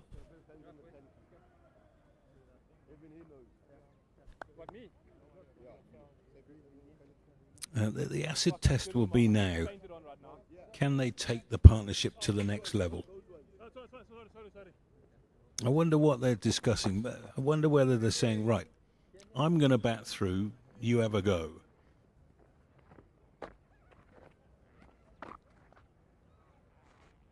We have got a few fans in here today. Lovely warm afternoon in Maritzburg. No rain. It's well played. I always think cricket spectating is slightly different to other sports. It's a lot longer. It's a nice grass banks, picnic. More enjoy the day and the scenery.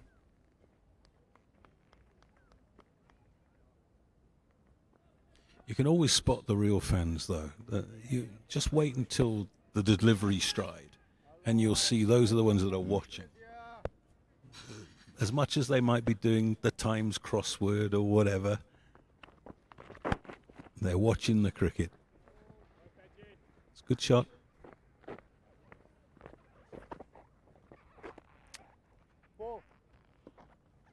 I can remember growing up, I was a member at Gloucestershire. Mike Proctor was the captain. Zahir Abbas of Pakistan batted 3. Alistair Hignell batted 4. He was also full-back for England in the Five Nations, as it was then. And I used to spend many hours walking around the ground, bowled. And you'd meet people who, in other walks of life, you would describe them as misfits. And they were all there because they were in love with the game. And 95% of them didn't play it to any quality whatsoever.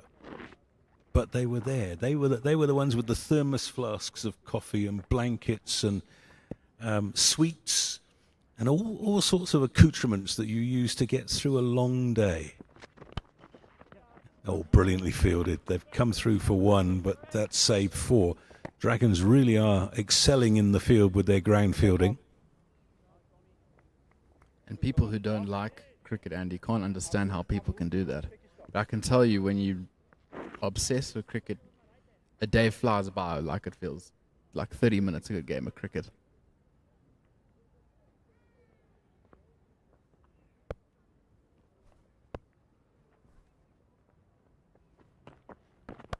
In the air and safe. That's a beautiful little stroke from Malcolm Nofal. He knew. The rest of the ground took a little while to catch up, but he knew he'd middled that. That was a cricket shot. The flamingo. Yeah. One leg off the ground.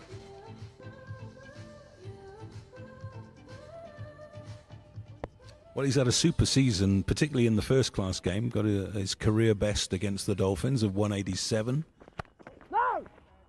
down at Kingsmead.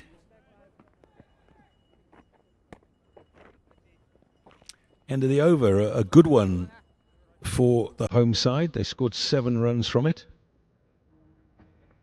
You dare say it's Nufel's day, Andy? Well, he's used up a lot of luck to get to where he is.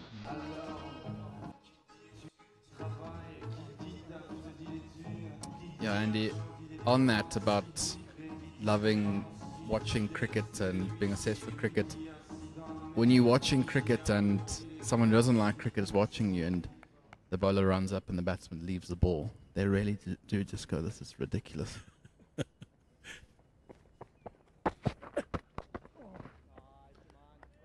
Moothee has bowled well in this short spell. Have you ever tried to explain Test cricket to someone, Andy, who's never watched cricket before? There's a famous story about Roy Rogers, who was a Western movie star of the 1950s. He had a horse called Trigger, who, during his pomp, he was on tour, a publicity tour of the UK, and he was invited to Lord's for a test match.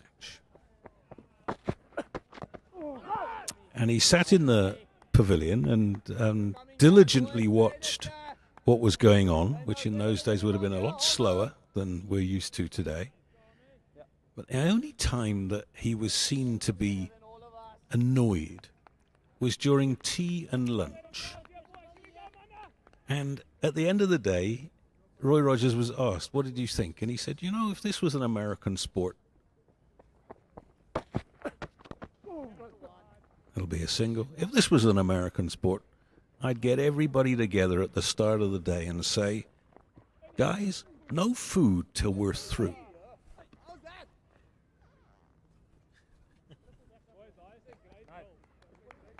True story. I watched the Graham Norton show the other day, and I don't know if you ever watched it. I have. In fact, I was in the audience just over a year ago. Oh, wow. Anyway, Oh, that'll be a wide, I think. great take from the keeper. Wasn't it? That's Mikael Prince. He had to get the stepladder out for that one. Anyway, Andy, Kevin Peterson was on the Graham Norton show, and Taylor Swift was also on the same show. And they were obviously talking about cricket, because Kevin was an amazing cricket player. And then they asked Taylor, do you know what cricket is? And she explained basically the sport of rugby, because she'd seen it on Friends. And everyone said, no, that's rugby, that's not cricket.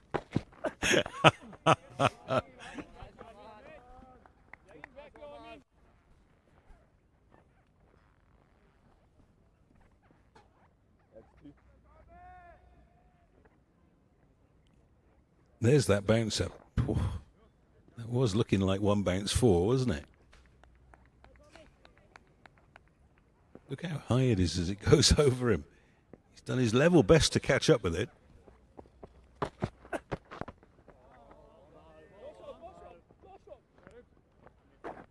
think Mato's being quite effective because he's not the quickest. Just when he's getting it in that length, it's sticking a little bit. It's not coming onto the batters quite as nicely as Nifel would like.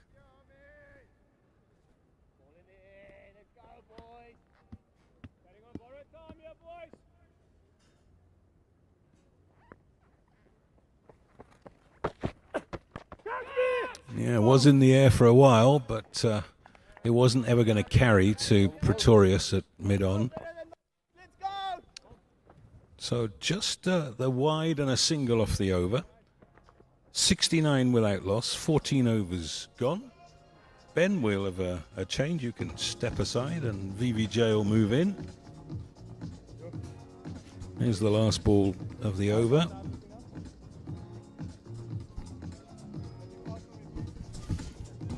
So Narfal on 40 off 48. Compton on 22 off 36. And they need 223 more at 6.2. So everything's under control. But as we saw in the first innings, Vaughan, it does seem to get harder to score as the ball gets softer. Ruan de Swart continues. Ben Compton over the top. Beautiful stroke for four. Good use of the feet. I think that's one way they can combat, obviously, that softer ball. Try and meet it. I was telling the producer inside, they don't have any strike bowlers. There's no one that's really going to scare you. Yep. Listen, they've got some skillful bowlers, don't get me wrong. But there's no one here that's got express pace that's going to hurt you. So maybe using your feet for some, waiting for the short, loose ball that you can plow to a gap. They don't even have a left armour, do they? No, they don't. So you're right, it is a very samey attack. Stay there. Fuck off, Ben. Hit it.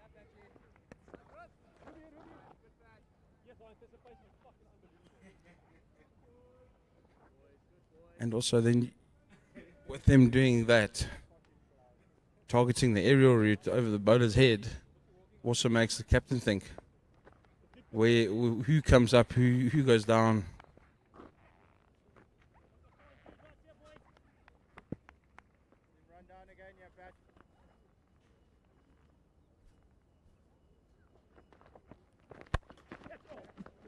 Didn't get all of it. They'll pick up a couple here. Yeah.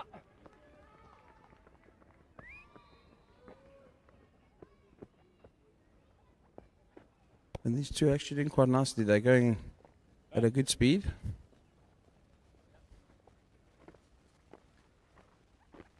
Haven't really played any high-risk cricket shots ramps or reverse laps or anything like that. So almost keep doing what you're doing.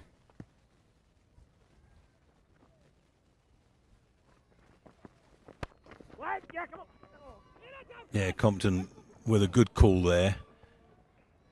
The coach alongside me will be purring. Wait, yes. But you've got to say yes quickly. You have to, yes.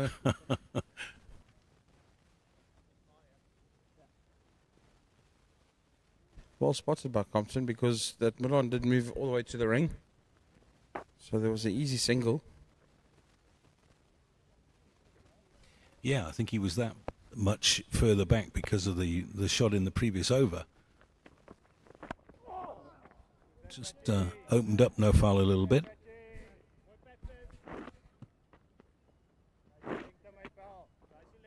They've taken 7 off the over with a ball to come, and that's all they need to do. You find the boundary every other over. Really, no pressure on the batting side. The deeper they take it, the easier the run chase sort of pans out.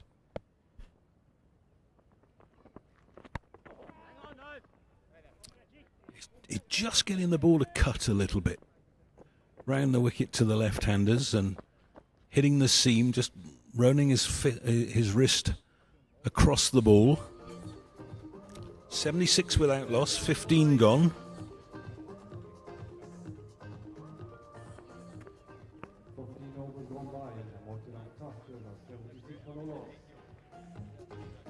So almost exactly 5 and over. And at the beginning of the innings, they needed just under 6 and over. So no panic at all. I mean, if you look at it now, you're saying, if you're in the Tuskers change room, you're saying, get to 100, get to 125, 150 for no loss or one down, and then we can go from there. It's a bad ball, and he's got away with it. Only 1 to long leg. Could have gone anywhere.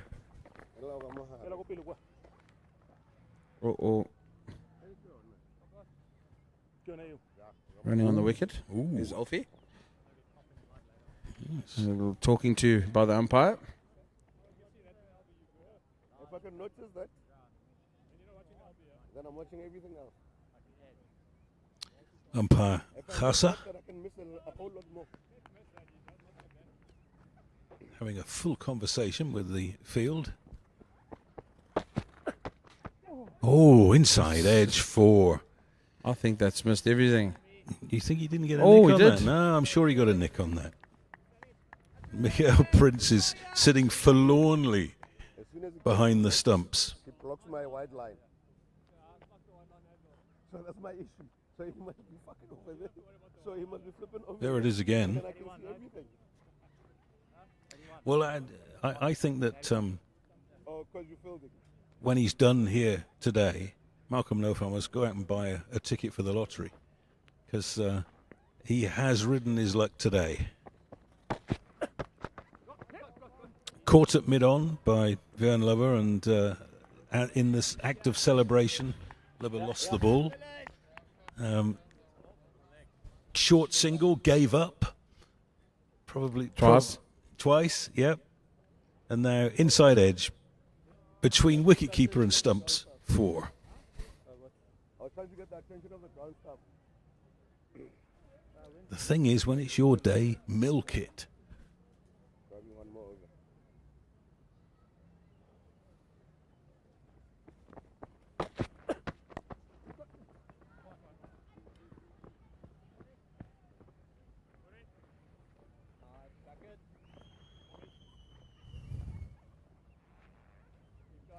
Keep going, yeah. Wait for me, yeah, boys. Quickly, yeah.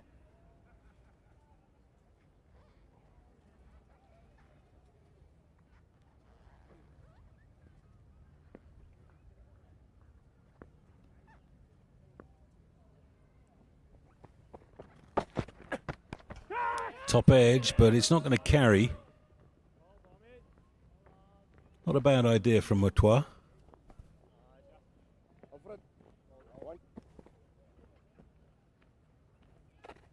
There was one for the over.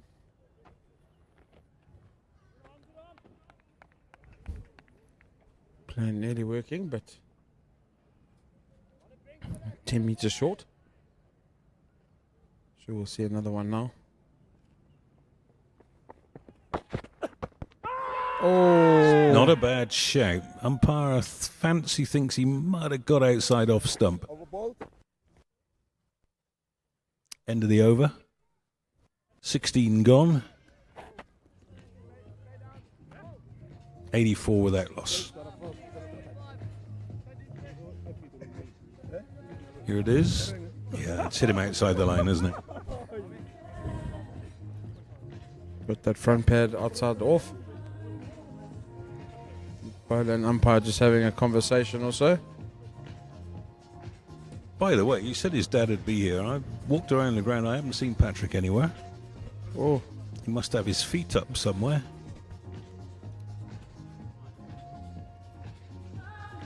Do you know where Ben went to school? no. I am remiss. I should have asked Patrick.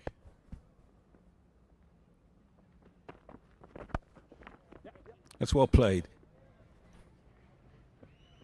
Nice and straight. Yeah, you do get the feeling that the fielding side needs to make something happen here. And as you say, they don't have a gun bowler to go to.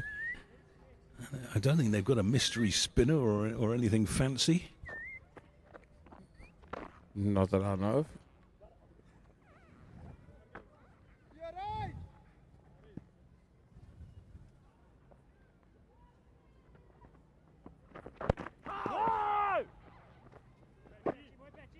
Ronda Sport's just nipping it around a little bit. Yeah, the nice thing is he's getting close to the batter.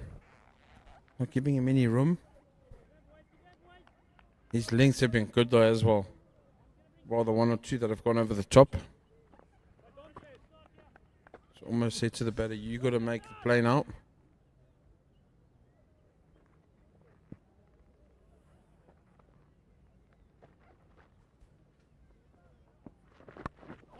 Oh, leading edge. He's got away with it.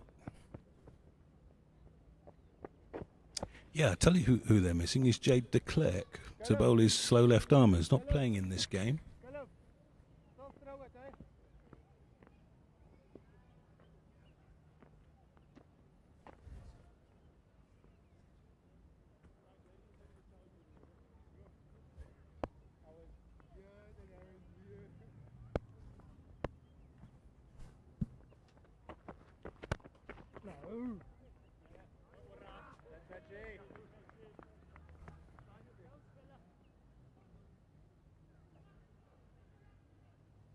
Keep your eye on that. Run rate achieved, 5.2. Run rate required, 6.2. So they're just a run and over off the mark with 10 wickets in hand.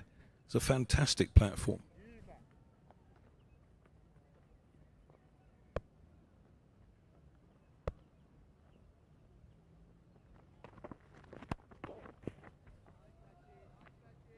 But I do get the feeling, Vaughan, that the pitch is starting to do a little bit, and it won't be an easy pitch to start on in the middle overs.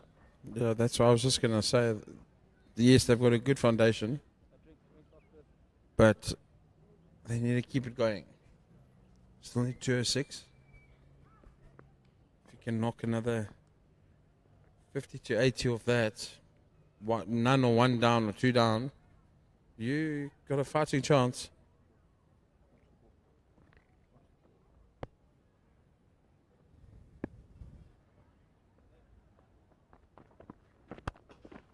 That's well fielded. That was well struck by no foul. Good over, just 2 singles from it.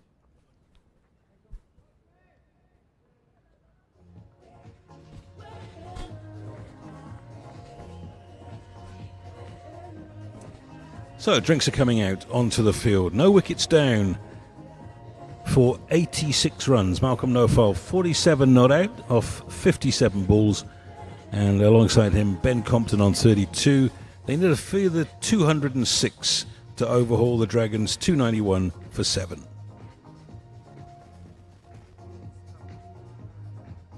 How's he playing Colts?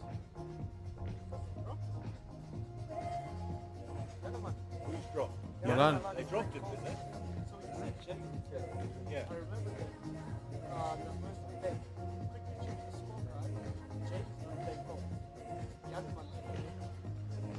Anyone else? No. Not from the main. Oh, Ludwig so. Oh, the lefty. Him and the other one are playing Colts. So that means Rosier and de Klerk are injured. Rose, playing. And the Colts. Yeah. So they dropped him also. Wow. Yo. What's going on? Interesting call. Sounds like trouble. For me, personally, as an explosive opener, I'd have Ludwig there. It makes Yeah. sense as well as Or even Yanaman to open. Yeah. That's tough. That's tough calls, that, sir. You guys in, and those guys, you guys are playing right away.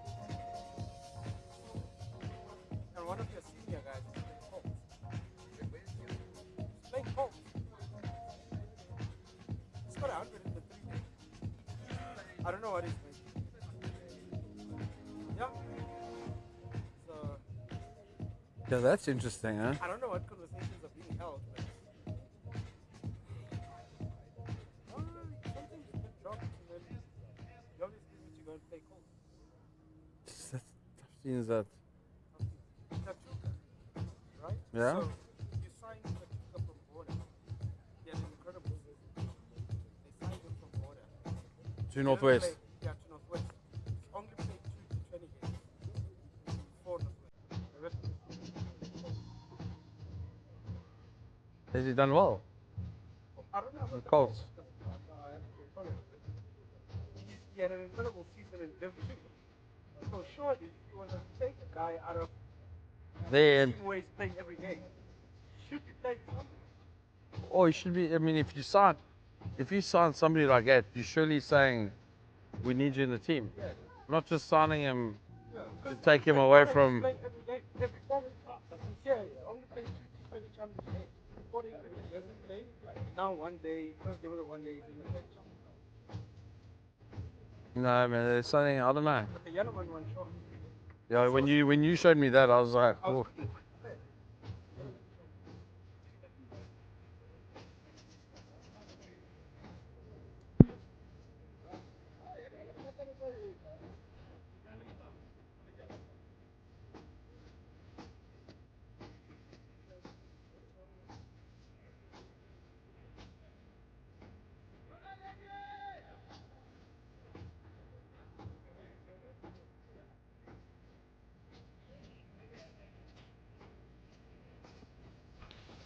Welcome back to the Maritzburg Oval. You're watching the CSA 50 over competition. This is the second match day after the first game was played at St George's on Friday afternoon and evening.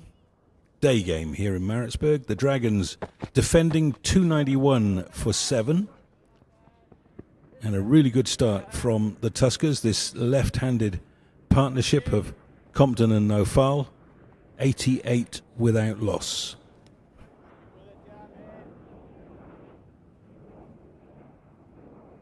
Yeah, we've seen two batters that have applied themselves well, and they complement each other quite nicely. So just need to keep going.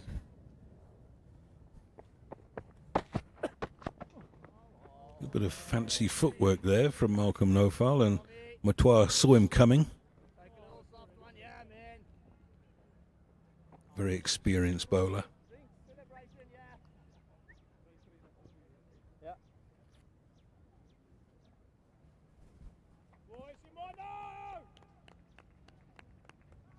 Drinks break was a chance for a reset for both sides. That's out. And given. That's out. There is the breakthrough. Ben Compton straight after Drinks Fulls LBW for 34.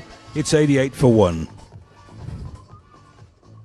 the Northwest Dragons pick up the first wicket.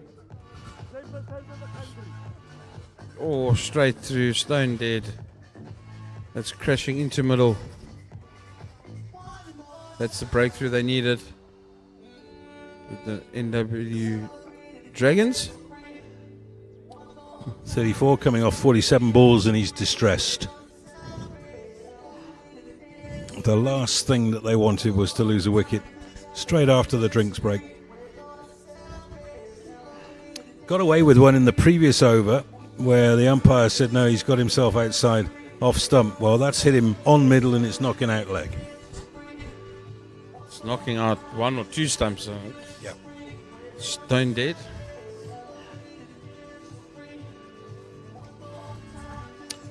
Interesting, Andile Mokokane has been promoted to number 3 in the order for the Tuskers.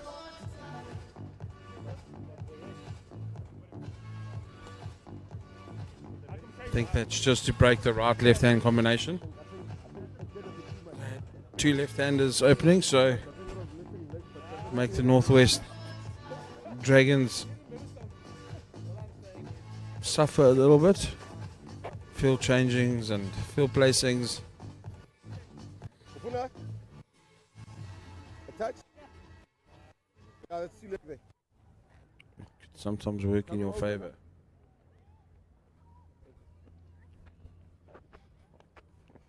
Decides to bring cover off the boundary inside the ring for the new batter.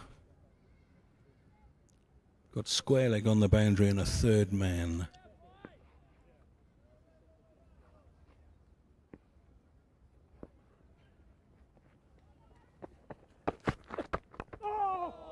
It's well bowled. Bat came down very late.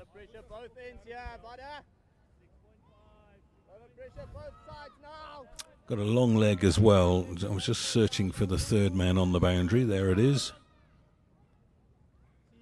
And then everybody else saving one. 4 on the off, 2 on the on. Bit of pressure being applied for the new man.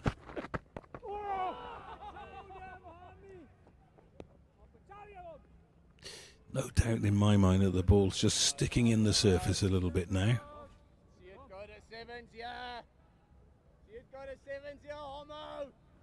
And what the Dragons have got to do is apply the pressure. The bowlers have to keep their foot on the pedal.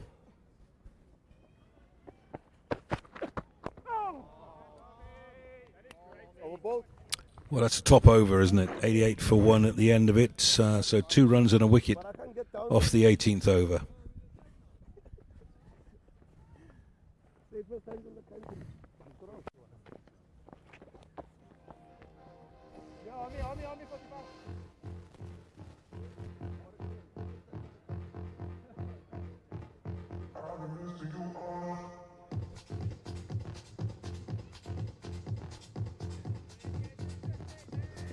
So very important for the Tuskers now that no foul plays the big innings. He's built the platform, 47 not out. Now he's lost his partner. They mustn't lose 2 quick wickets. Ruan de Swart continues.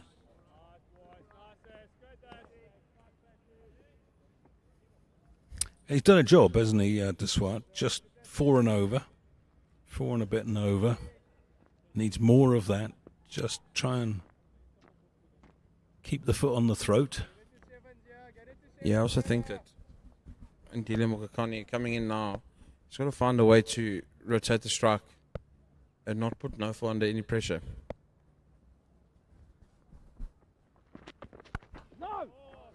He's got his dancing shoes on.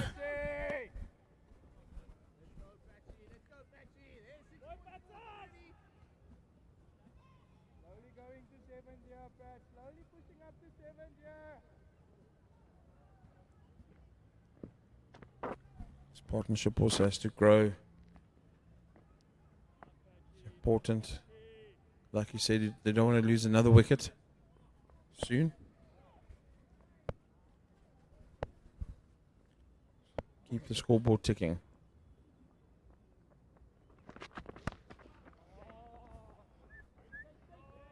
Takes him to 48.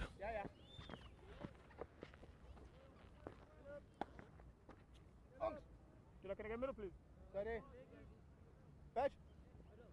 Give V.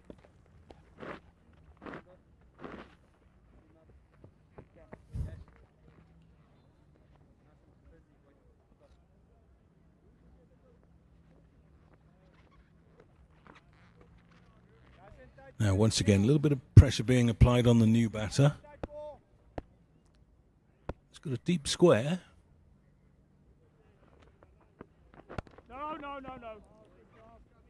Let's go.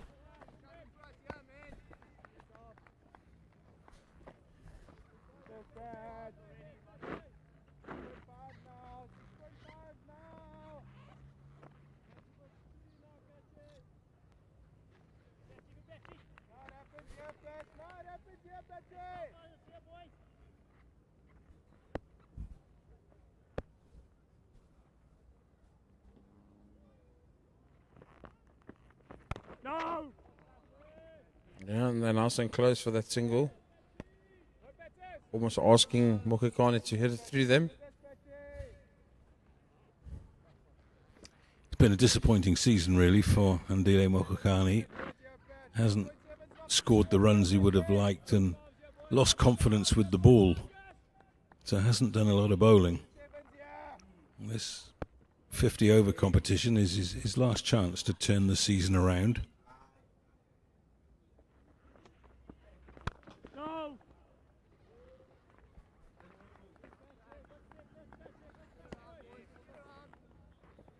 End of the over, a good solid over, just one single from it.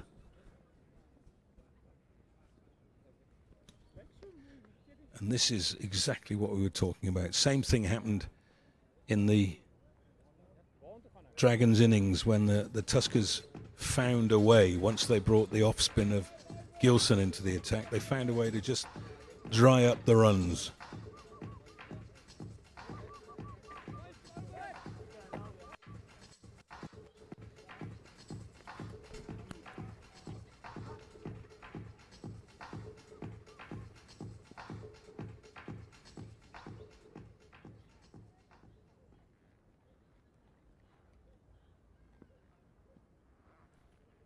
Let's see with Noful here that Fine Leg has also come into the ring.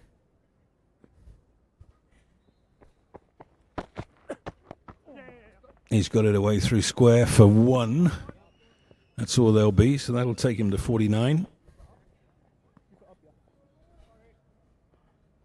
And now, as you say, Vaughan, Mokakane's got to find a way to rotate the strike. He's faced 6 balls, hasn't got off the mark yet. Yeah, you don't want to cause any stress to the man that's in.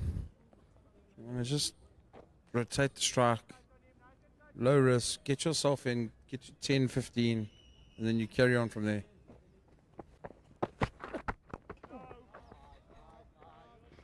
Watua's bowled a good spell here, nice and straight. 4 overs for 20 with the wicket of Compton. Done a great job for his captain.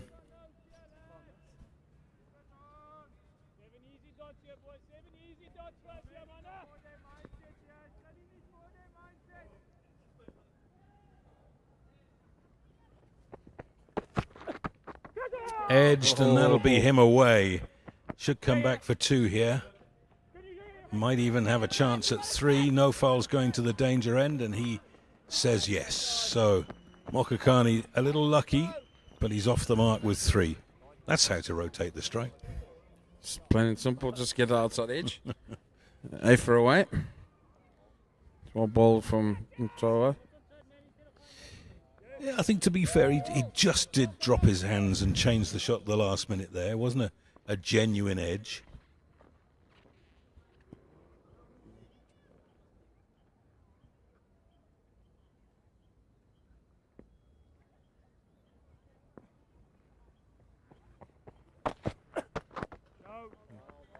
Little slower ball there.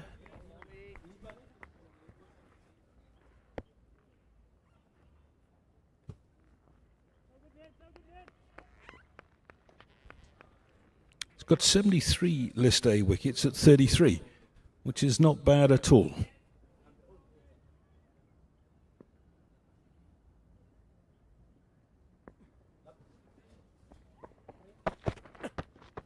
Short again.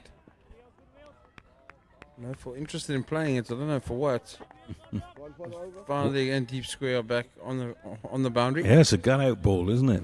And, wasn't a wide. Nice and straight.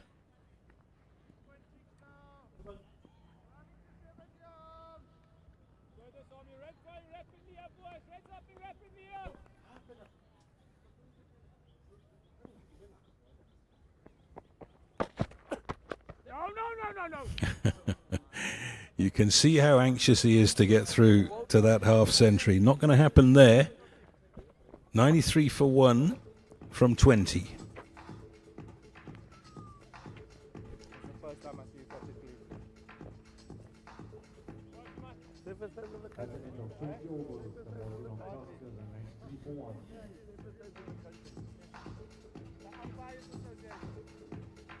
So Ruan de Swart's going to carry on. He's bought a really good spell. And now with Matoir bowling straight at the other end, almost for the first time, feel that the fielding side is just starting to get on top. Starting to get under the skin of the Tuskers players. Oh, and that's a wide. That's the worst ball he's bowled. Still sticking with that straight line. Just that one falling down the leg side.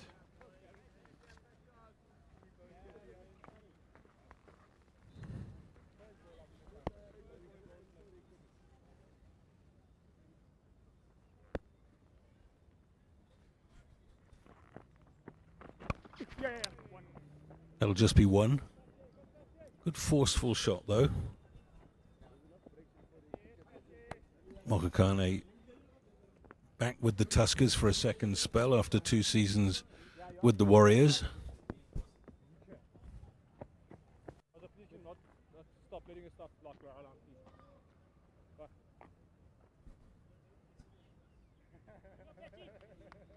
So no foul on 49. They have put a man saving one on the onside, so it's not just a free bunt.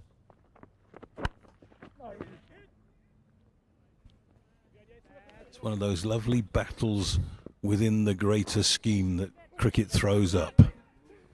It's played beautifully to get to 49, and now suddenly looks like a cat on a hot tin roof. Almost looks like he can't score a run. Yep.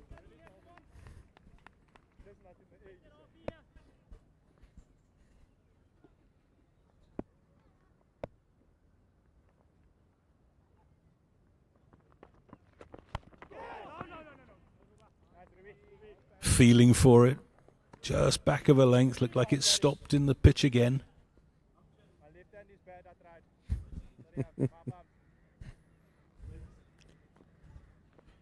There's 2 people on your shoulder. Yep.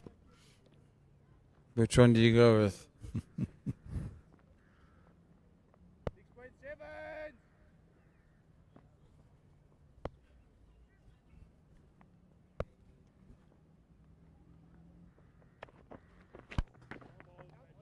Well fielded on the follow through. After that wide off the first ball, this has been a good over from de Swart. He's actually not giving them much at all. No wide ones, no drag downs. It's been really good.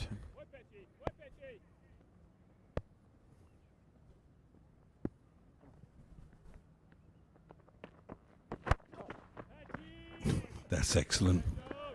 Backing up his own bowling. Noticeable that the run rate has crept below 5. It's 4.7 now. And the requirement is pushing up to 6.5.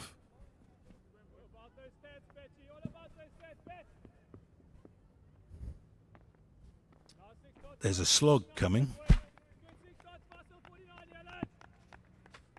Last ball of the over. He's faced 3 dot balls on 49.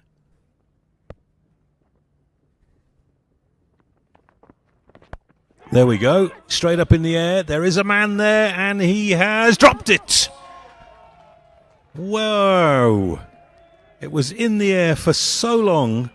Fielder had plenty of time to get under it, and Ruan de Swart sits on his bum in the middle of the pitch, looking so forlorn. They did everything right. No foul gets away. That's his half century. He's got it off 68 deliveries, and here's the drop catch.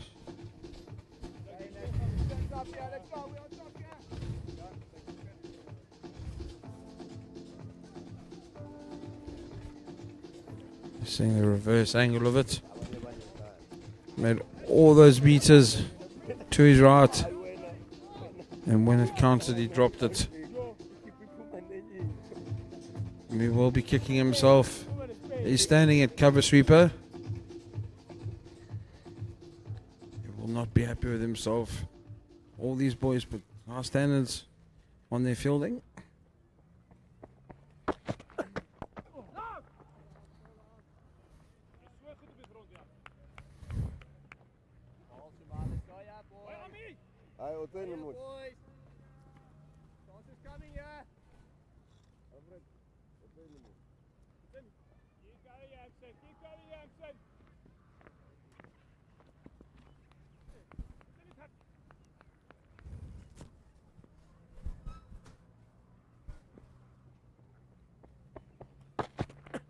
Short again from Mota. The direction is great. Straight over the head of the batsman. Making him want to play it. You can hear through the stump mark. Fielders are reminding the batters. Required run rate's nearly at 7. Good afternoon, Ben. Afternoon, Vaughan. Up in there again.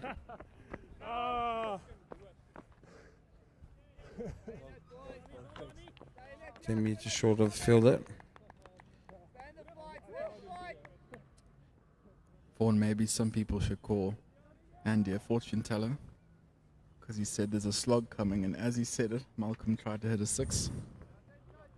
No, it's the first thing he got right today. So we'll give him that.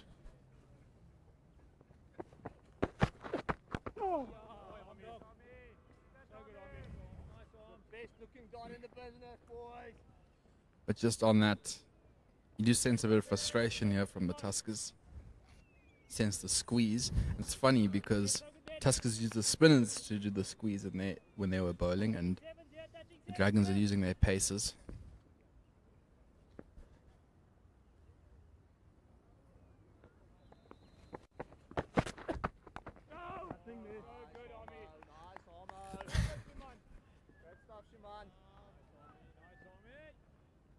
For me, it just looks like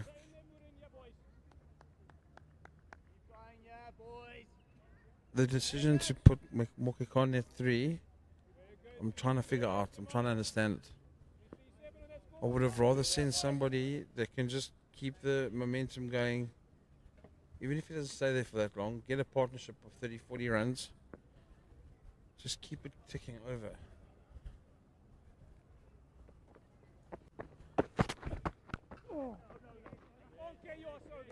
I mean, he's 4 runs of 12 deliveries. I know you can always catch up. There's always enough time, but your required run rate is now at 7s. Once they start going 7.5, becomes very, very tough. No, I agree with you, Vaughan. When you think the batsmen the Tuskers have in the dugout that could have come out at 3, you're thinking of Sean Gilson, Mikey Erlang. I think, yeah, they had momentum and now it's gone against them. I mean, you could even throw, what's his name?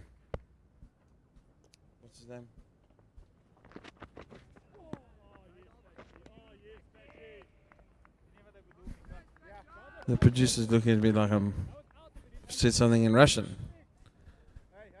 Parnell. What's yes, there you go. Could have sent him in, or I think that would have been a good idea. A lot of experience, bit of a pitch hitter. exactly. Yeah. Or John Tiropolana. Someone of that, just to keep the scoreboard ticking. Oh, hit high and handsome. All the way, 4-6. There we go. In the slot. Decided to take on the long boundary. Thank goodness I didn't touch any of the tree hanging over the... Quite close to that big bugger. Ball touches any of it, Ben? So near? 4. And viewers at home know Vaughan isn't lying. He's actually telling the truth. That is the rule. They've never had a situation where a team needed 6 off one ball, have they, Vaughan? They hit the tree and it was 4. No, thank goodness. Maybe today it'll happen. I think the losing team will burn the tree then. I have seen some of the biggest sixes being called for. Hitting the top of the tree. Nowhere near the boundary. Sailing over. And you only get 4 runs. It's just good stuff from Noful. Getting a 6 and then getting a 1.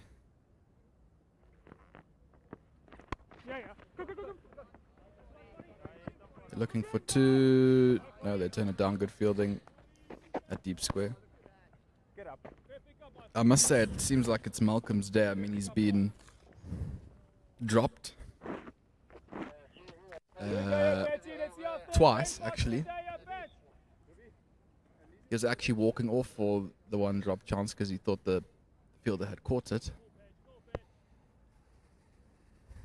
Yeah, he's got to go to Golden Horse ladder.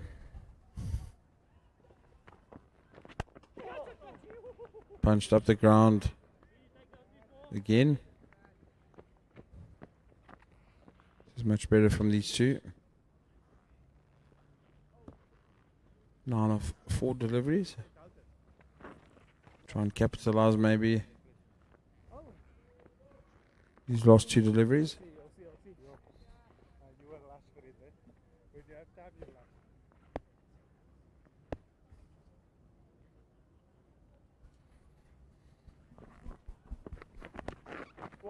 Pulled away. Straight to the man at fine leg. Another single.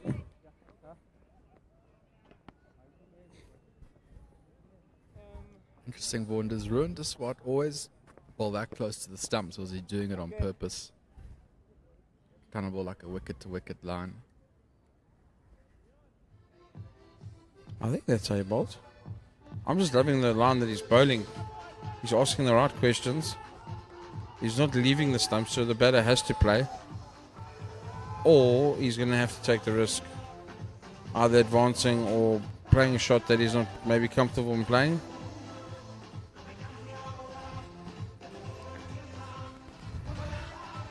Yeah, and that action he has that goes right next to the stumps, sort of like Jofra Archer. It's harder to hit a bowler like that when they're bowling stump to stump.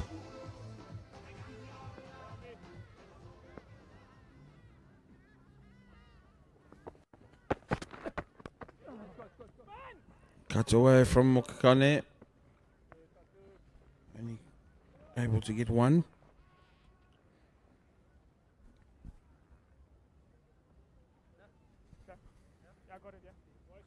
Vaughan, I wonder if they did send Wakakone out at 3 because of the left-hand, right-hand combination. I wonder if that was in the thought process.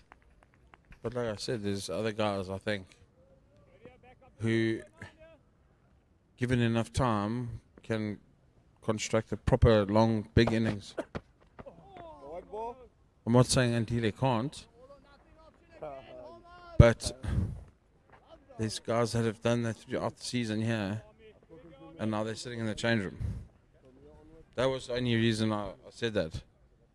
I mean, until he can bat, he's no mug with a cricket bat.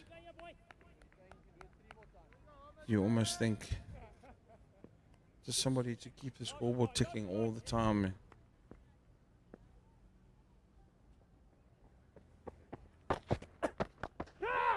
Hit over mid-wicket again. Good fielding from the long-on fielder. I mean, you give Marky Erlang, Jonty Rapalano, Gilson, who else did we say? Parnell. You give them time in the middle, it's that old additive of saying your best batsmen need the most time. That's just my thinking. Straight drive, well stopped by the big burly Seema. I agree with you, Vaughan. I also think someone like Zuma could have come out. You know, quick between the wickets, put pressure on the fielders, a master at getting the one. Yeah, and what I hope, though, Vaughan, is that, okay, they've selected Andile to bat 3 today, but I hope... Short, great shot. There we go. Set up. Hit straight over mid-wicket, 1 bounce 4.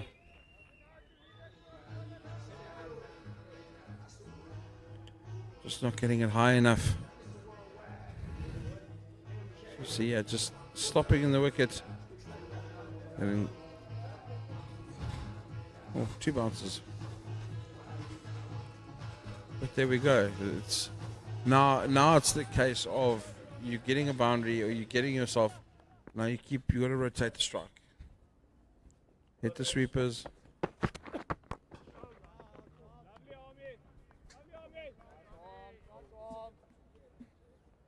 Yeah, Vaughan, as I was saying, you know, maybe me and you wouldn't have Andile as our number 3, but if they have selected him to bat number 3 today, they got to use this batting order that's used today for a good 3 or 4 matches in a row. Because, I mean, the next game will be completely different batting order. And then again, no one knows where they're batting or what their role is.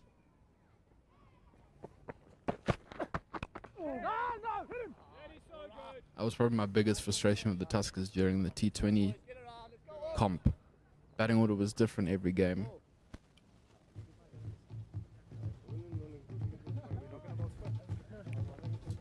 Yeah, there's got to be some type of consistency, continuity with selection, with where somebody's going to bat or where they're going to bowl. You need to sort of give your team some confidence. They need to know their roles and what they're going to do. Because you don't want to get onto a cricket field and then half your team doesn't know what the solid plans are, if that makes sense. I always think a top team has a settled batting lineup. I mean, I always think of an Australian batting lineup. I mean, maybe now a little bit they're struggling, but an Australian test team is in their prime. They always have a stone dead top 7, and they all know their roles, and the opposition know their batting lineup, but it doesn't matter because they're so effective at what they do.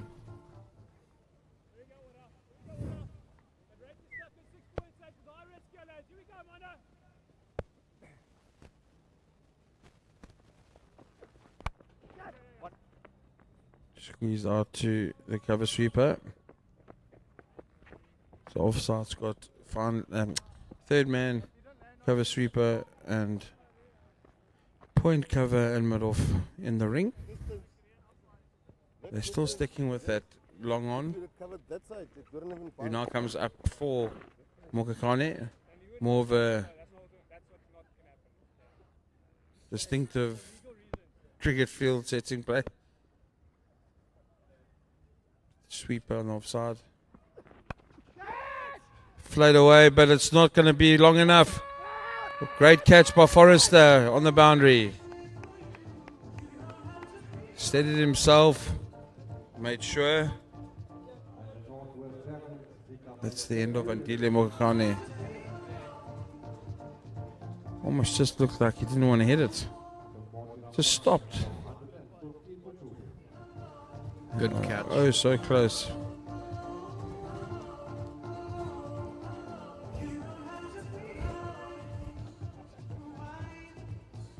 No full swing of the bats. You know, maybe that's the new way of. Could be wrong. That brings John Tirapalana to the crease. Very experienced player for the Tuskers. He's been around the block, Vaughan. Probably would have played against him a few times. Spent a lot of time at the lines. It's actually from Johannesburg. Scored 120 in club cricket the other day, so he is coming off a few runs.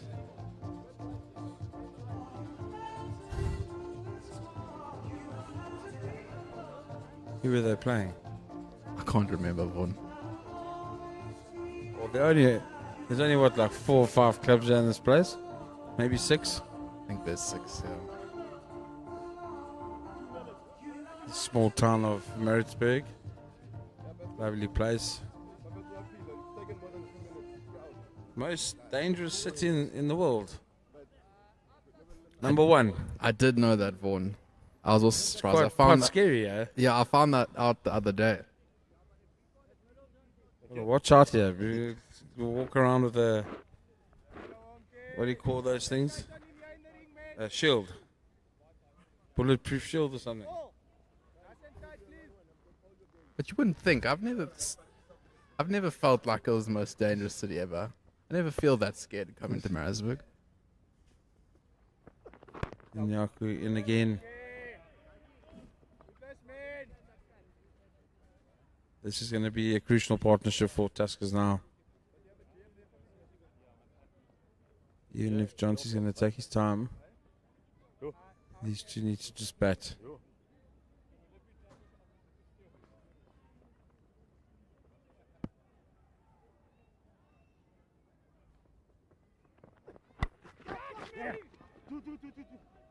Oh my word, what a catch!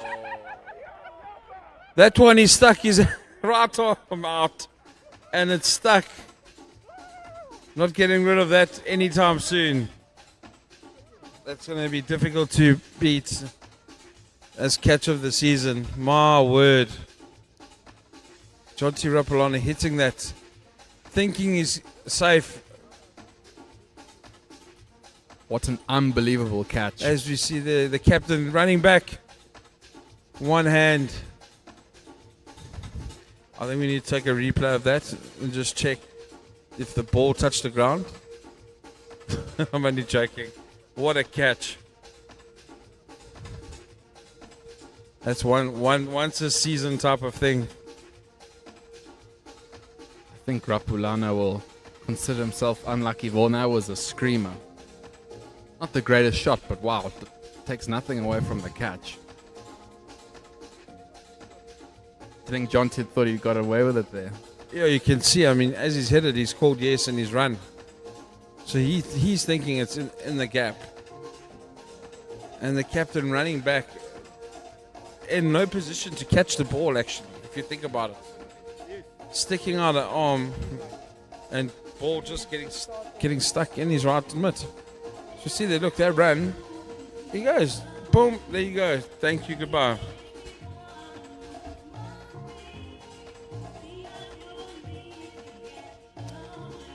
That's the sort of catch that really changes momentum. I mean, we're sensing already, Vaughan, a bit of frustration from the Tuskers. They're not getting it away like they were at the beginning.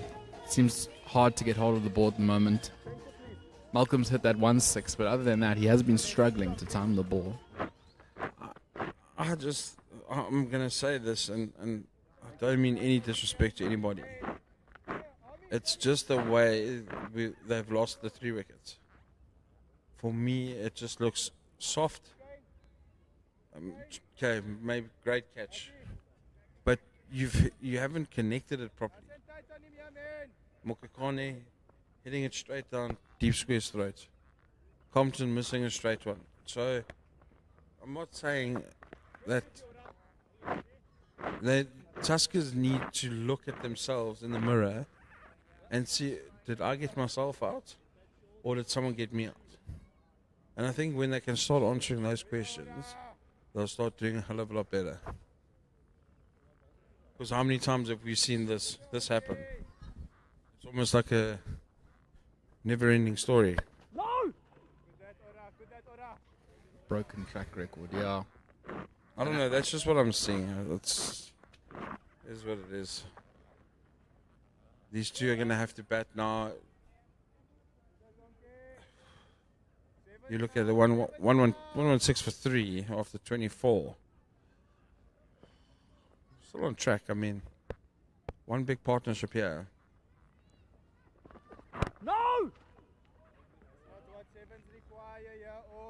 I guess why we pessimistic about the chances of Tuskers in this game, Vaughan, is because we've seen this story before. I mean, with another team, we might be saying, oh, Honours even, or maybe Dragons slightly in front. But it's because we've seen this story unfold.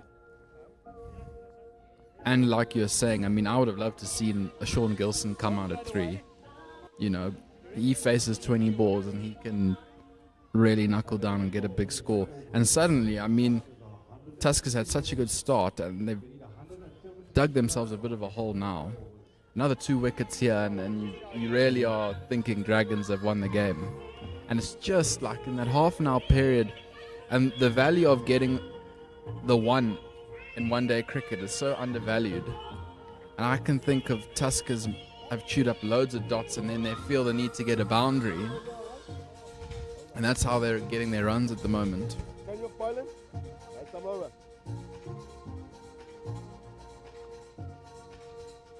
Got a change at the doozy end. Caleb Saleka coming into the attack. Yeah, but it's also, we've watched games here where they've got themselves out and not the other way around.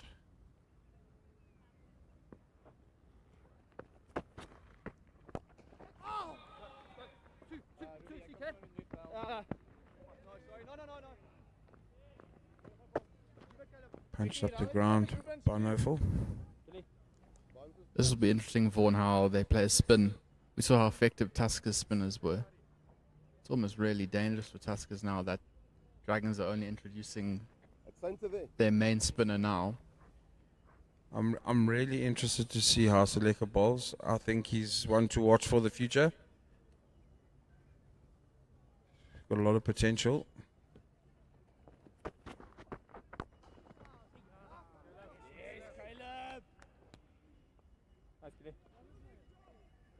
Yeah, and Gilson will look to score against the spinner, so this will be a good contest.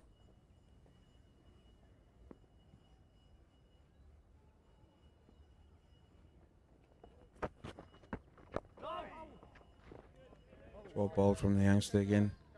Yeah, these two, they're going to have to now knuckle down and rotate strike. They're going to have to start again, basically. They can't leave it too late.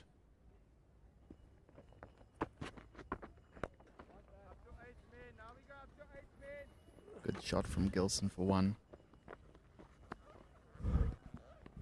Vaughan, what have you seen of Caleb Saleka before? How do you know him and his cricket, and what have you heard about his bowling? I haven't. First time I'm watching him live, so I've heard of his leg spin. Comes highly rated. A lot of channels, so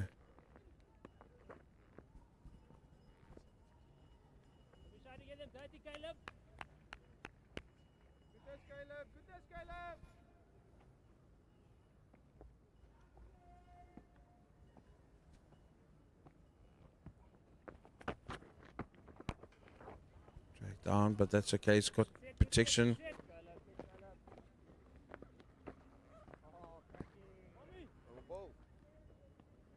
See, if I'm the NWU Dragons now, I'm going to put Lib on from the other side and let my 2 spinners just bowl in tandem and try and shoot that run rate up into 8s, 9s, 10s.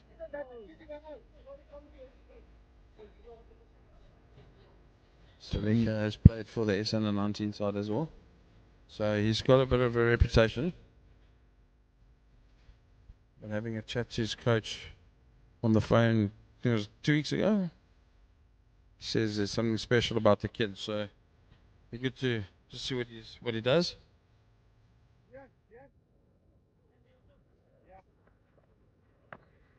Signed by Sunrisers for 2 seasons. So that must say something. And Yaku again. Good energy, Caleb. Sunrisers Eastern Cape, that is. So Coach Andy Burrell thinks a lot of him then. That's a pretty good coach to go off as well. Yep. You got being signed for 2 years at the SA20 franchise.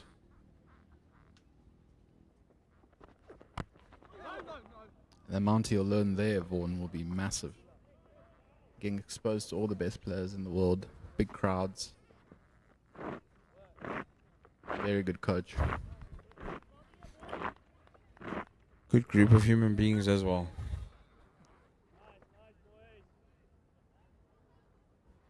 Gilson just needs to be worried. He just needs to be careful, yeah. Don't get frustrated.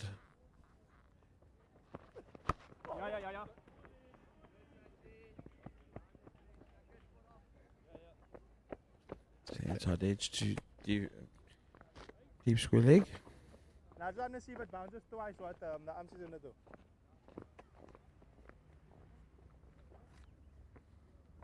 Just heard through the stump marks they've won.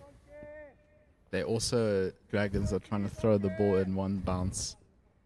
Get that ball older, softer. Beautifully punched up the ground. Van Neufel. There you go. Oh, Bounce again. only one. Only one bounce. Yeah, they started a lot earlier than the Tuskers. Don't think you're going to get the ball softer with the Pavilion and Fillion wanting a nice shiny white ball. That's probably the thing I've noticed about Dragons. They don't have real express pace. I mean, Pretorius is quite sharp, but he's not the Pavilion or hardest for Yun's pace. So they probably rely on different skills. I must say they've actually been disciplined, and they got skills in other facets. So Wait! I guess it's been working for them. And they're keeping it simple, Vaughan. Come on, see how your cap looks at the back. No chance of reverse swing these days, hey, Vaughan? I wonder if there's any players, I mean, any of the youngsters, do they know how to bowl reverse swing? Do they know how to doctor the ball in a way where reverse swing helps? Or are the umpires now fully in control of the cricket ball? Be very interesting to find out. I genuinely don't know if young players are taught. I mean, how often do you see reverse swing now? Every odd test match, 1 in 10 test matches, maybe, if that. Maybe check if they're using sandpaper though.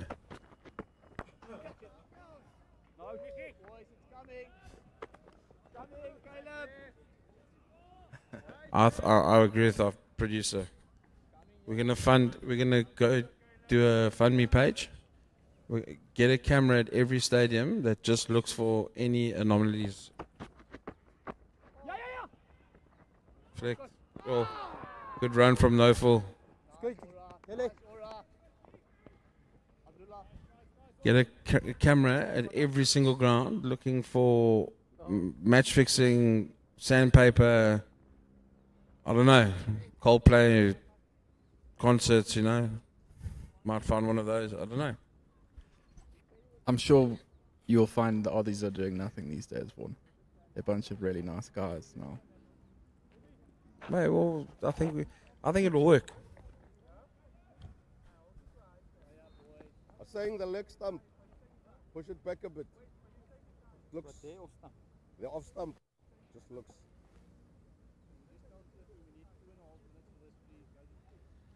I don't think That's fine. South Africans or anyone will let that go. What happened with the sandpaper gate?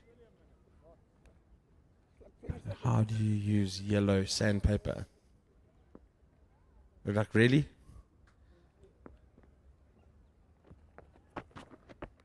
Well, bowled again.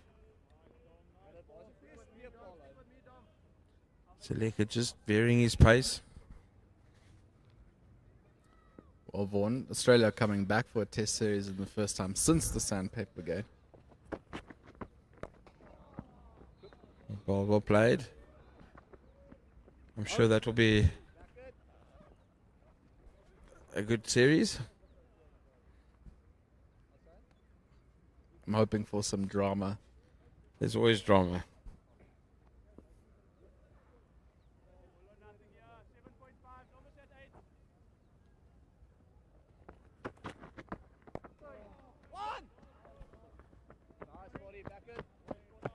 Good this from Noful.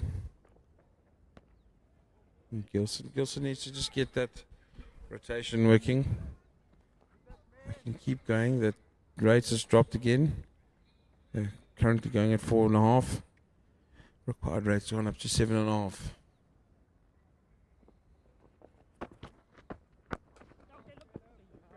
Good fielding off his own bowling. Over ball. Good over.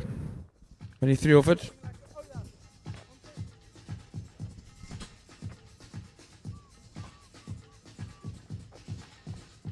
Vaughan is going to take a break.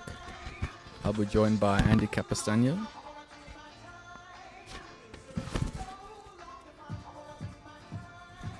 Andy, welcome back. Where's your money, Ben? I'm going to say 7.5 and over from here is actually quite a lot. I think you think in your head 7.5, boundary over with a few singles. It's not too difficult, but I think it is.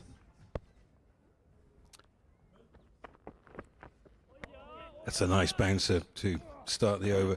Well, it's deja vu, isn't it? We were talking about the middle overs of the Dragons' innings where we felt that they weren't getting on with it enough. And both teams have discovered that those middle overs become difficult because the ball gets soft. It's sticking in the pitch a little bit. And run scoring becomes difficult if you bowl straight. He's got hold of that. There's a man on the boundary, though, and gone. Gilson. I think it's Nufal. It's Nofal, I beg your pardon. It was Nofal on strike. He's gone for 66 off 85 deliveries, and that is a huge blow. Good innings from Malcolm Nufal. Would be gutted to get out now. Huge wicket for the Dragons. To be fair to Nufal, he did ride his luck quite a bit. Yeah, he's probably 66 for 4, isn't he? And Onki and Yaku, well, since coming back for his second spell, he has triggered the collapse. From 115 for 1, they're now 125 for 4. And Inyaku has got 3 of them. Wayne Parnell's making his way to the crease. Yeah, I'm not surprised. Needing a captain's innings here, and he's probably feeling to himself that if he holds himself back for the late slog, it might be all over. Another left-hander, of course.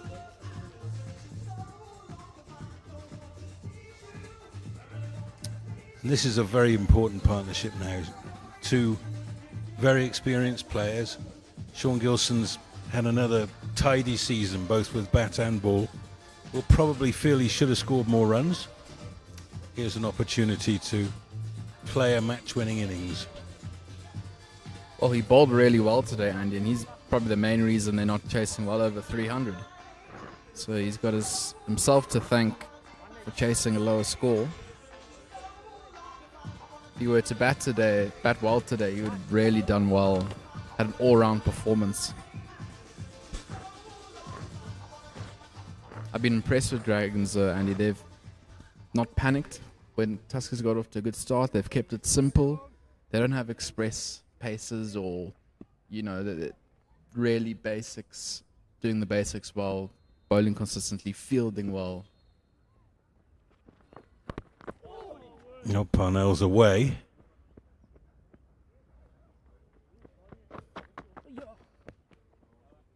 Onki and Yaku, I mean, he's sitting there at the moment with 3 for 19, halfway through his 5th over. 31-year-old from Umtata. Ever been to Umtata, Andy? I've been through it. Same. Normally to travel somewhere, you go through Umtata. That's right.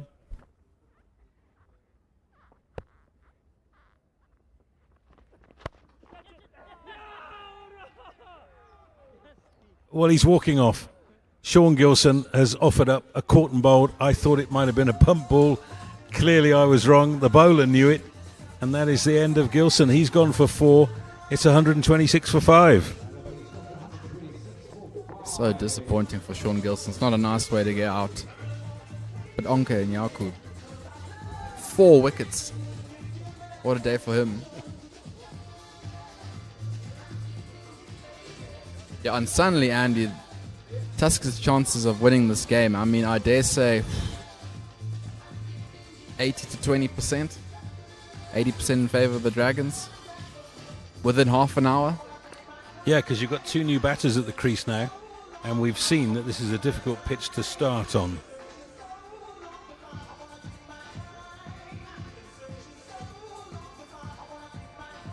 And what do you think the Tuskers could have done differently up to this point, Andy? I mean, they got off to a really good start, and then they kind of just halted dot after dot after dot. Yeah, they lost a wicket immediately after a drinks break. After Compton and Nofal had put on 88 together. And it was a soft dismissal for Ben Compton. He got out for 34. And while those two were at the crease, you were thinking, well, this is an easy win for the Tuskers. But you always knew that 1 wicket might bring a few. So now you've got the Brains Trust at the crease. You've got Michael Erlang, who's captain in the 4-day and the 20-over tournaments. Not captaining today because Wayne Parnell at the non-strikers end has taken the armband. Erlang coming back from injury. Quality player. Scored a double century against the Dragons in the 4-day game at the beginning of the season. Needs to play an innings. Off the mark, a little sketchily. And Andy, what do you think of what me and Vaughan were saying, or particularly Vaughan, about Andile coming into bat 3? Who would have you liked to seen come out at 3? Well, with such a good start, you could argue that you're going to send in a pinch hitter. And you might say that that might be Mokhakani. If he's come in with specific instructions. Right, doesn't matter if you get out early. We just want to up the run rate a little bit. Had a really good platform. Go for it. Well, it took him 7 balls to get off the mark because they bowled so well to him. So I wouldn't be critical of the decision to stick him in at 3. I'm a big fan of Jonty Rapalana, and to get out second ball was naughty. And then both Nofal and Gilson contributed to their own dismissals.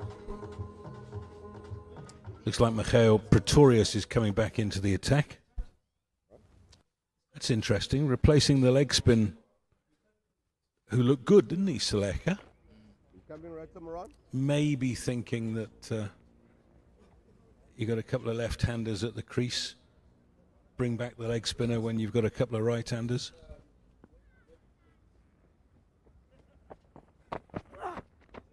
Oh, it's gone along the ground. I think that must have hit the bottom of the bat to go down the way it did. No, it's buys. I thought for a second he had bowled him, Andy. Yeah, I was waiting for the bails to explode into the air. So it must have hit the bowling crease and just run along the ground.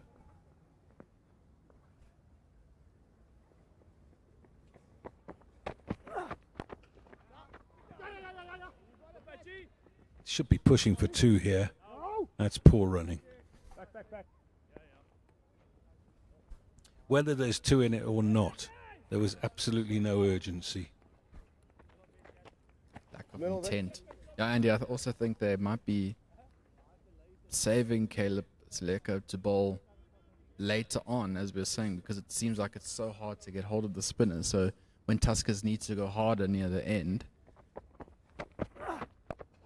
and he's got 6 overs or 7 overs, whatever he has left, you know, it's going to be really challenging for them to consistently hit him out of the ground. Yeah, and you always want a leg spinner bowling at the tail, don't you? Because they don't play leg spin terribly well.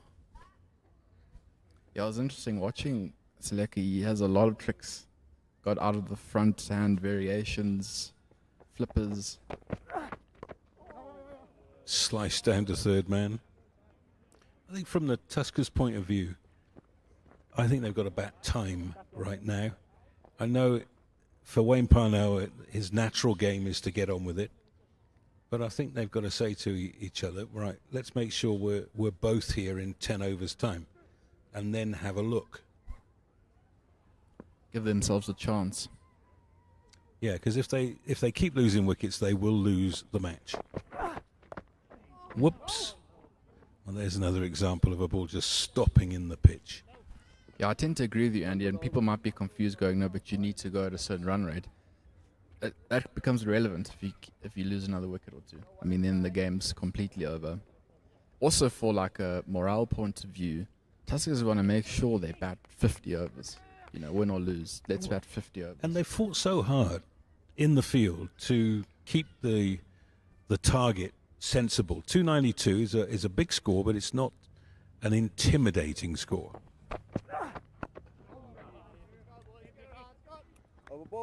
That's good over from Pretorius. 4 runs from it.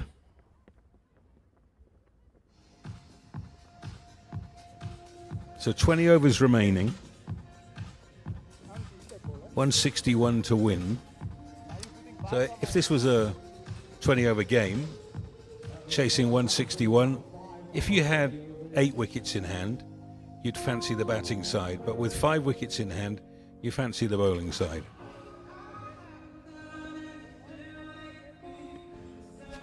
And as I was saying earlier, I think the art of getting 1 is just lost in cricket. I mean, that's what Tuskers needed. Someone to either come out and pitch it, or, I mean, I can't also understand why we haven't seen Zuma come out earlier. Perfect man for a one-day game. Edged fine enough for 4, so Parnell gets away with 1. Just to put the match into perspective, at the end of 30 overs, the Dragons were 165 for 4. And then they had a very good partnership that put them into a decent position. They were 202 for 5 and then 281 for 6. So that's a good shot. Might not go all the way. It's a long, long chase. And Vianlubber does well. Full of energy from his catch. He must feel pretty cool right now, Andy. He knows he's going to be on the Instagram reels. So I was actually on my way down the steps when I heard the noise. So you'll have to talk me through it.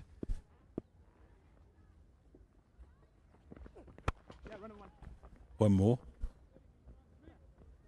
Who was bowling and where was the catch? So Rapulana, I think it was Onke bowling, and Rapulana tried to hit a pull shot, and the catch was exactly where he's standing now, but probably 10 meters to the left of him from where we're sitting. And he just looked like he was never going to get there. and then he just dived, stuck out a hand, and it stuck. That's nicely played by Erlang. It was one of those when you see it go in the air, you go like, okay, I'll plug for one. And then you go, oh, he could get there. And then, oh my gosh, he's got there. One of those. And all the Dragons fielders were just as surprised as everyone else. Well, this is it, I think. Yeah. Thank you, Leah, our director. I now know what you're talking about.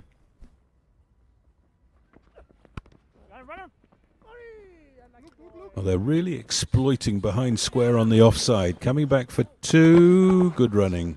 You have to be careful, Wayne Parnell, stretching those 36-year-old hamstrings to their limit. I reckon rewatching that catch, Andy, I reckon probably how many meters do you think he made to get that catch? 20? I thought it was 10 to 15. That was quite a lot far away. Man. Have a look here.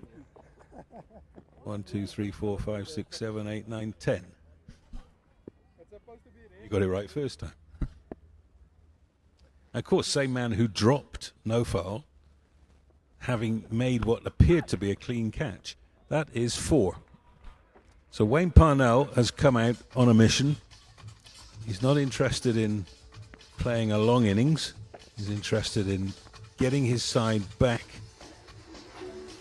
into the contest with some calculated blows. So they've taken 14 runs off that over from Onki and Yaku.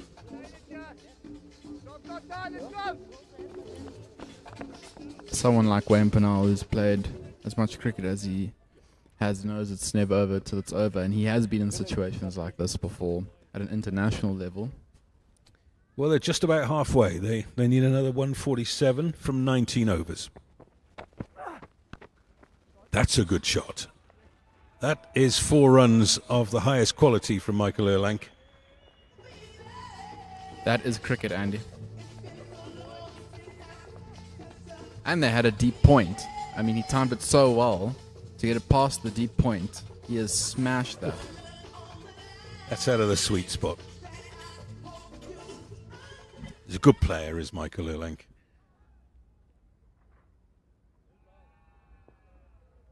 And the game's not gone for the Tuskers while these two are at the crease.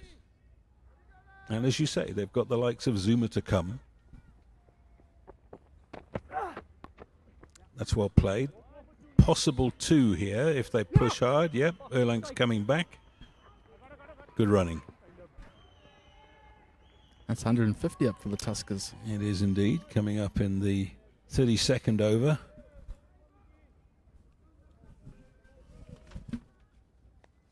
Yeah, Andy, I'm a big fan of Zuma.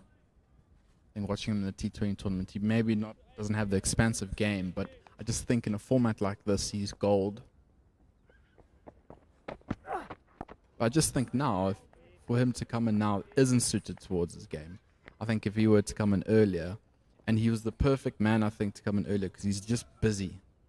So he's testing the fielders, he's irritating the bowlers who can just drop and run, work it for 2. I think that's what they needed at a certain time, and now they need something different.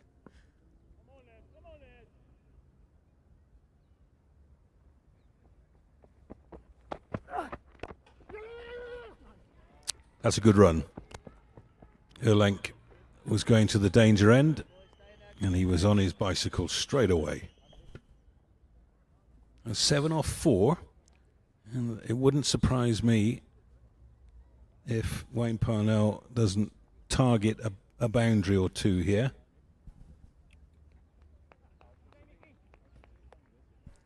Pretorius is the right pace.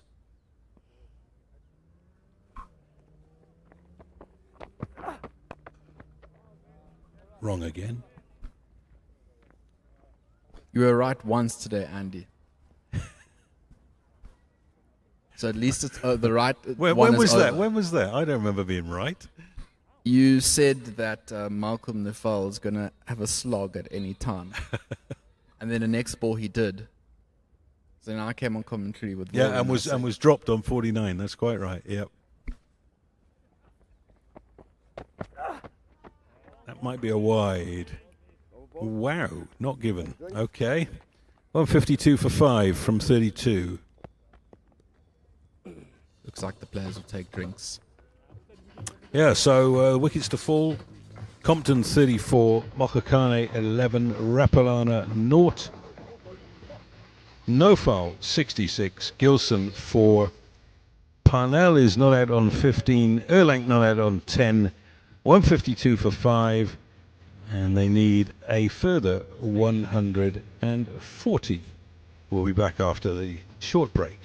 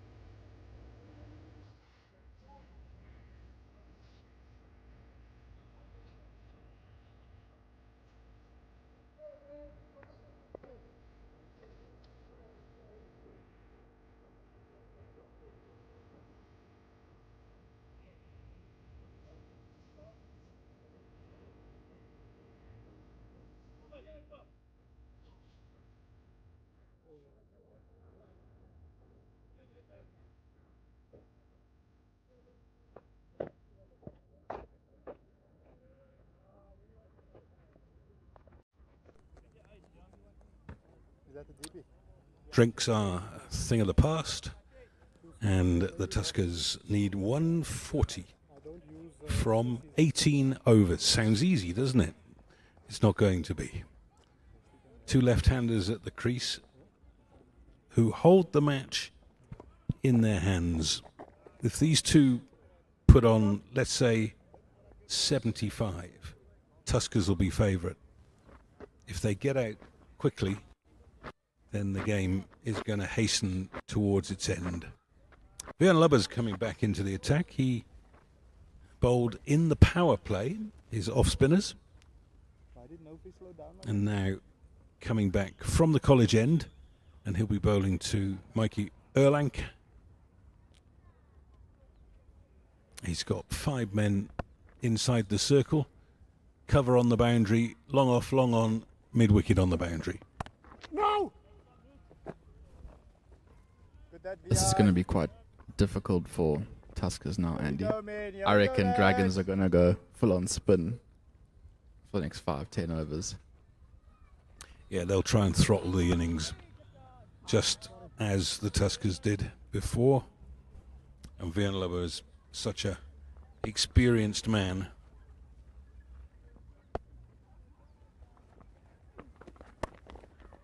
Yeah, and the problem for the Tuskers is, I mean, sure, you can get away, hit a spinner for big 6, another one, but can you do it over and over and over again for an extended period of time? Not just a T20 match, 4 or 5 overs. Out. This time it is a bump ball. Another thing you've gotten wrong, Andy. You 1 out of 5 today.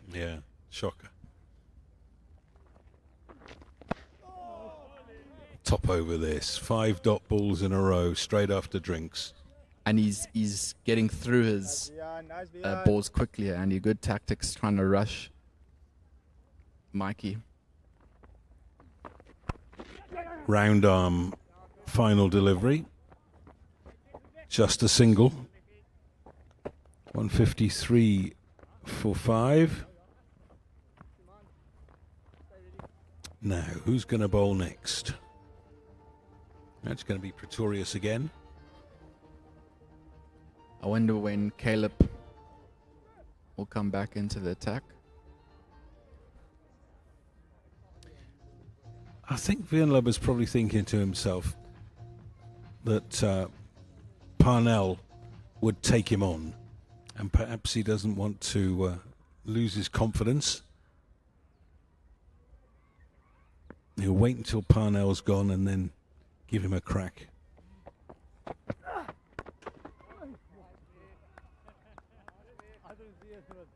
Well, you can see the frustration building for the batting pair. Erlang's now faced 7 deliveries and only got 1 of them away for a single. Required rate has crept up to 8.3. Yeah, which effectively means that they need a boundary and over now.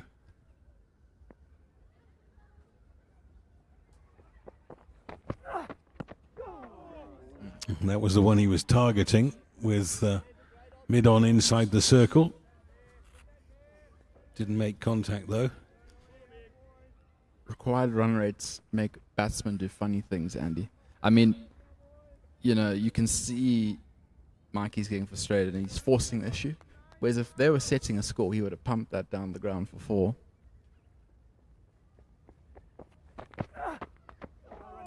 Thick inside edge for 1. A little bit of a slower ball, I fancy, from Pretorius, and Erlang looking to hit it through extra, ends up getting it down to fine leg.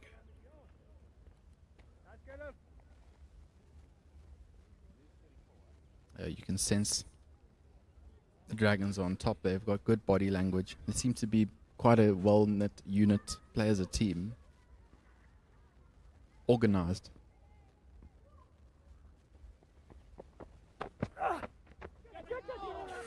There's some bat on that, so that was a chance. They're going to come back for 2. Tough chance for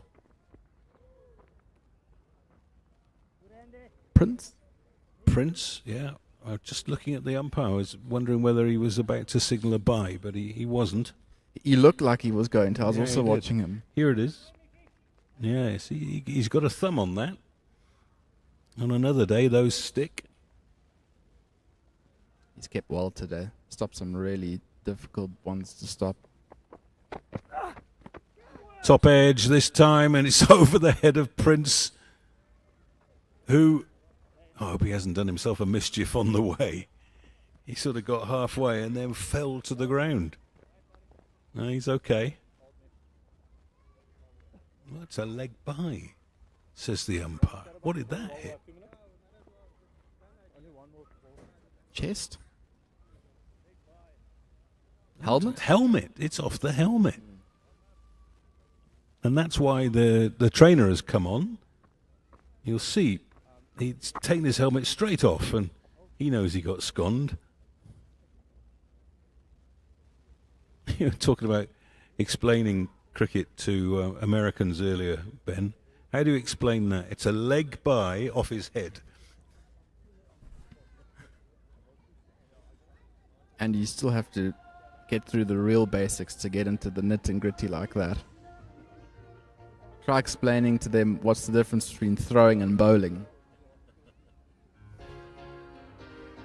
Right, well, the inspection has been done. Nobody's any the worse for wear. You know, did you play any baseball when you were a young man? No. There's a rule in baseball called the infield fly rule, which effectively means that you're out caught even though they don't catch you. And that's something that I have always wondered about. It doesn't make any sense. Oh, he's got hold of that. There is a man there. It's over his head for 6. Just for a second, I thought he was going to be out there, Andy. He just kept flying. That's a very good cricket shot from Mikey Erlang. Timed that really well. He's got a big grin on his face.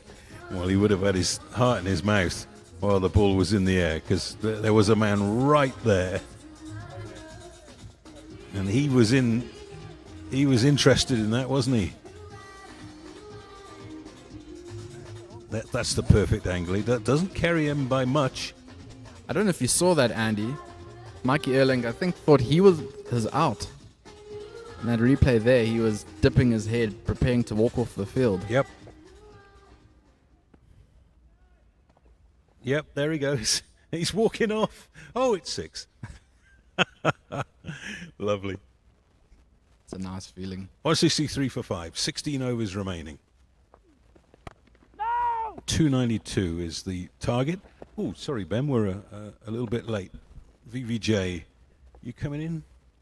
One more. Right. So we've got Vian Lubber bowling to Parnell. What's a bad ball, and Parnell could have hit it anywhere. Picked out point on the boundary. So a little bit of good fortune has started going the way of the batting side. This pair have now put on 38.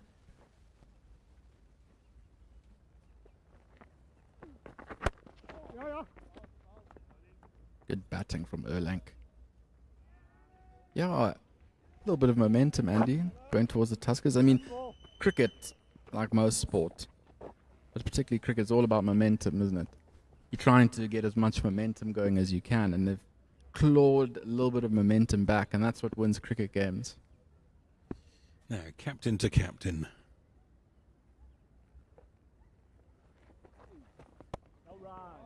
You can sense the stillness in the air. I think everyone here knows the importance of this particular battle. 2 singles halfway through the over, in the air, safe, should be at least 2, might have enough on it to go for 4. That's a cricket shot. Left-hander playing a lofted drive over extra cover against the spinner is always a nice sight. And he's done it with a bit of coolness wearing the cap. So that's rescued the over for the Tuskers.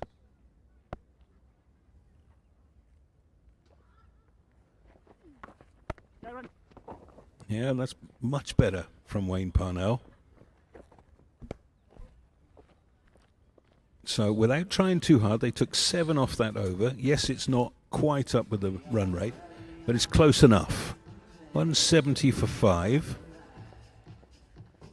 There are 15 overs remaining. And they need 122 off those 15 overs, but only 5 wickets in hand. Same stage. The Dragons were 177 for 4. So this game is a lot closer than perhaps we've given it credit for. I think the one thing, Vaughan, is that perhaps the batting to come doesn't have the quality of the Northwest innings. Now this is Alfred Moutoir coming back in to the attack. 1 run down the ground. Yeah, you're spot on, Andy. These two need to do most of the recovery work and then some. If you think about it, the 7, what is that, 7 down. Yeah, maybe another 2 batters to do bulk of the work.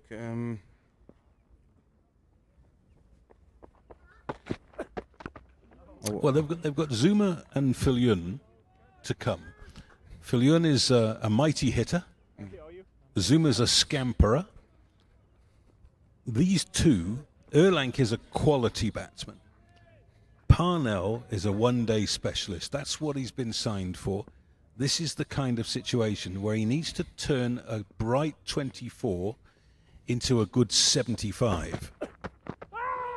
That's done too much. And possibly even more. That's right. That's why I say it's these two unfortunately have to do bulk of that 121. They've got, one of them either have to stay in there the whole time, or both get to that 50, 60, 70, and then let the others take over, or something's going to have to give. So you almost think that if these two don't do it, or if they get out relatively quickly, I think then the game is done. But they've seriously put in some good impetus. They're going at a good rate, and it can be done. I mean, it's not like it's all doom and gloom. Alfred Matoa, 4 great deliveries. 5. If these two can also understand that maybe an over will go for 1 or 2, but they can catch it up, just as long as they don't get out, I think then the Tuskers' chances sort of go from 50, 60, 70% to 80, 90%. Last ball of the over. Erlang will be targeting a boundary. No, he's happy with 1. They could push for 2 here. And Erlang says yes. Good running. So 3 off the over. But as you say, not the end of the world. No, I don't think so at all. These two are capable of catching up anyway, so they don't have to do anything stupid, put it that way. So just keep going, keep going. Remember, Seleka's got to come back and bowl. Libba's bowling now. So there's still opportunities to score. There's the other seamers that still need to come back and bowl. So the longer these two bats, the easier it becomes for the home team. Well, Ruan de Swat is one of those seamers to come back. This is Vian Libba continuing with his off spin, bowling to Wayne Parnell.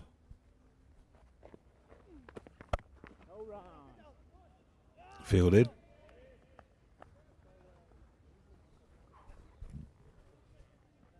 Tom, that the guy with longer legs, if you get it like this. You might see Parnell once again targeting that extra cover boundary. So good, Vian. So good, Vian. Before I came on air, I was watching this over, and I thought, why doesn't Parnell put his helmet on and have a sweep down to coffee box? There's acres of space. Hey, such a good set from us, man. Such a good set here from us, lads. That's the wicketkeeper, Mikhail Prince, you can hear in the stump mic.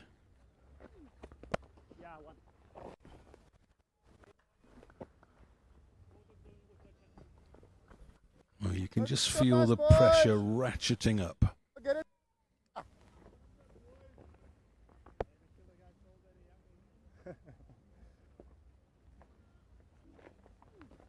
Hey. So good, Vian.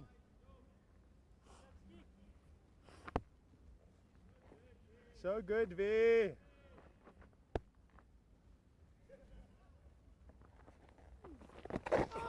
There we go. That's Erlang playing the sweep. It's only going to be 1.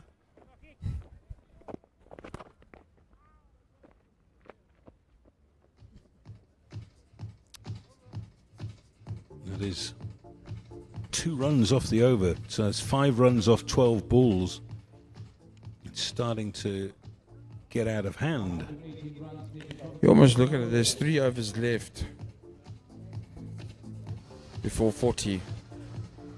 You almost want to, 17, which then takes you to 100. You're almost saying, I would be saying, try and get 17 plus. So maybe 20, 25, 30 in these 3 overs. Yes, which means now you're going to have to take somebody on, but one of them has to decide, okay, I'm going to do it.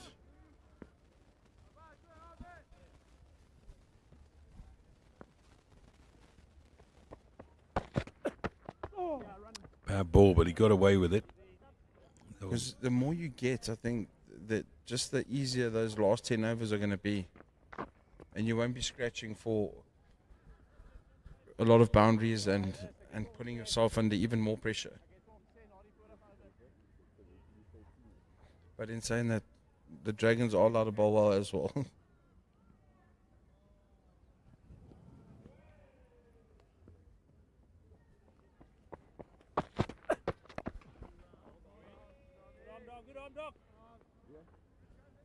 Ochoa really has bowled well. He's got 1 for 34 and he's into his 9th over. He's almost done the job for the Dragons that the off-spin of Gilson did for the Tuskers. It's got a lot of variations as well, so very difficult to get away. And his bounce is very deceptive, so...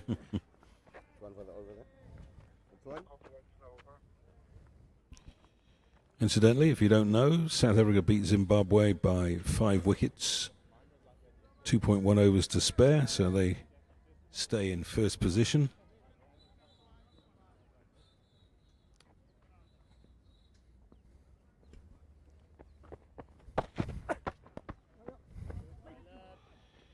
West Indies are 91 for 1 in the 11th over against India. That's going to be an interesting game, that.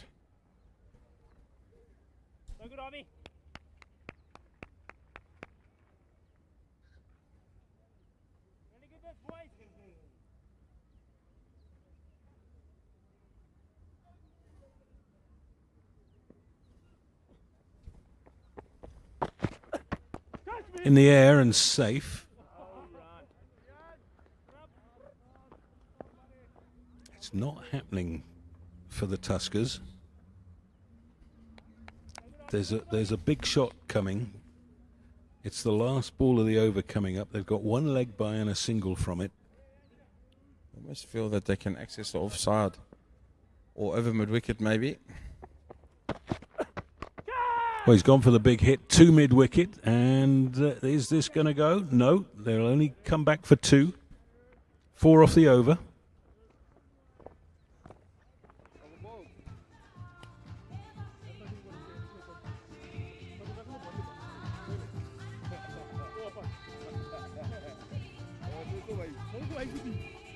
So Moothee, 9 overs, 1 for 37. 179 for 5. The run rate is just below 5. The run rate required is 9.5.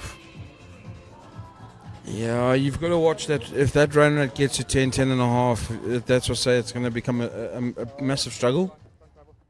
They need to they need an over of 15, 20 from somewhere.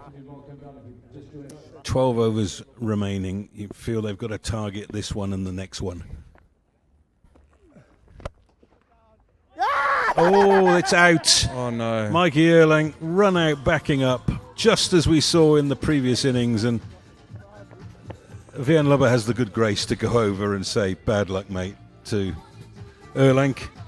He's gone for 23 off 31. It's 179 for 6. Say it again. It's the worst way to get out. Look how quickly the head went down. And there's that moment. Yeah, bad luck. Every cricketer knows it's the worst way to get out.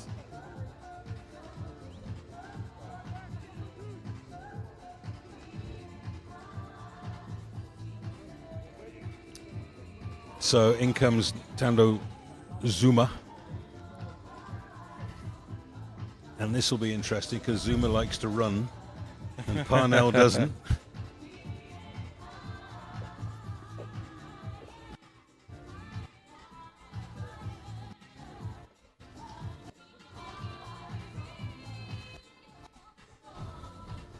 So the game's not gone, but it's not far away.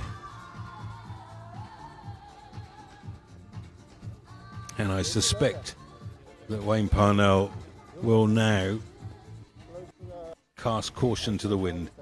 That's so unlucky. What do they normally say? It's like kissing your sister. So where you guys are, if you come out, you go right. Yeah. And you go all the way past the tunnel. Oh, okay. Yeah, I think we're going to see some fireworks, maybe, hopefully, from the captain. Well, he's still got that gap at extra cover that he's hit 1 for. through. Obviously straight back over the bowler's head. No run. There's a gap between long on and mid wicket, the tree and the stanchion next to it. No run.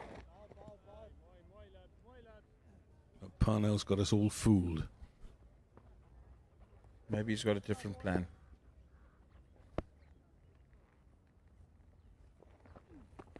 Yeah, one.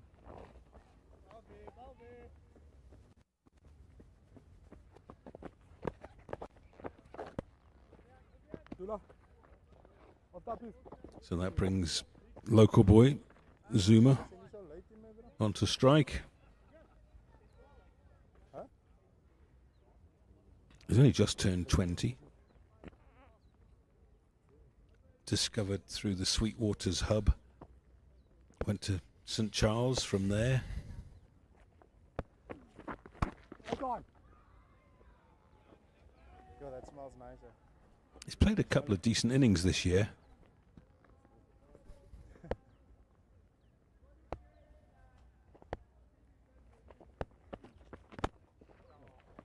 And he's off the mark. So he'll steal the strike. Lubber's now got 7 overs for 23. Still need 111. Do the Tuskers.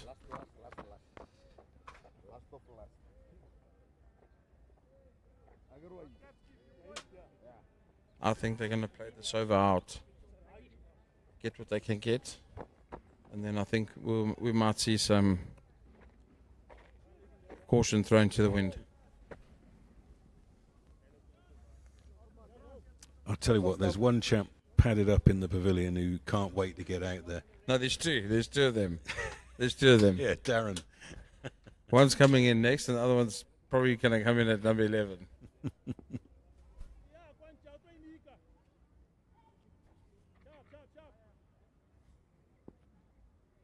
So Matois, he's still got 5 men inside the circle.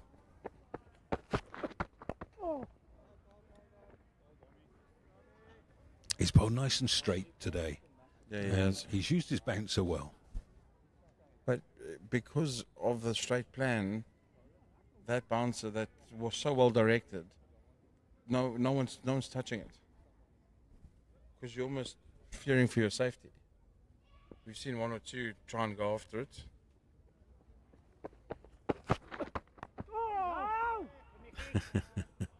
Just looked like he just held that one back a fraction.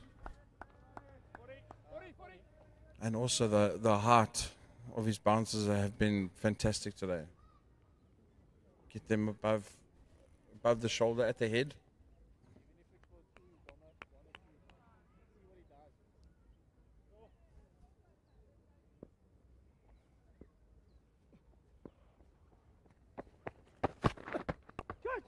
That's neatly played. Just one.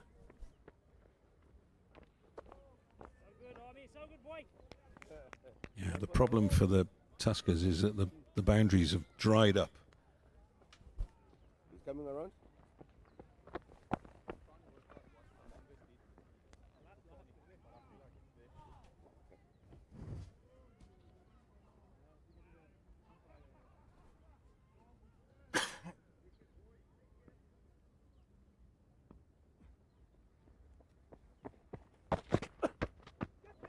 Oh, bowled.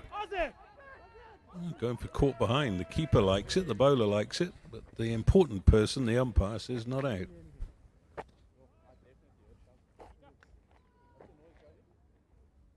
I'll tell you what, short third man and point also went up. Must have been a noise. Let's have a look. No. Begging. Batter didn't look behind him, which is normally a good sign. Oh, bowled. That's a little leg cutter. So he's got one ball left in his spell, Alfred Matois. 1 for 38. It's a potentially match-winning performance, this.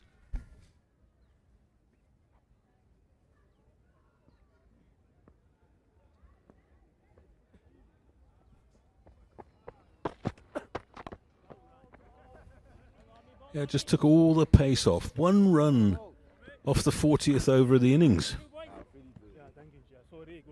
They've scored 10 in 6 overs. 11 in 6 overs. See how crucial wickets in hand are, really.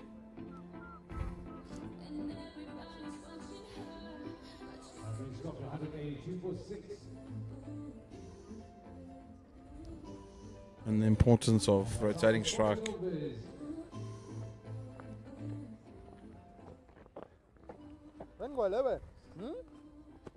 Might see a few sweep shots now. Yeah, we've got a man round the corner, but nobody behind square on the onside. There is square leg on the boundary, but he's only just behind square. That's a good shot. Beautiful shot. Oh, been waiting for that. There we go. The crowd that had gone very quiet were woken up by that. The guys loving him because he's Zuma here. The people love Zuma here. Then Zuma mad here. Look there what song they play with you in the boundary. Calculated blow. See, How do it does again, yeah, Vian. Lubber respond? Gives it some air. That's good bowling. Really taking the catch. And fingertip to it. Let's him go, Yavi. Let's him go, Yavi. He knows what his team needs, yeah.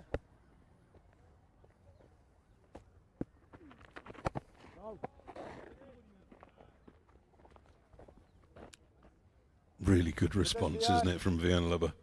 First ball back over his head.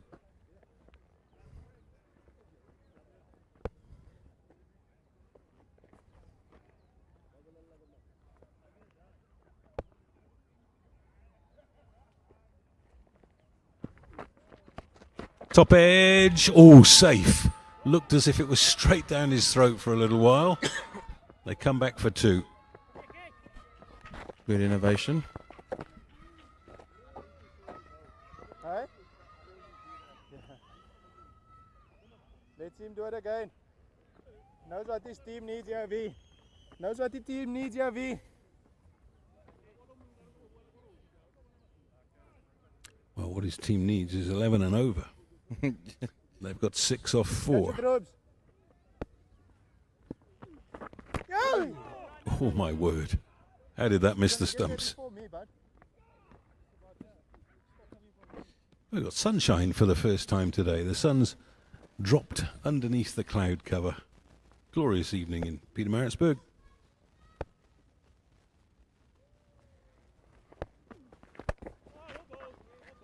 Nicely played. But only 7 off the over, despite getting a boundary off the first ball.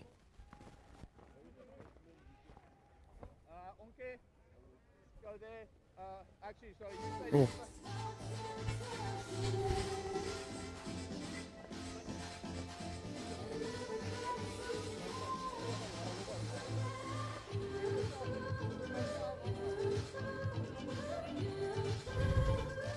So we'll get into the stage where it's now or never, I think.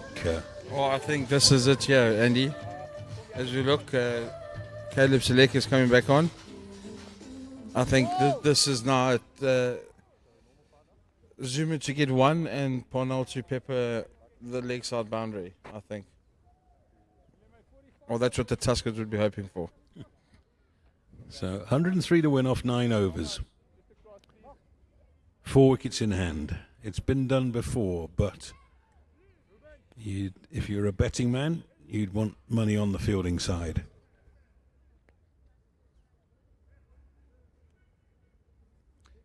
Caleb Seleka, 22 years old, went to Potch Gym, and before that to Sol Plaikie's prep school. Well, that's the one that they were looking for. Surely now. The leg spinner is going to be bowling at a left-hander who enjoys hitting the ball into the onside. I'll be very surprised if it doesn't go to the boundary. A few of them. Good time to bowl a googly. Yeah.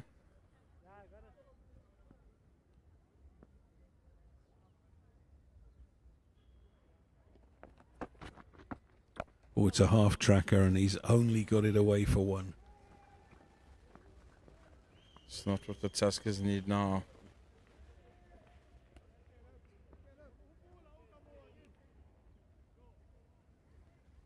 I wonder whether Zuma's thinking reverse sweep again here. Wide open spaces. Only one man who could possibly get in the way of a reverse sweep. Yep, that's what he's gone for, and he's picked him out. What a frustrating game. All that hard work just to get stopped. Either side of him, it's 4. Go again. And this time he's got hold of it. And that's enough bat on it, is it, to go to the boundary? There's a long chase. Brilliant stop. And they stop at 2. Boundaries becoming elusive. Good fielding in the outfield there. Looks like Ruben Herman. Well, if this game does end up close, we'll remember that bit of fielding. Oh, he might have been touching the rope.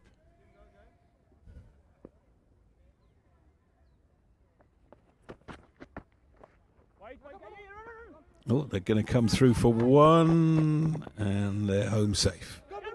Oh, and they're coming back for another one. Shows what you can do if you put a little bit of pressure on the fielding side. And only 6 off the over. Last ball coming. Now they've put an extra man to stop the reverse sweep.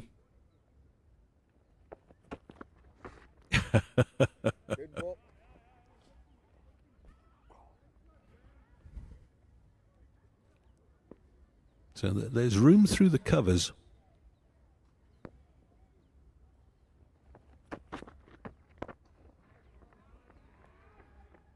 Just picks up 1. 7 off the over, not enough. It's not enough.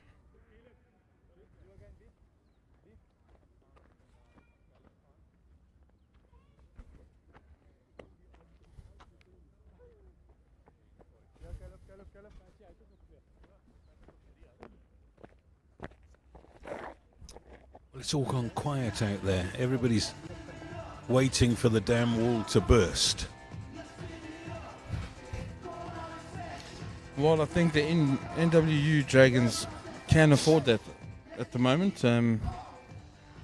It's all the Tuskers, they've got to make the game out of it. They need that, what is it, 97?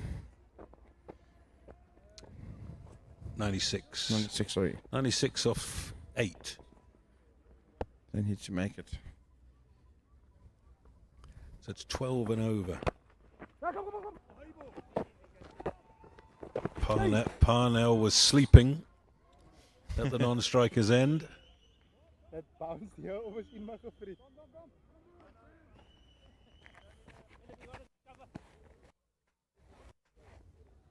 So now Parnell's got to find the boundary. Simple as that. He can't just push for ones anymore. 12 and over.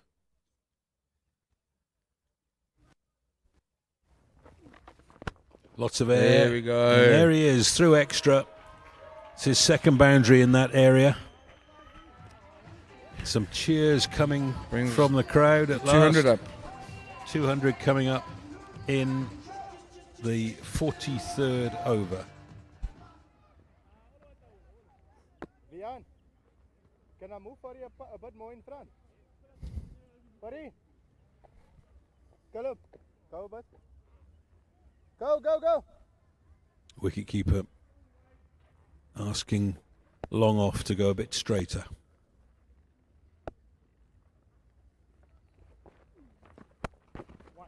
quicker ball from Lubber. Just the single down to the tree. So they've got 6 off 3. Stay with us. That's the rate required. They've got to carry on and do it for the rest of the innings. Just need to find the boundary a little bit more often.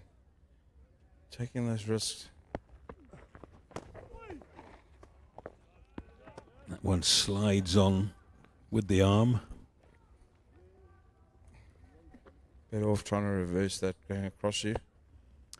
Hey, he's got 2 men behind square on the offside to try and stop the reverse. They should be pushing for 2 here, but it's not going to happen. Get it in.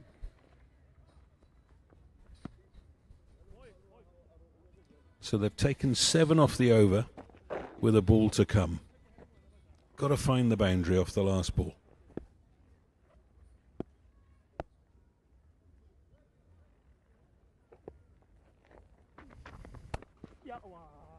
And it's only going to be 1. So 8 off the over. 204. Sorry, 9 off. Was it? How's my maths? 8 off the over is correct. 204 for 6. I'm going to step out. Ben Jarvis will join you for the rest of the innings.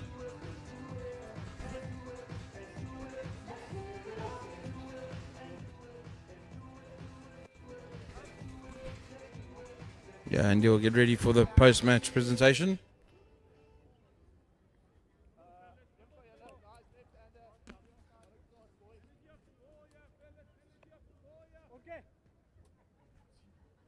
Seleke having another over.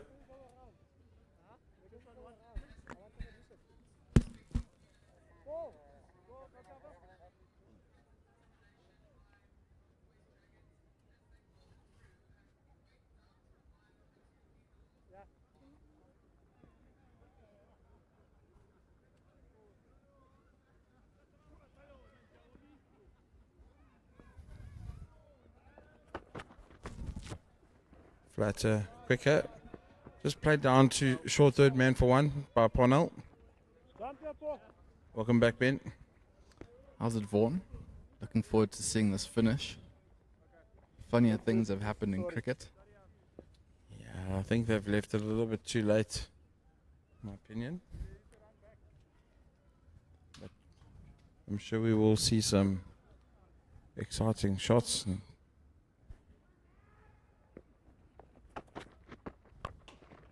Good use of the feet by Zuma.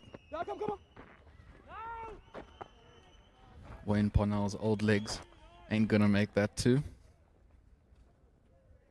I think they've deliberately held Caleb Seleke back for the death overs, Vaughan. I think it's difficult to get away spin.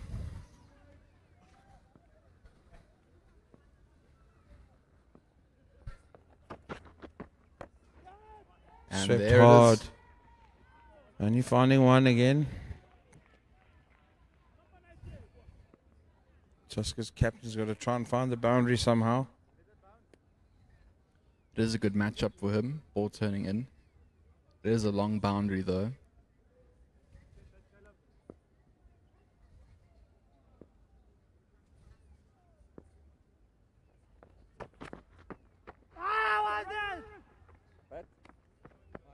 Umpire signaling he got bat. Ambitious appeal from Caleb.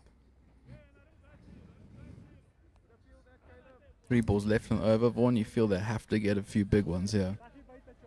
Show me a look at that. Ooh. Yeah. Probably also outside the line.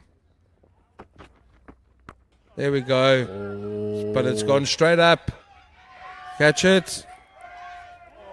Oh, what a catch. Forrester tracking that ball. And the matchup, the bowler has won. Straight up. Was in the air for a long time. Well fielded there by Dean Forrester. Right idea from Parnell. He knows he's out already. Not hitting it hard enough.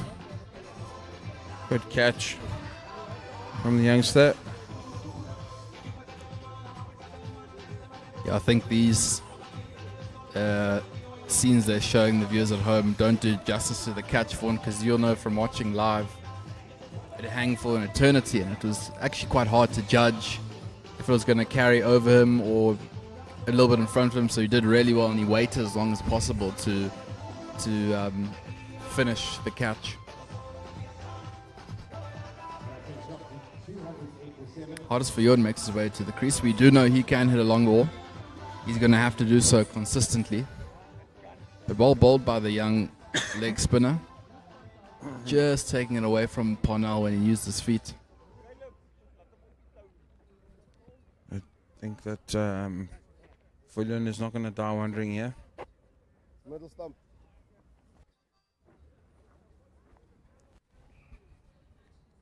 Dragons have been really impressive in the field. Done the basics very well.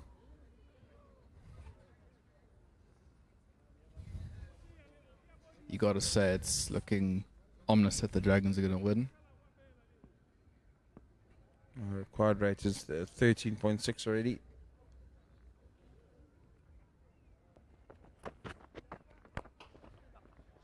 Bouncing down the ground.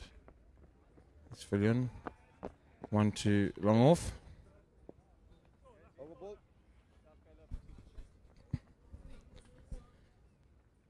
That is the end of the over. 44 overs have been bowled. The Tuskers are 209 for 7, needing 83 more runs. It's very unlikely that they are going to do that, but you never know. They are playing at home today. This is their first home game of the One-Day Cup Challenge. Of course, the T20 competition has already been played and the 4-day comp has been completed. So this is the last domestic cricket that will be played in the 2025-26 season. This is probably not the start the Tuskers wanted to the One-Day Cup. And 83 runs needed to win from 6 overs. Onke is back in the attack, 4 for 35. Vaughan, he's got a chance of a 5 for here. Especially with the batsmen looking to go hard as they have to. He's only bowled 6 overs, so he can settle in here from one side. Interesting, they've got mid-off up. That's wide.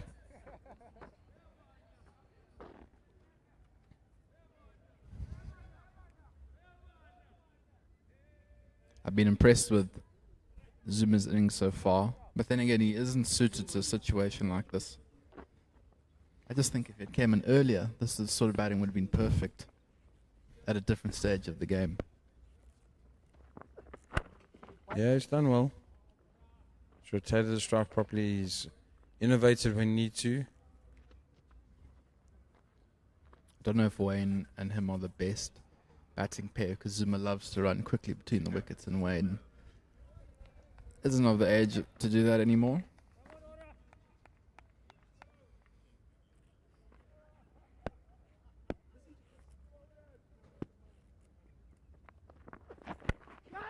Hit out to the deep. Forrester running in. Oh, decides to pull the parachute. Good pull out game, Fari. Vaughan He knows was of- committed all the way, right until the very end. Thinking he should have just gone and dived for that. Those are the worst ones, Vaughan. Should you, shouldn't you? And the brain naturally doesn't want to dive forward because, it's like danger. Just got to commit. Shot again by Zuma. Zuma's looking really good. Yeah, 20 of 22 deliveries. He's done very well.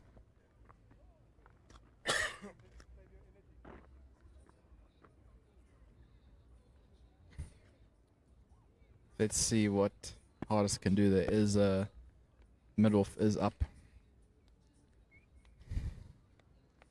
Oh, Iñaki is calling somebody up. That looks like fine leg. Yep, fine leg's coming up and mid wicket's going down to the boundary.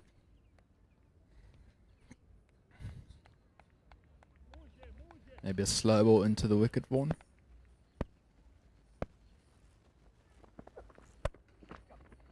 shot from Hardest. For one out at deep point.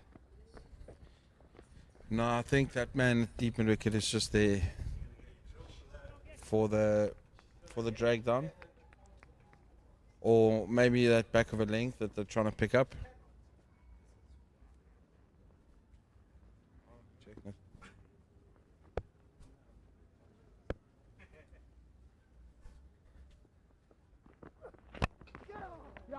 Good again from Zuma.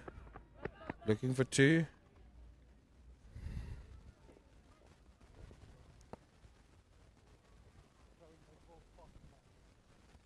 Vaughan, upon reflection, because it looks like Tuskers aren't going to make it today. Why have Dragons come out top today? What could have Tuskers done different? What did they do well?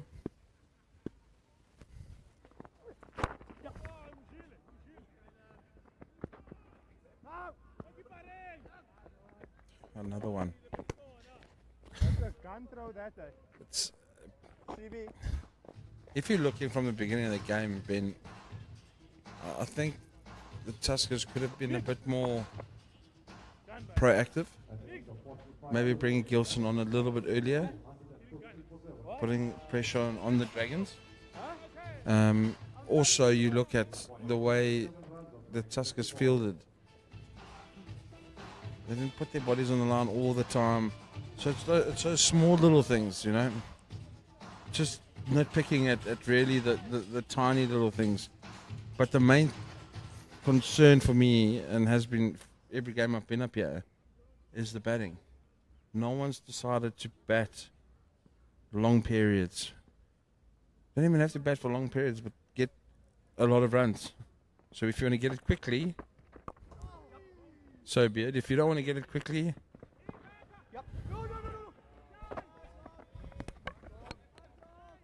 Good fielding in the deep. I mean, you had Nofo on 60 odd out. You had Compton 20 or 30 out. Just there's nobody all the way through.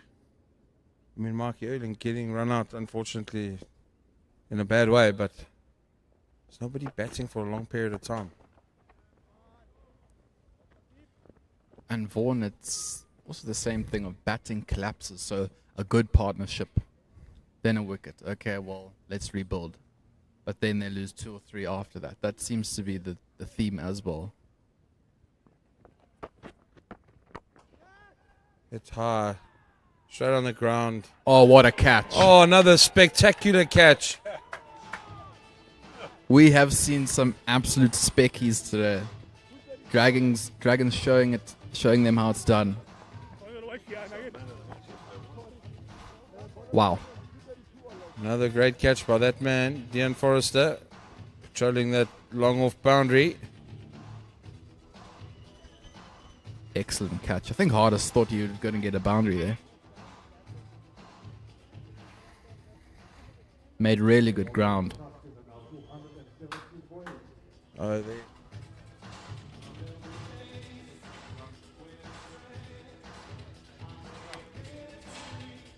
IPL contract loading, Vaughan.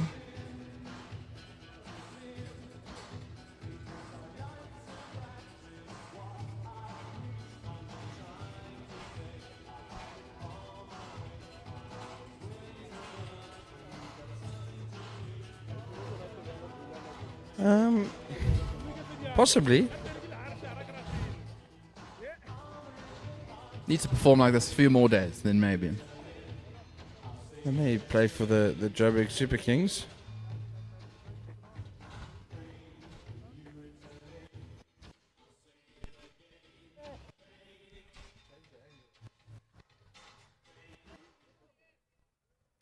Our viewers from overseas, you can see a bird in the background.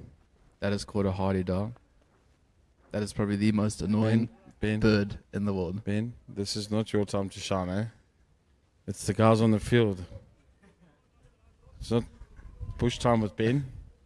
It's cricket. I'm joking. Most annoying bird. You're right. Swung across the line by right there. Might as well have some fun. These last 3 or 4 overs. couldn't help myself, Vaughan. Sorry. Let's see what Zuma can do. Really enjoyed how he's come out and batted with intensity. He's tried to run hard. He's hit the gaps.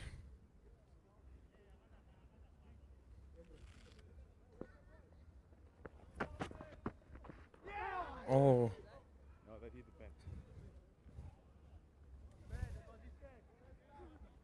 He does love that shot. He is quite effective with it. Because he didn't catch it, yeah, it was his pad.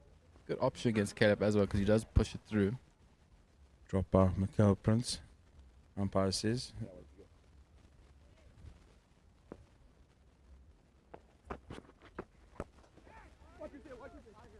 They're looking for 2. They're not going to get it. Yeah, good feeling by Dom Hendricks. Remember who's on loan from the Lions.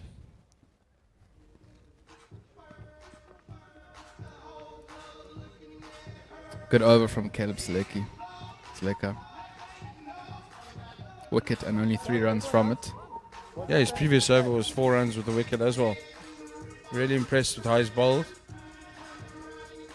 Yeah, when they took him off earlier, I was quite surprised because he was getting into a good rhythm and bowling well. And they've obviously, this is the part where they want him for these last 10 overs. And it's worth I think the they charm. can also afford to have him bowl now. Because the Tuskers are 8 down. There's no one really going to do much damage. Build the young man's confidence up.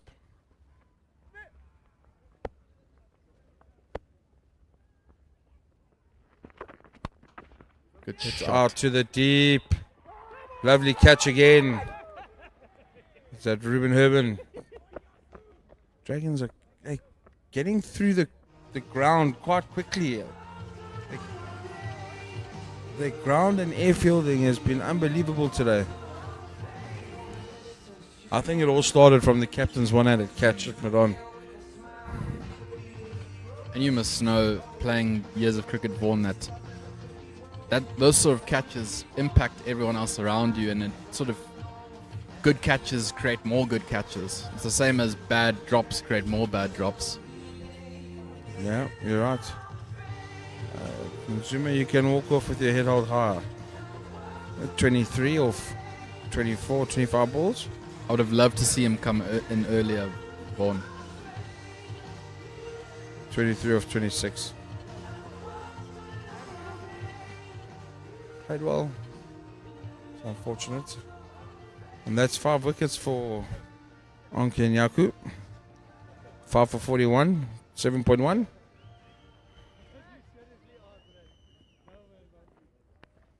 Yeah, Vaughan, I also think Dragons have done the little things better today. I mean, fielding has been incredible. It's like watching the top Proteas side field. They're running between wickets. Also good. Their bowlers have been disciplined. They've been diving around the field. Quite calm.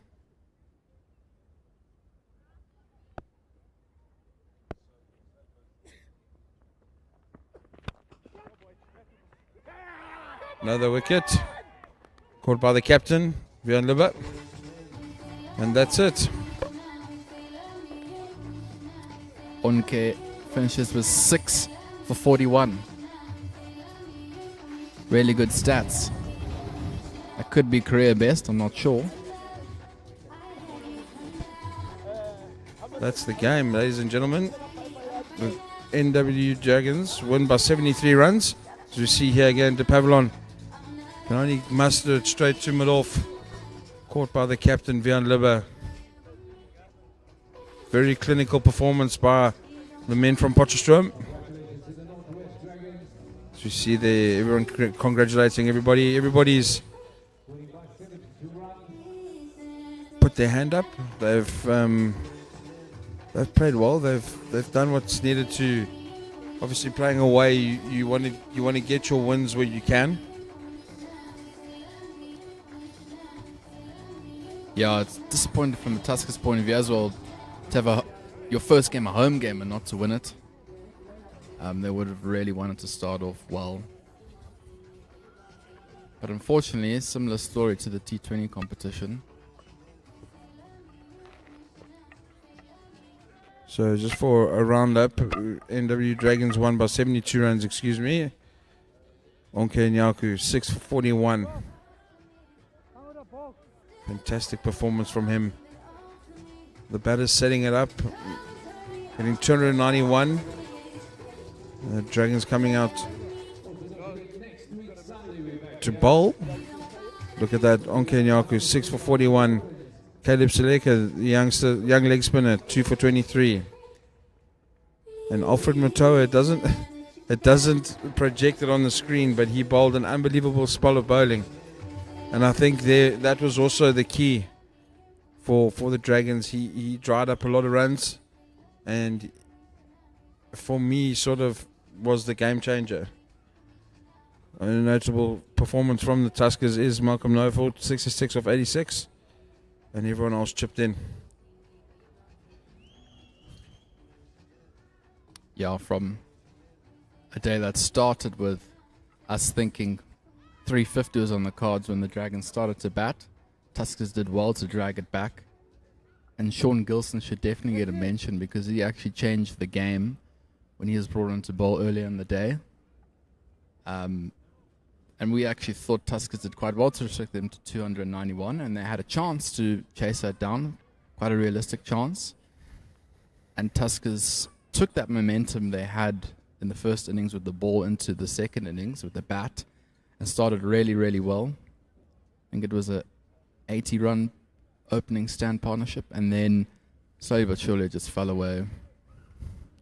And that's it, ladies and gentlemen. From a lovely, beautiful Pietermaritzburg, the city of choice. Until next time, we'll see you again. Goodbye.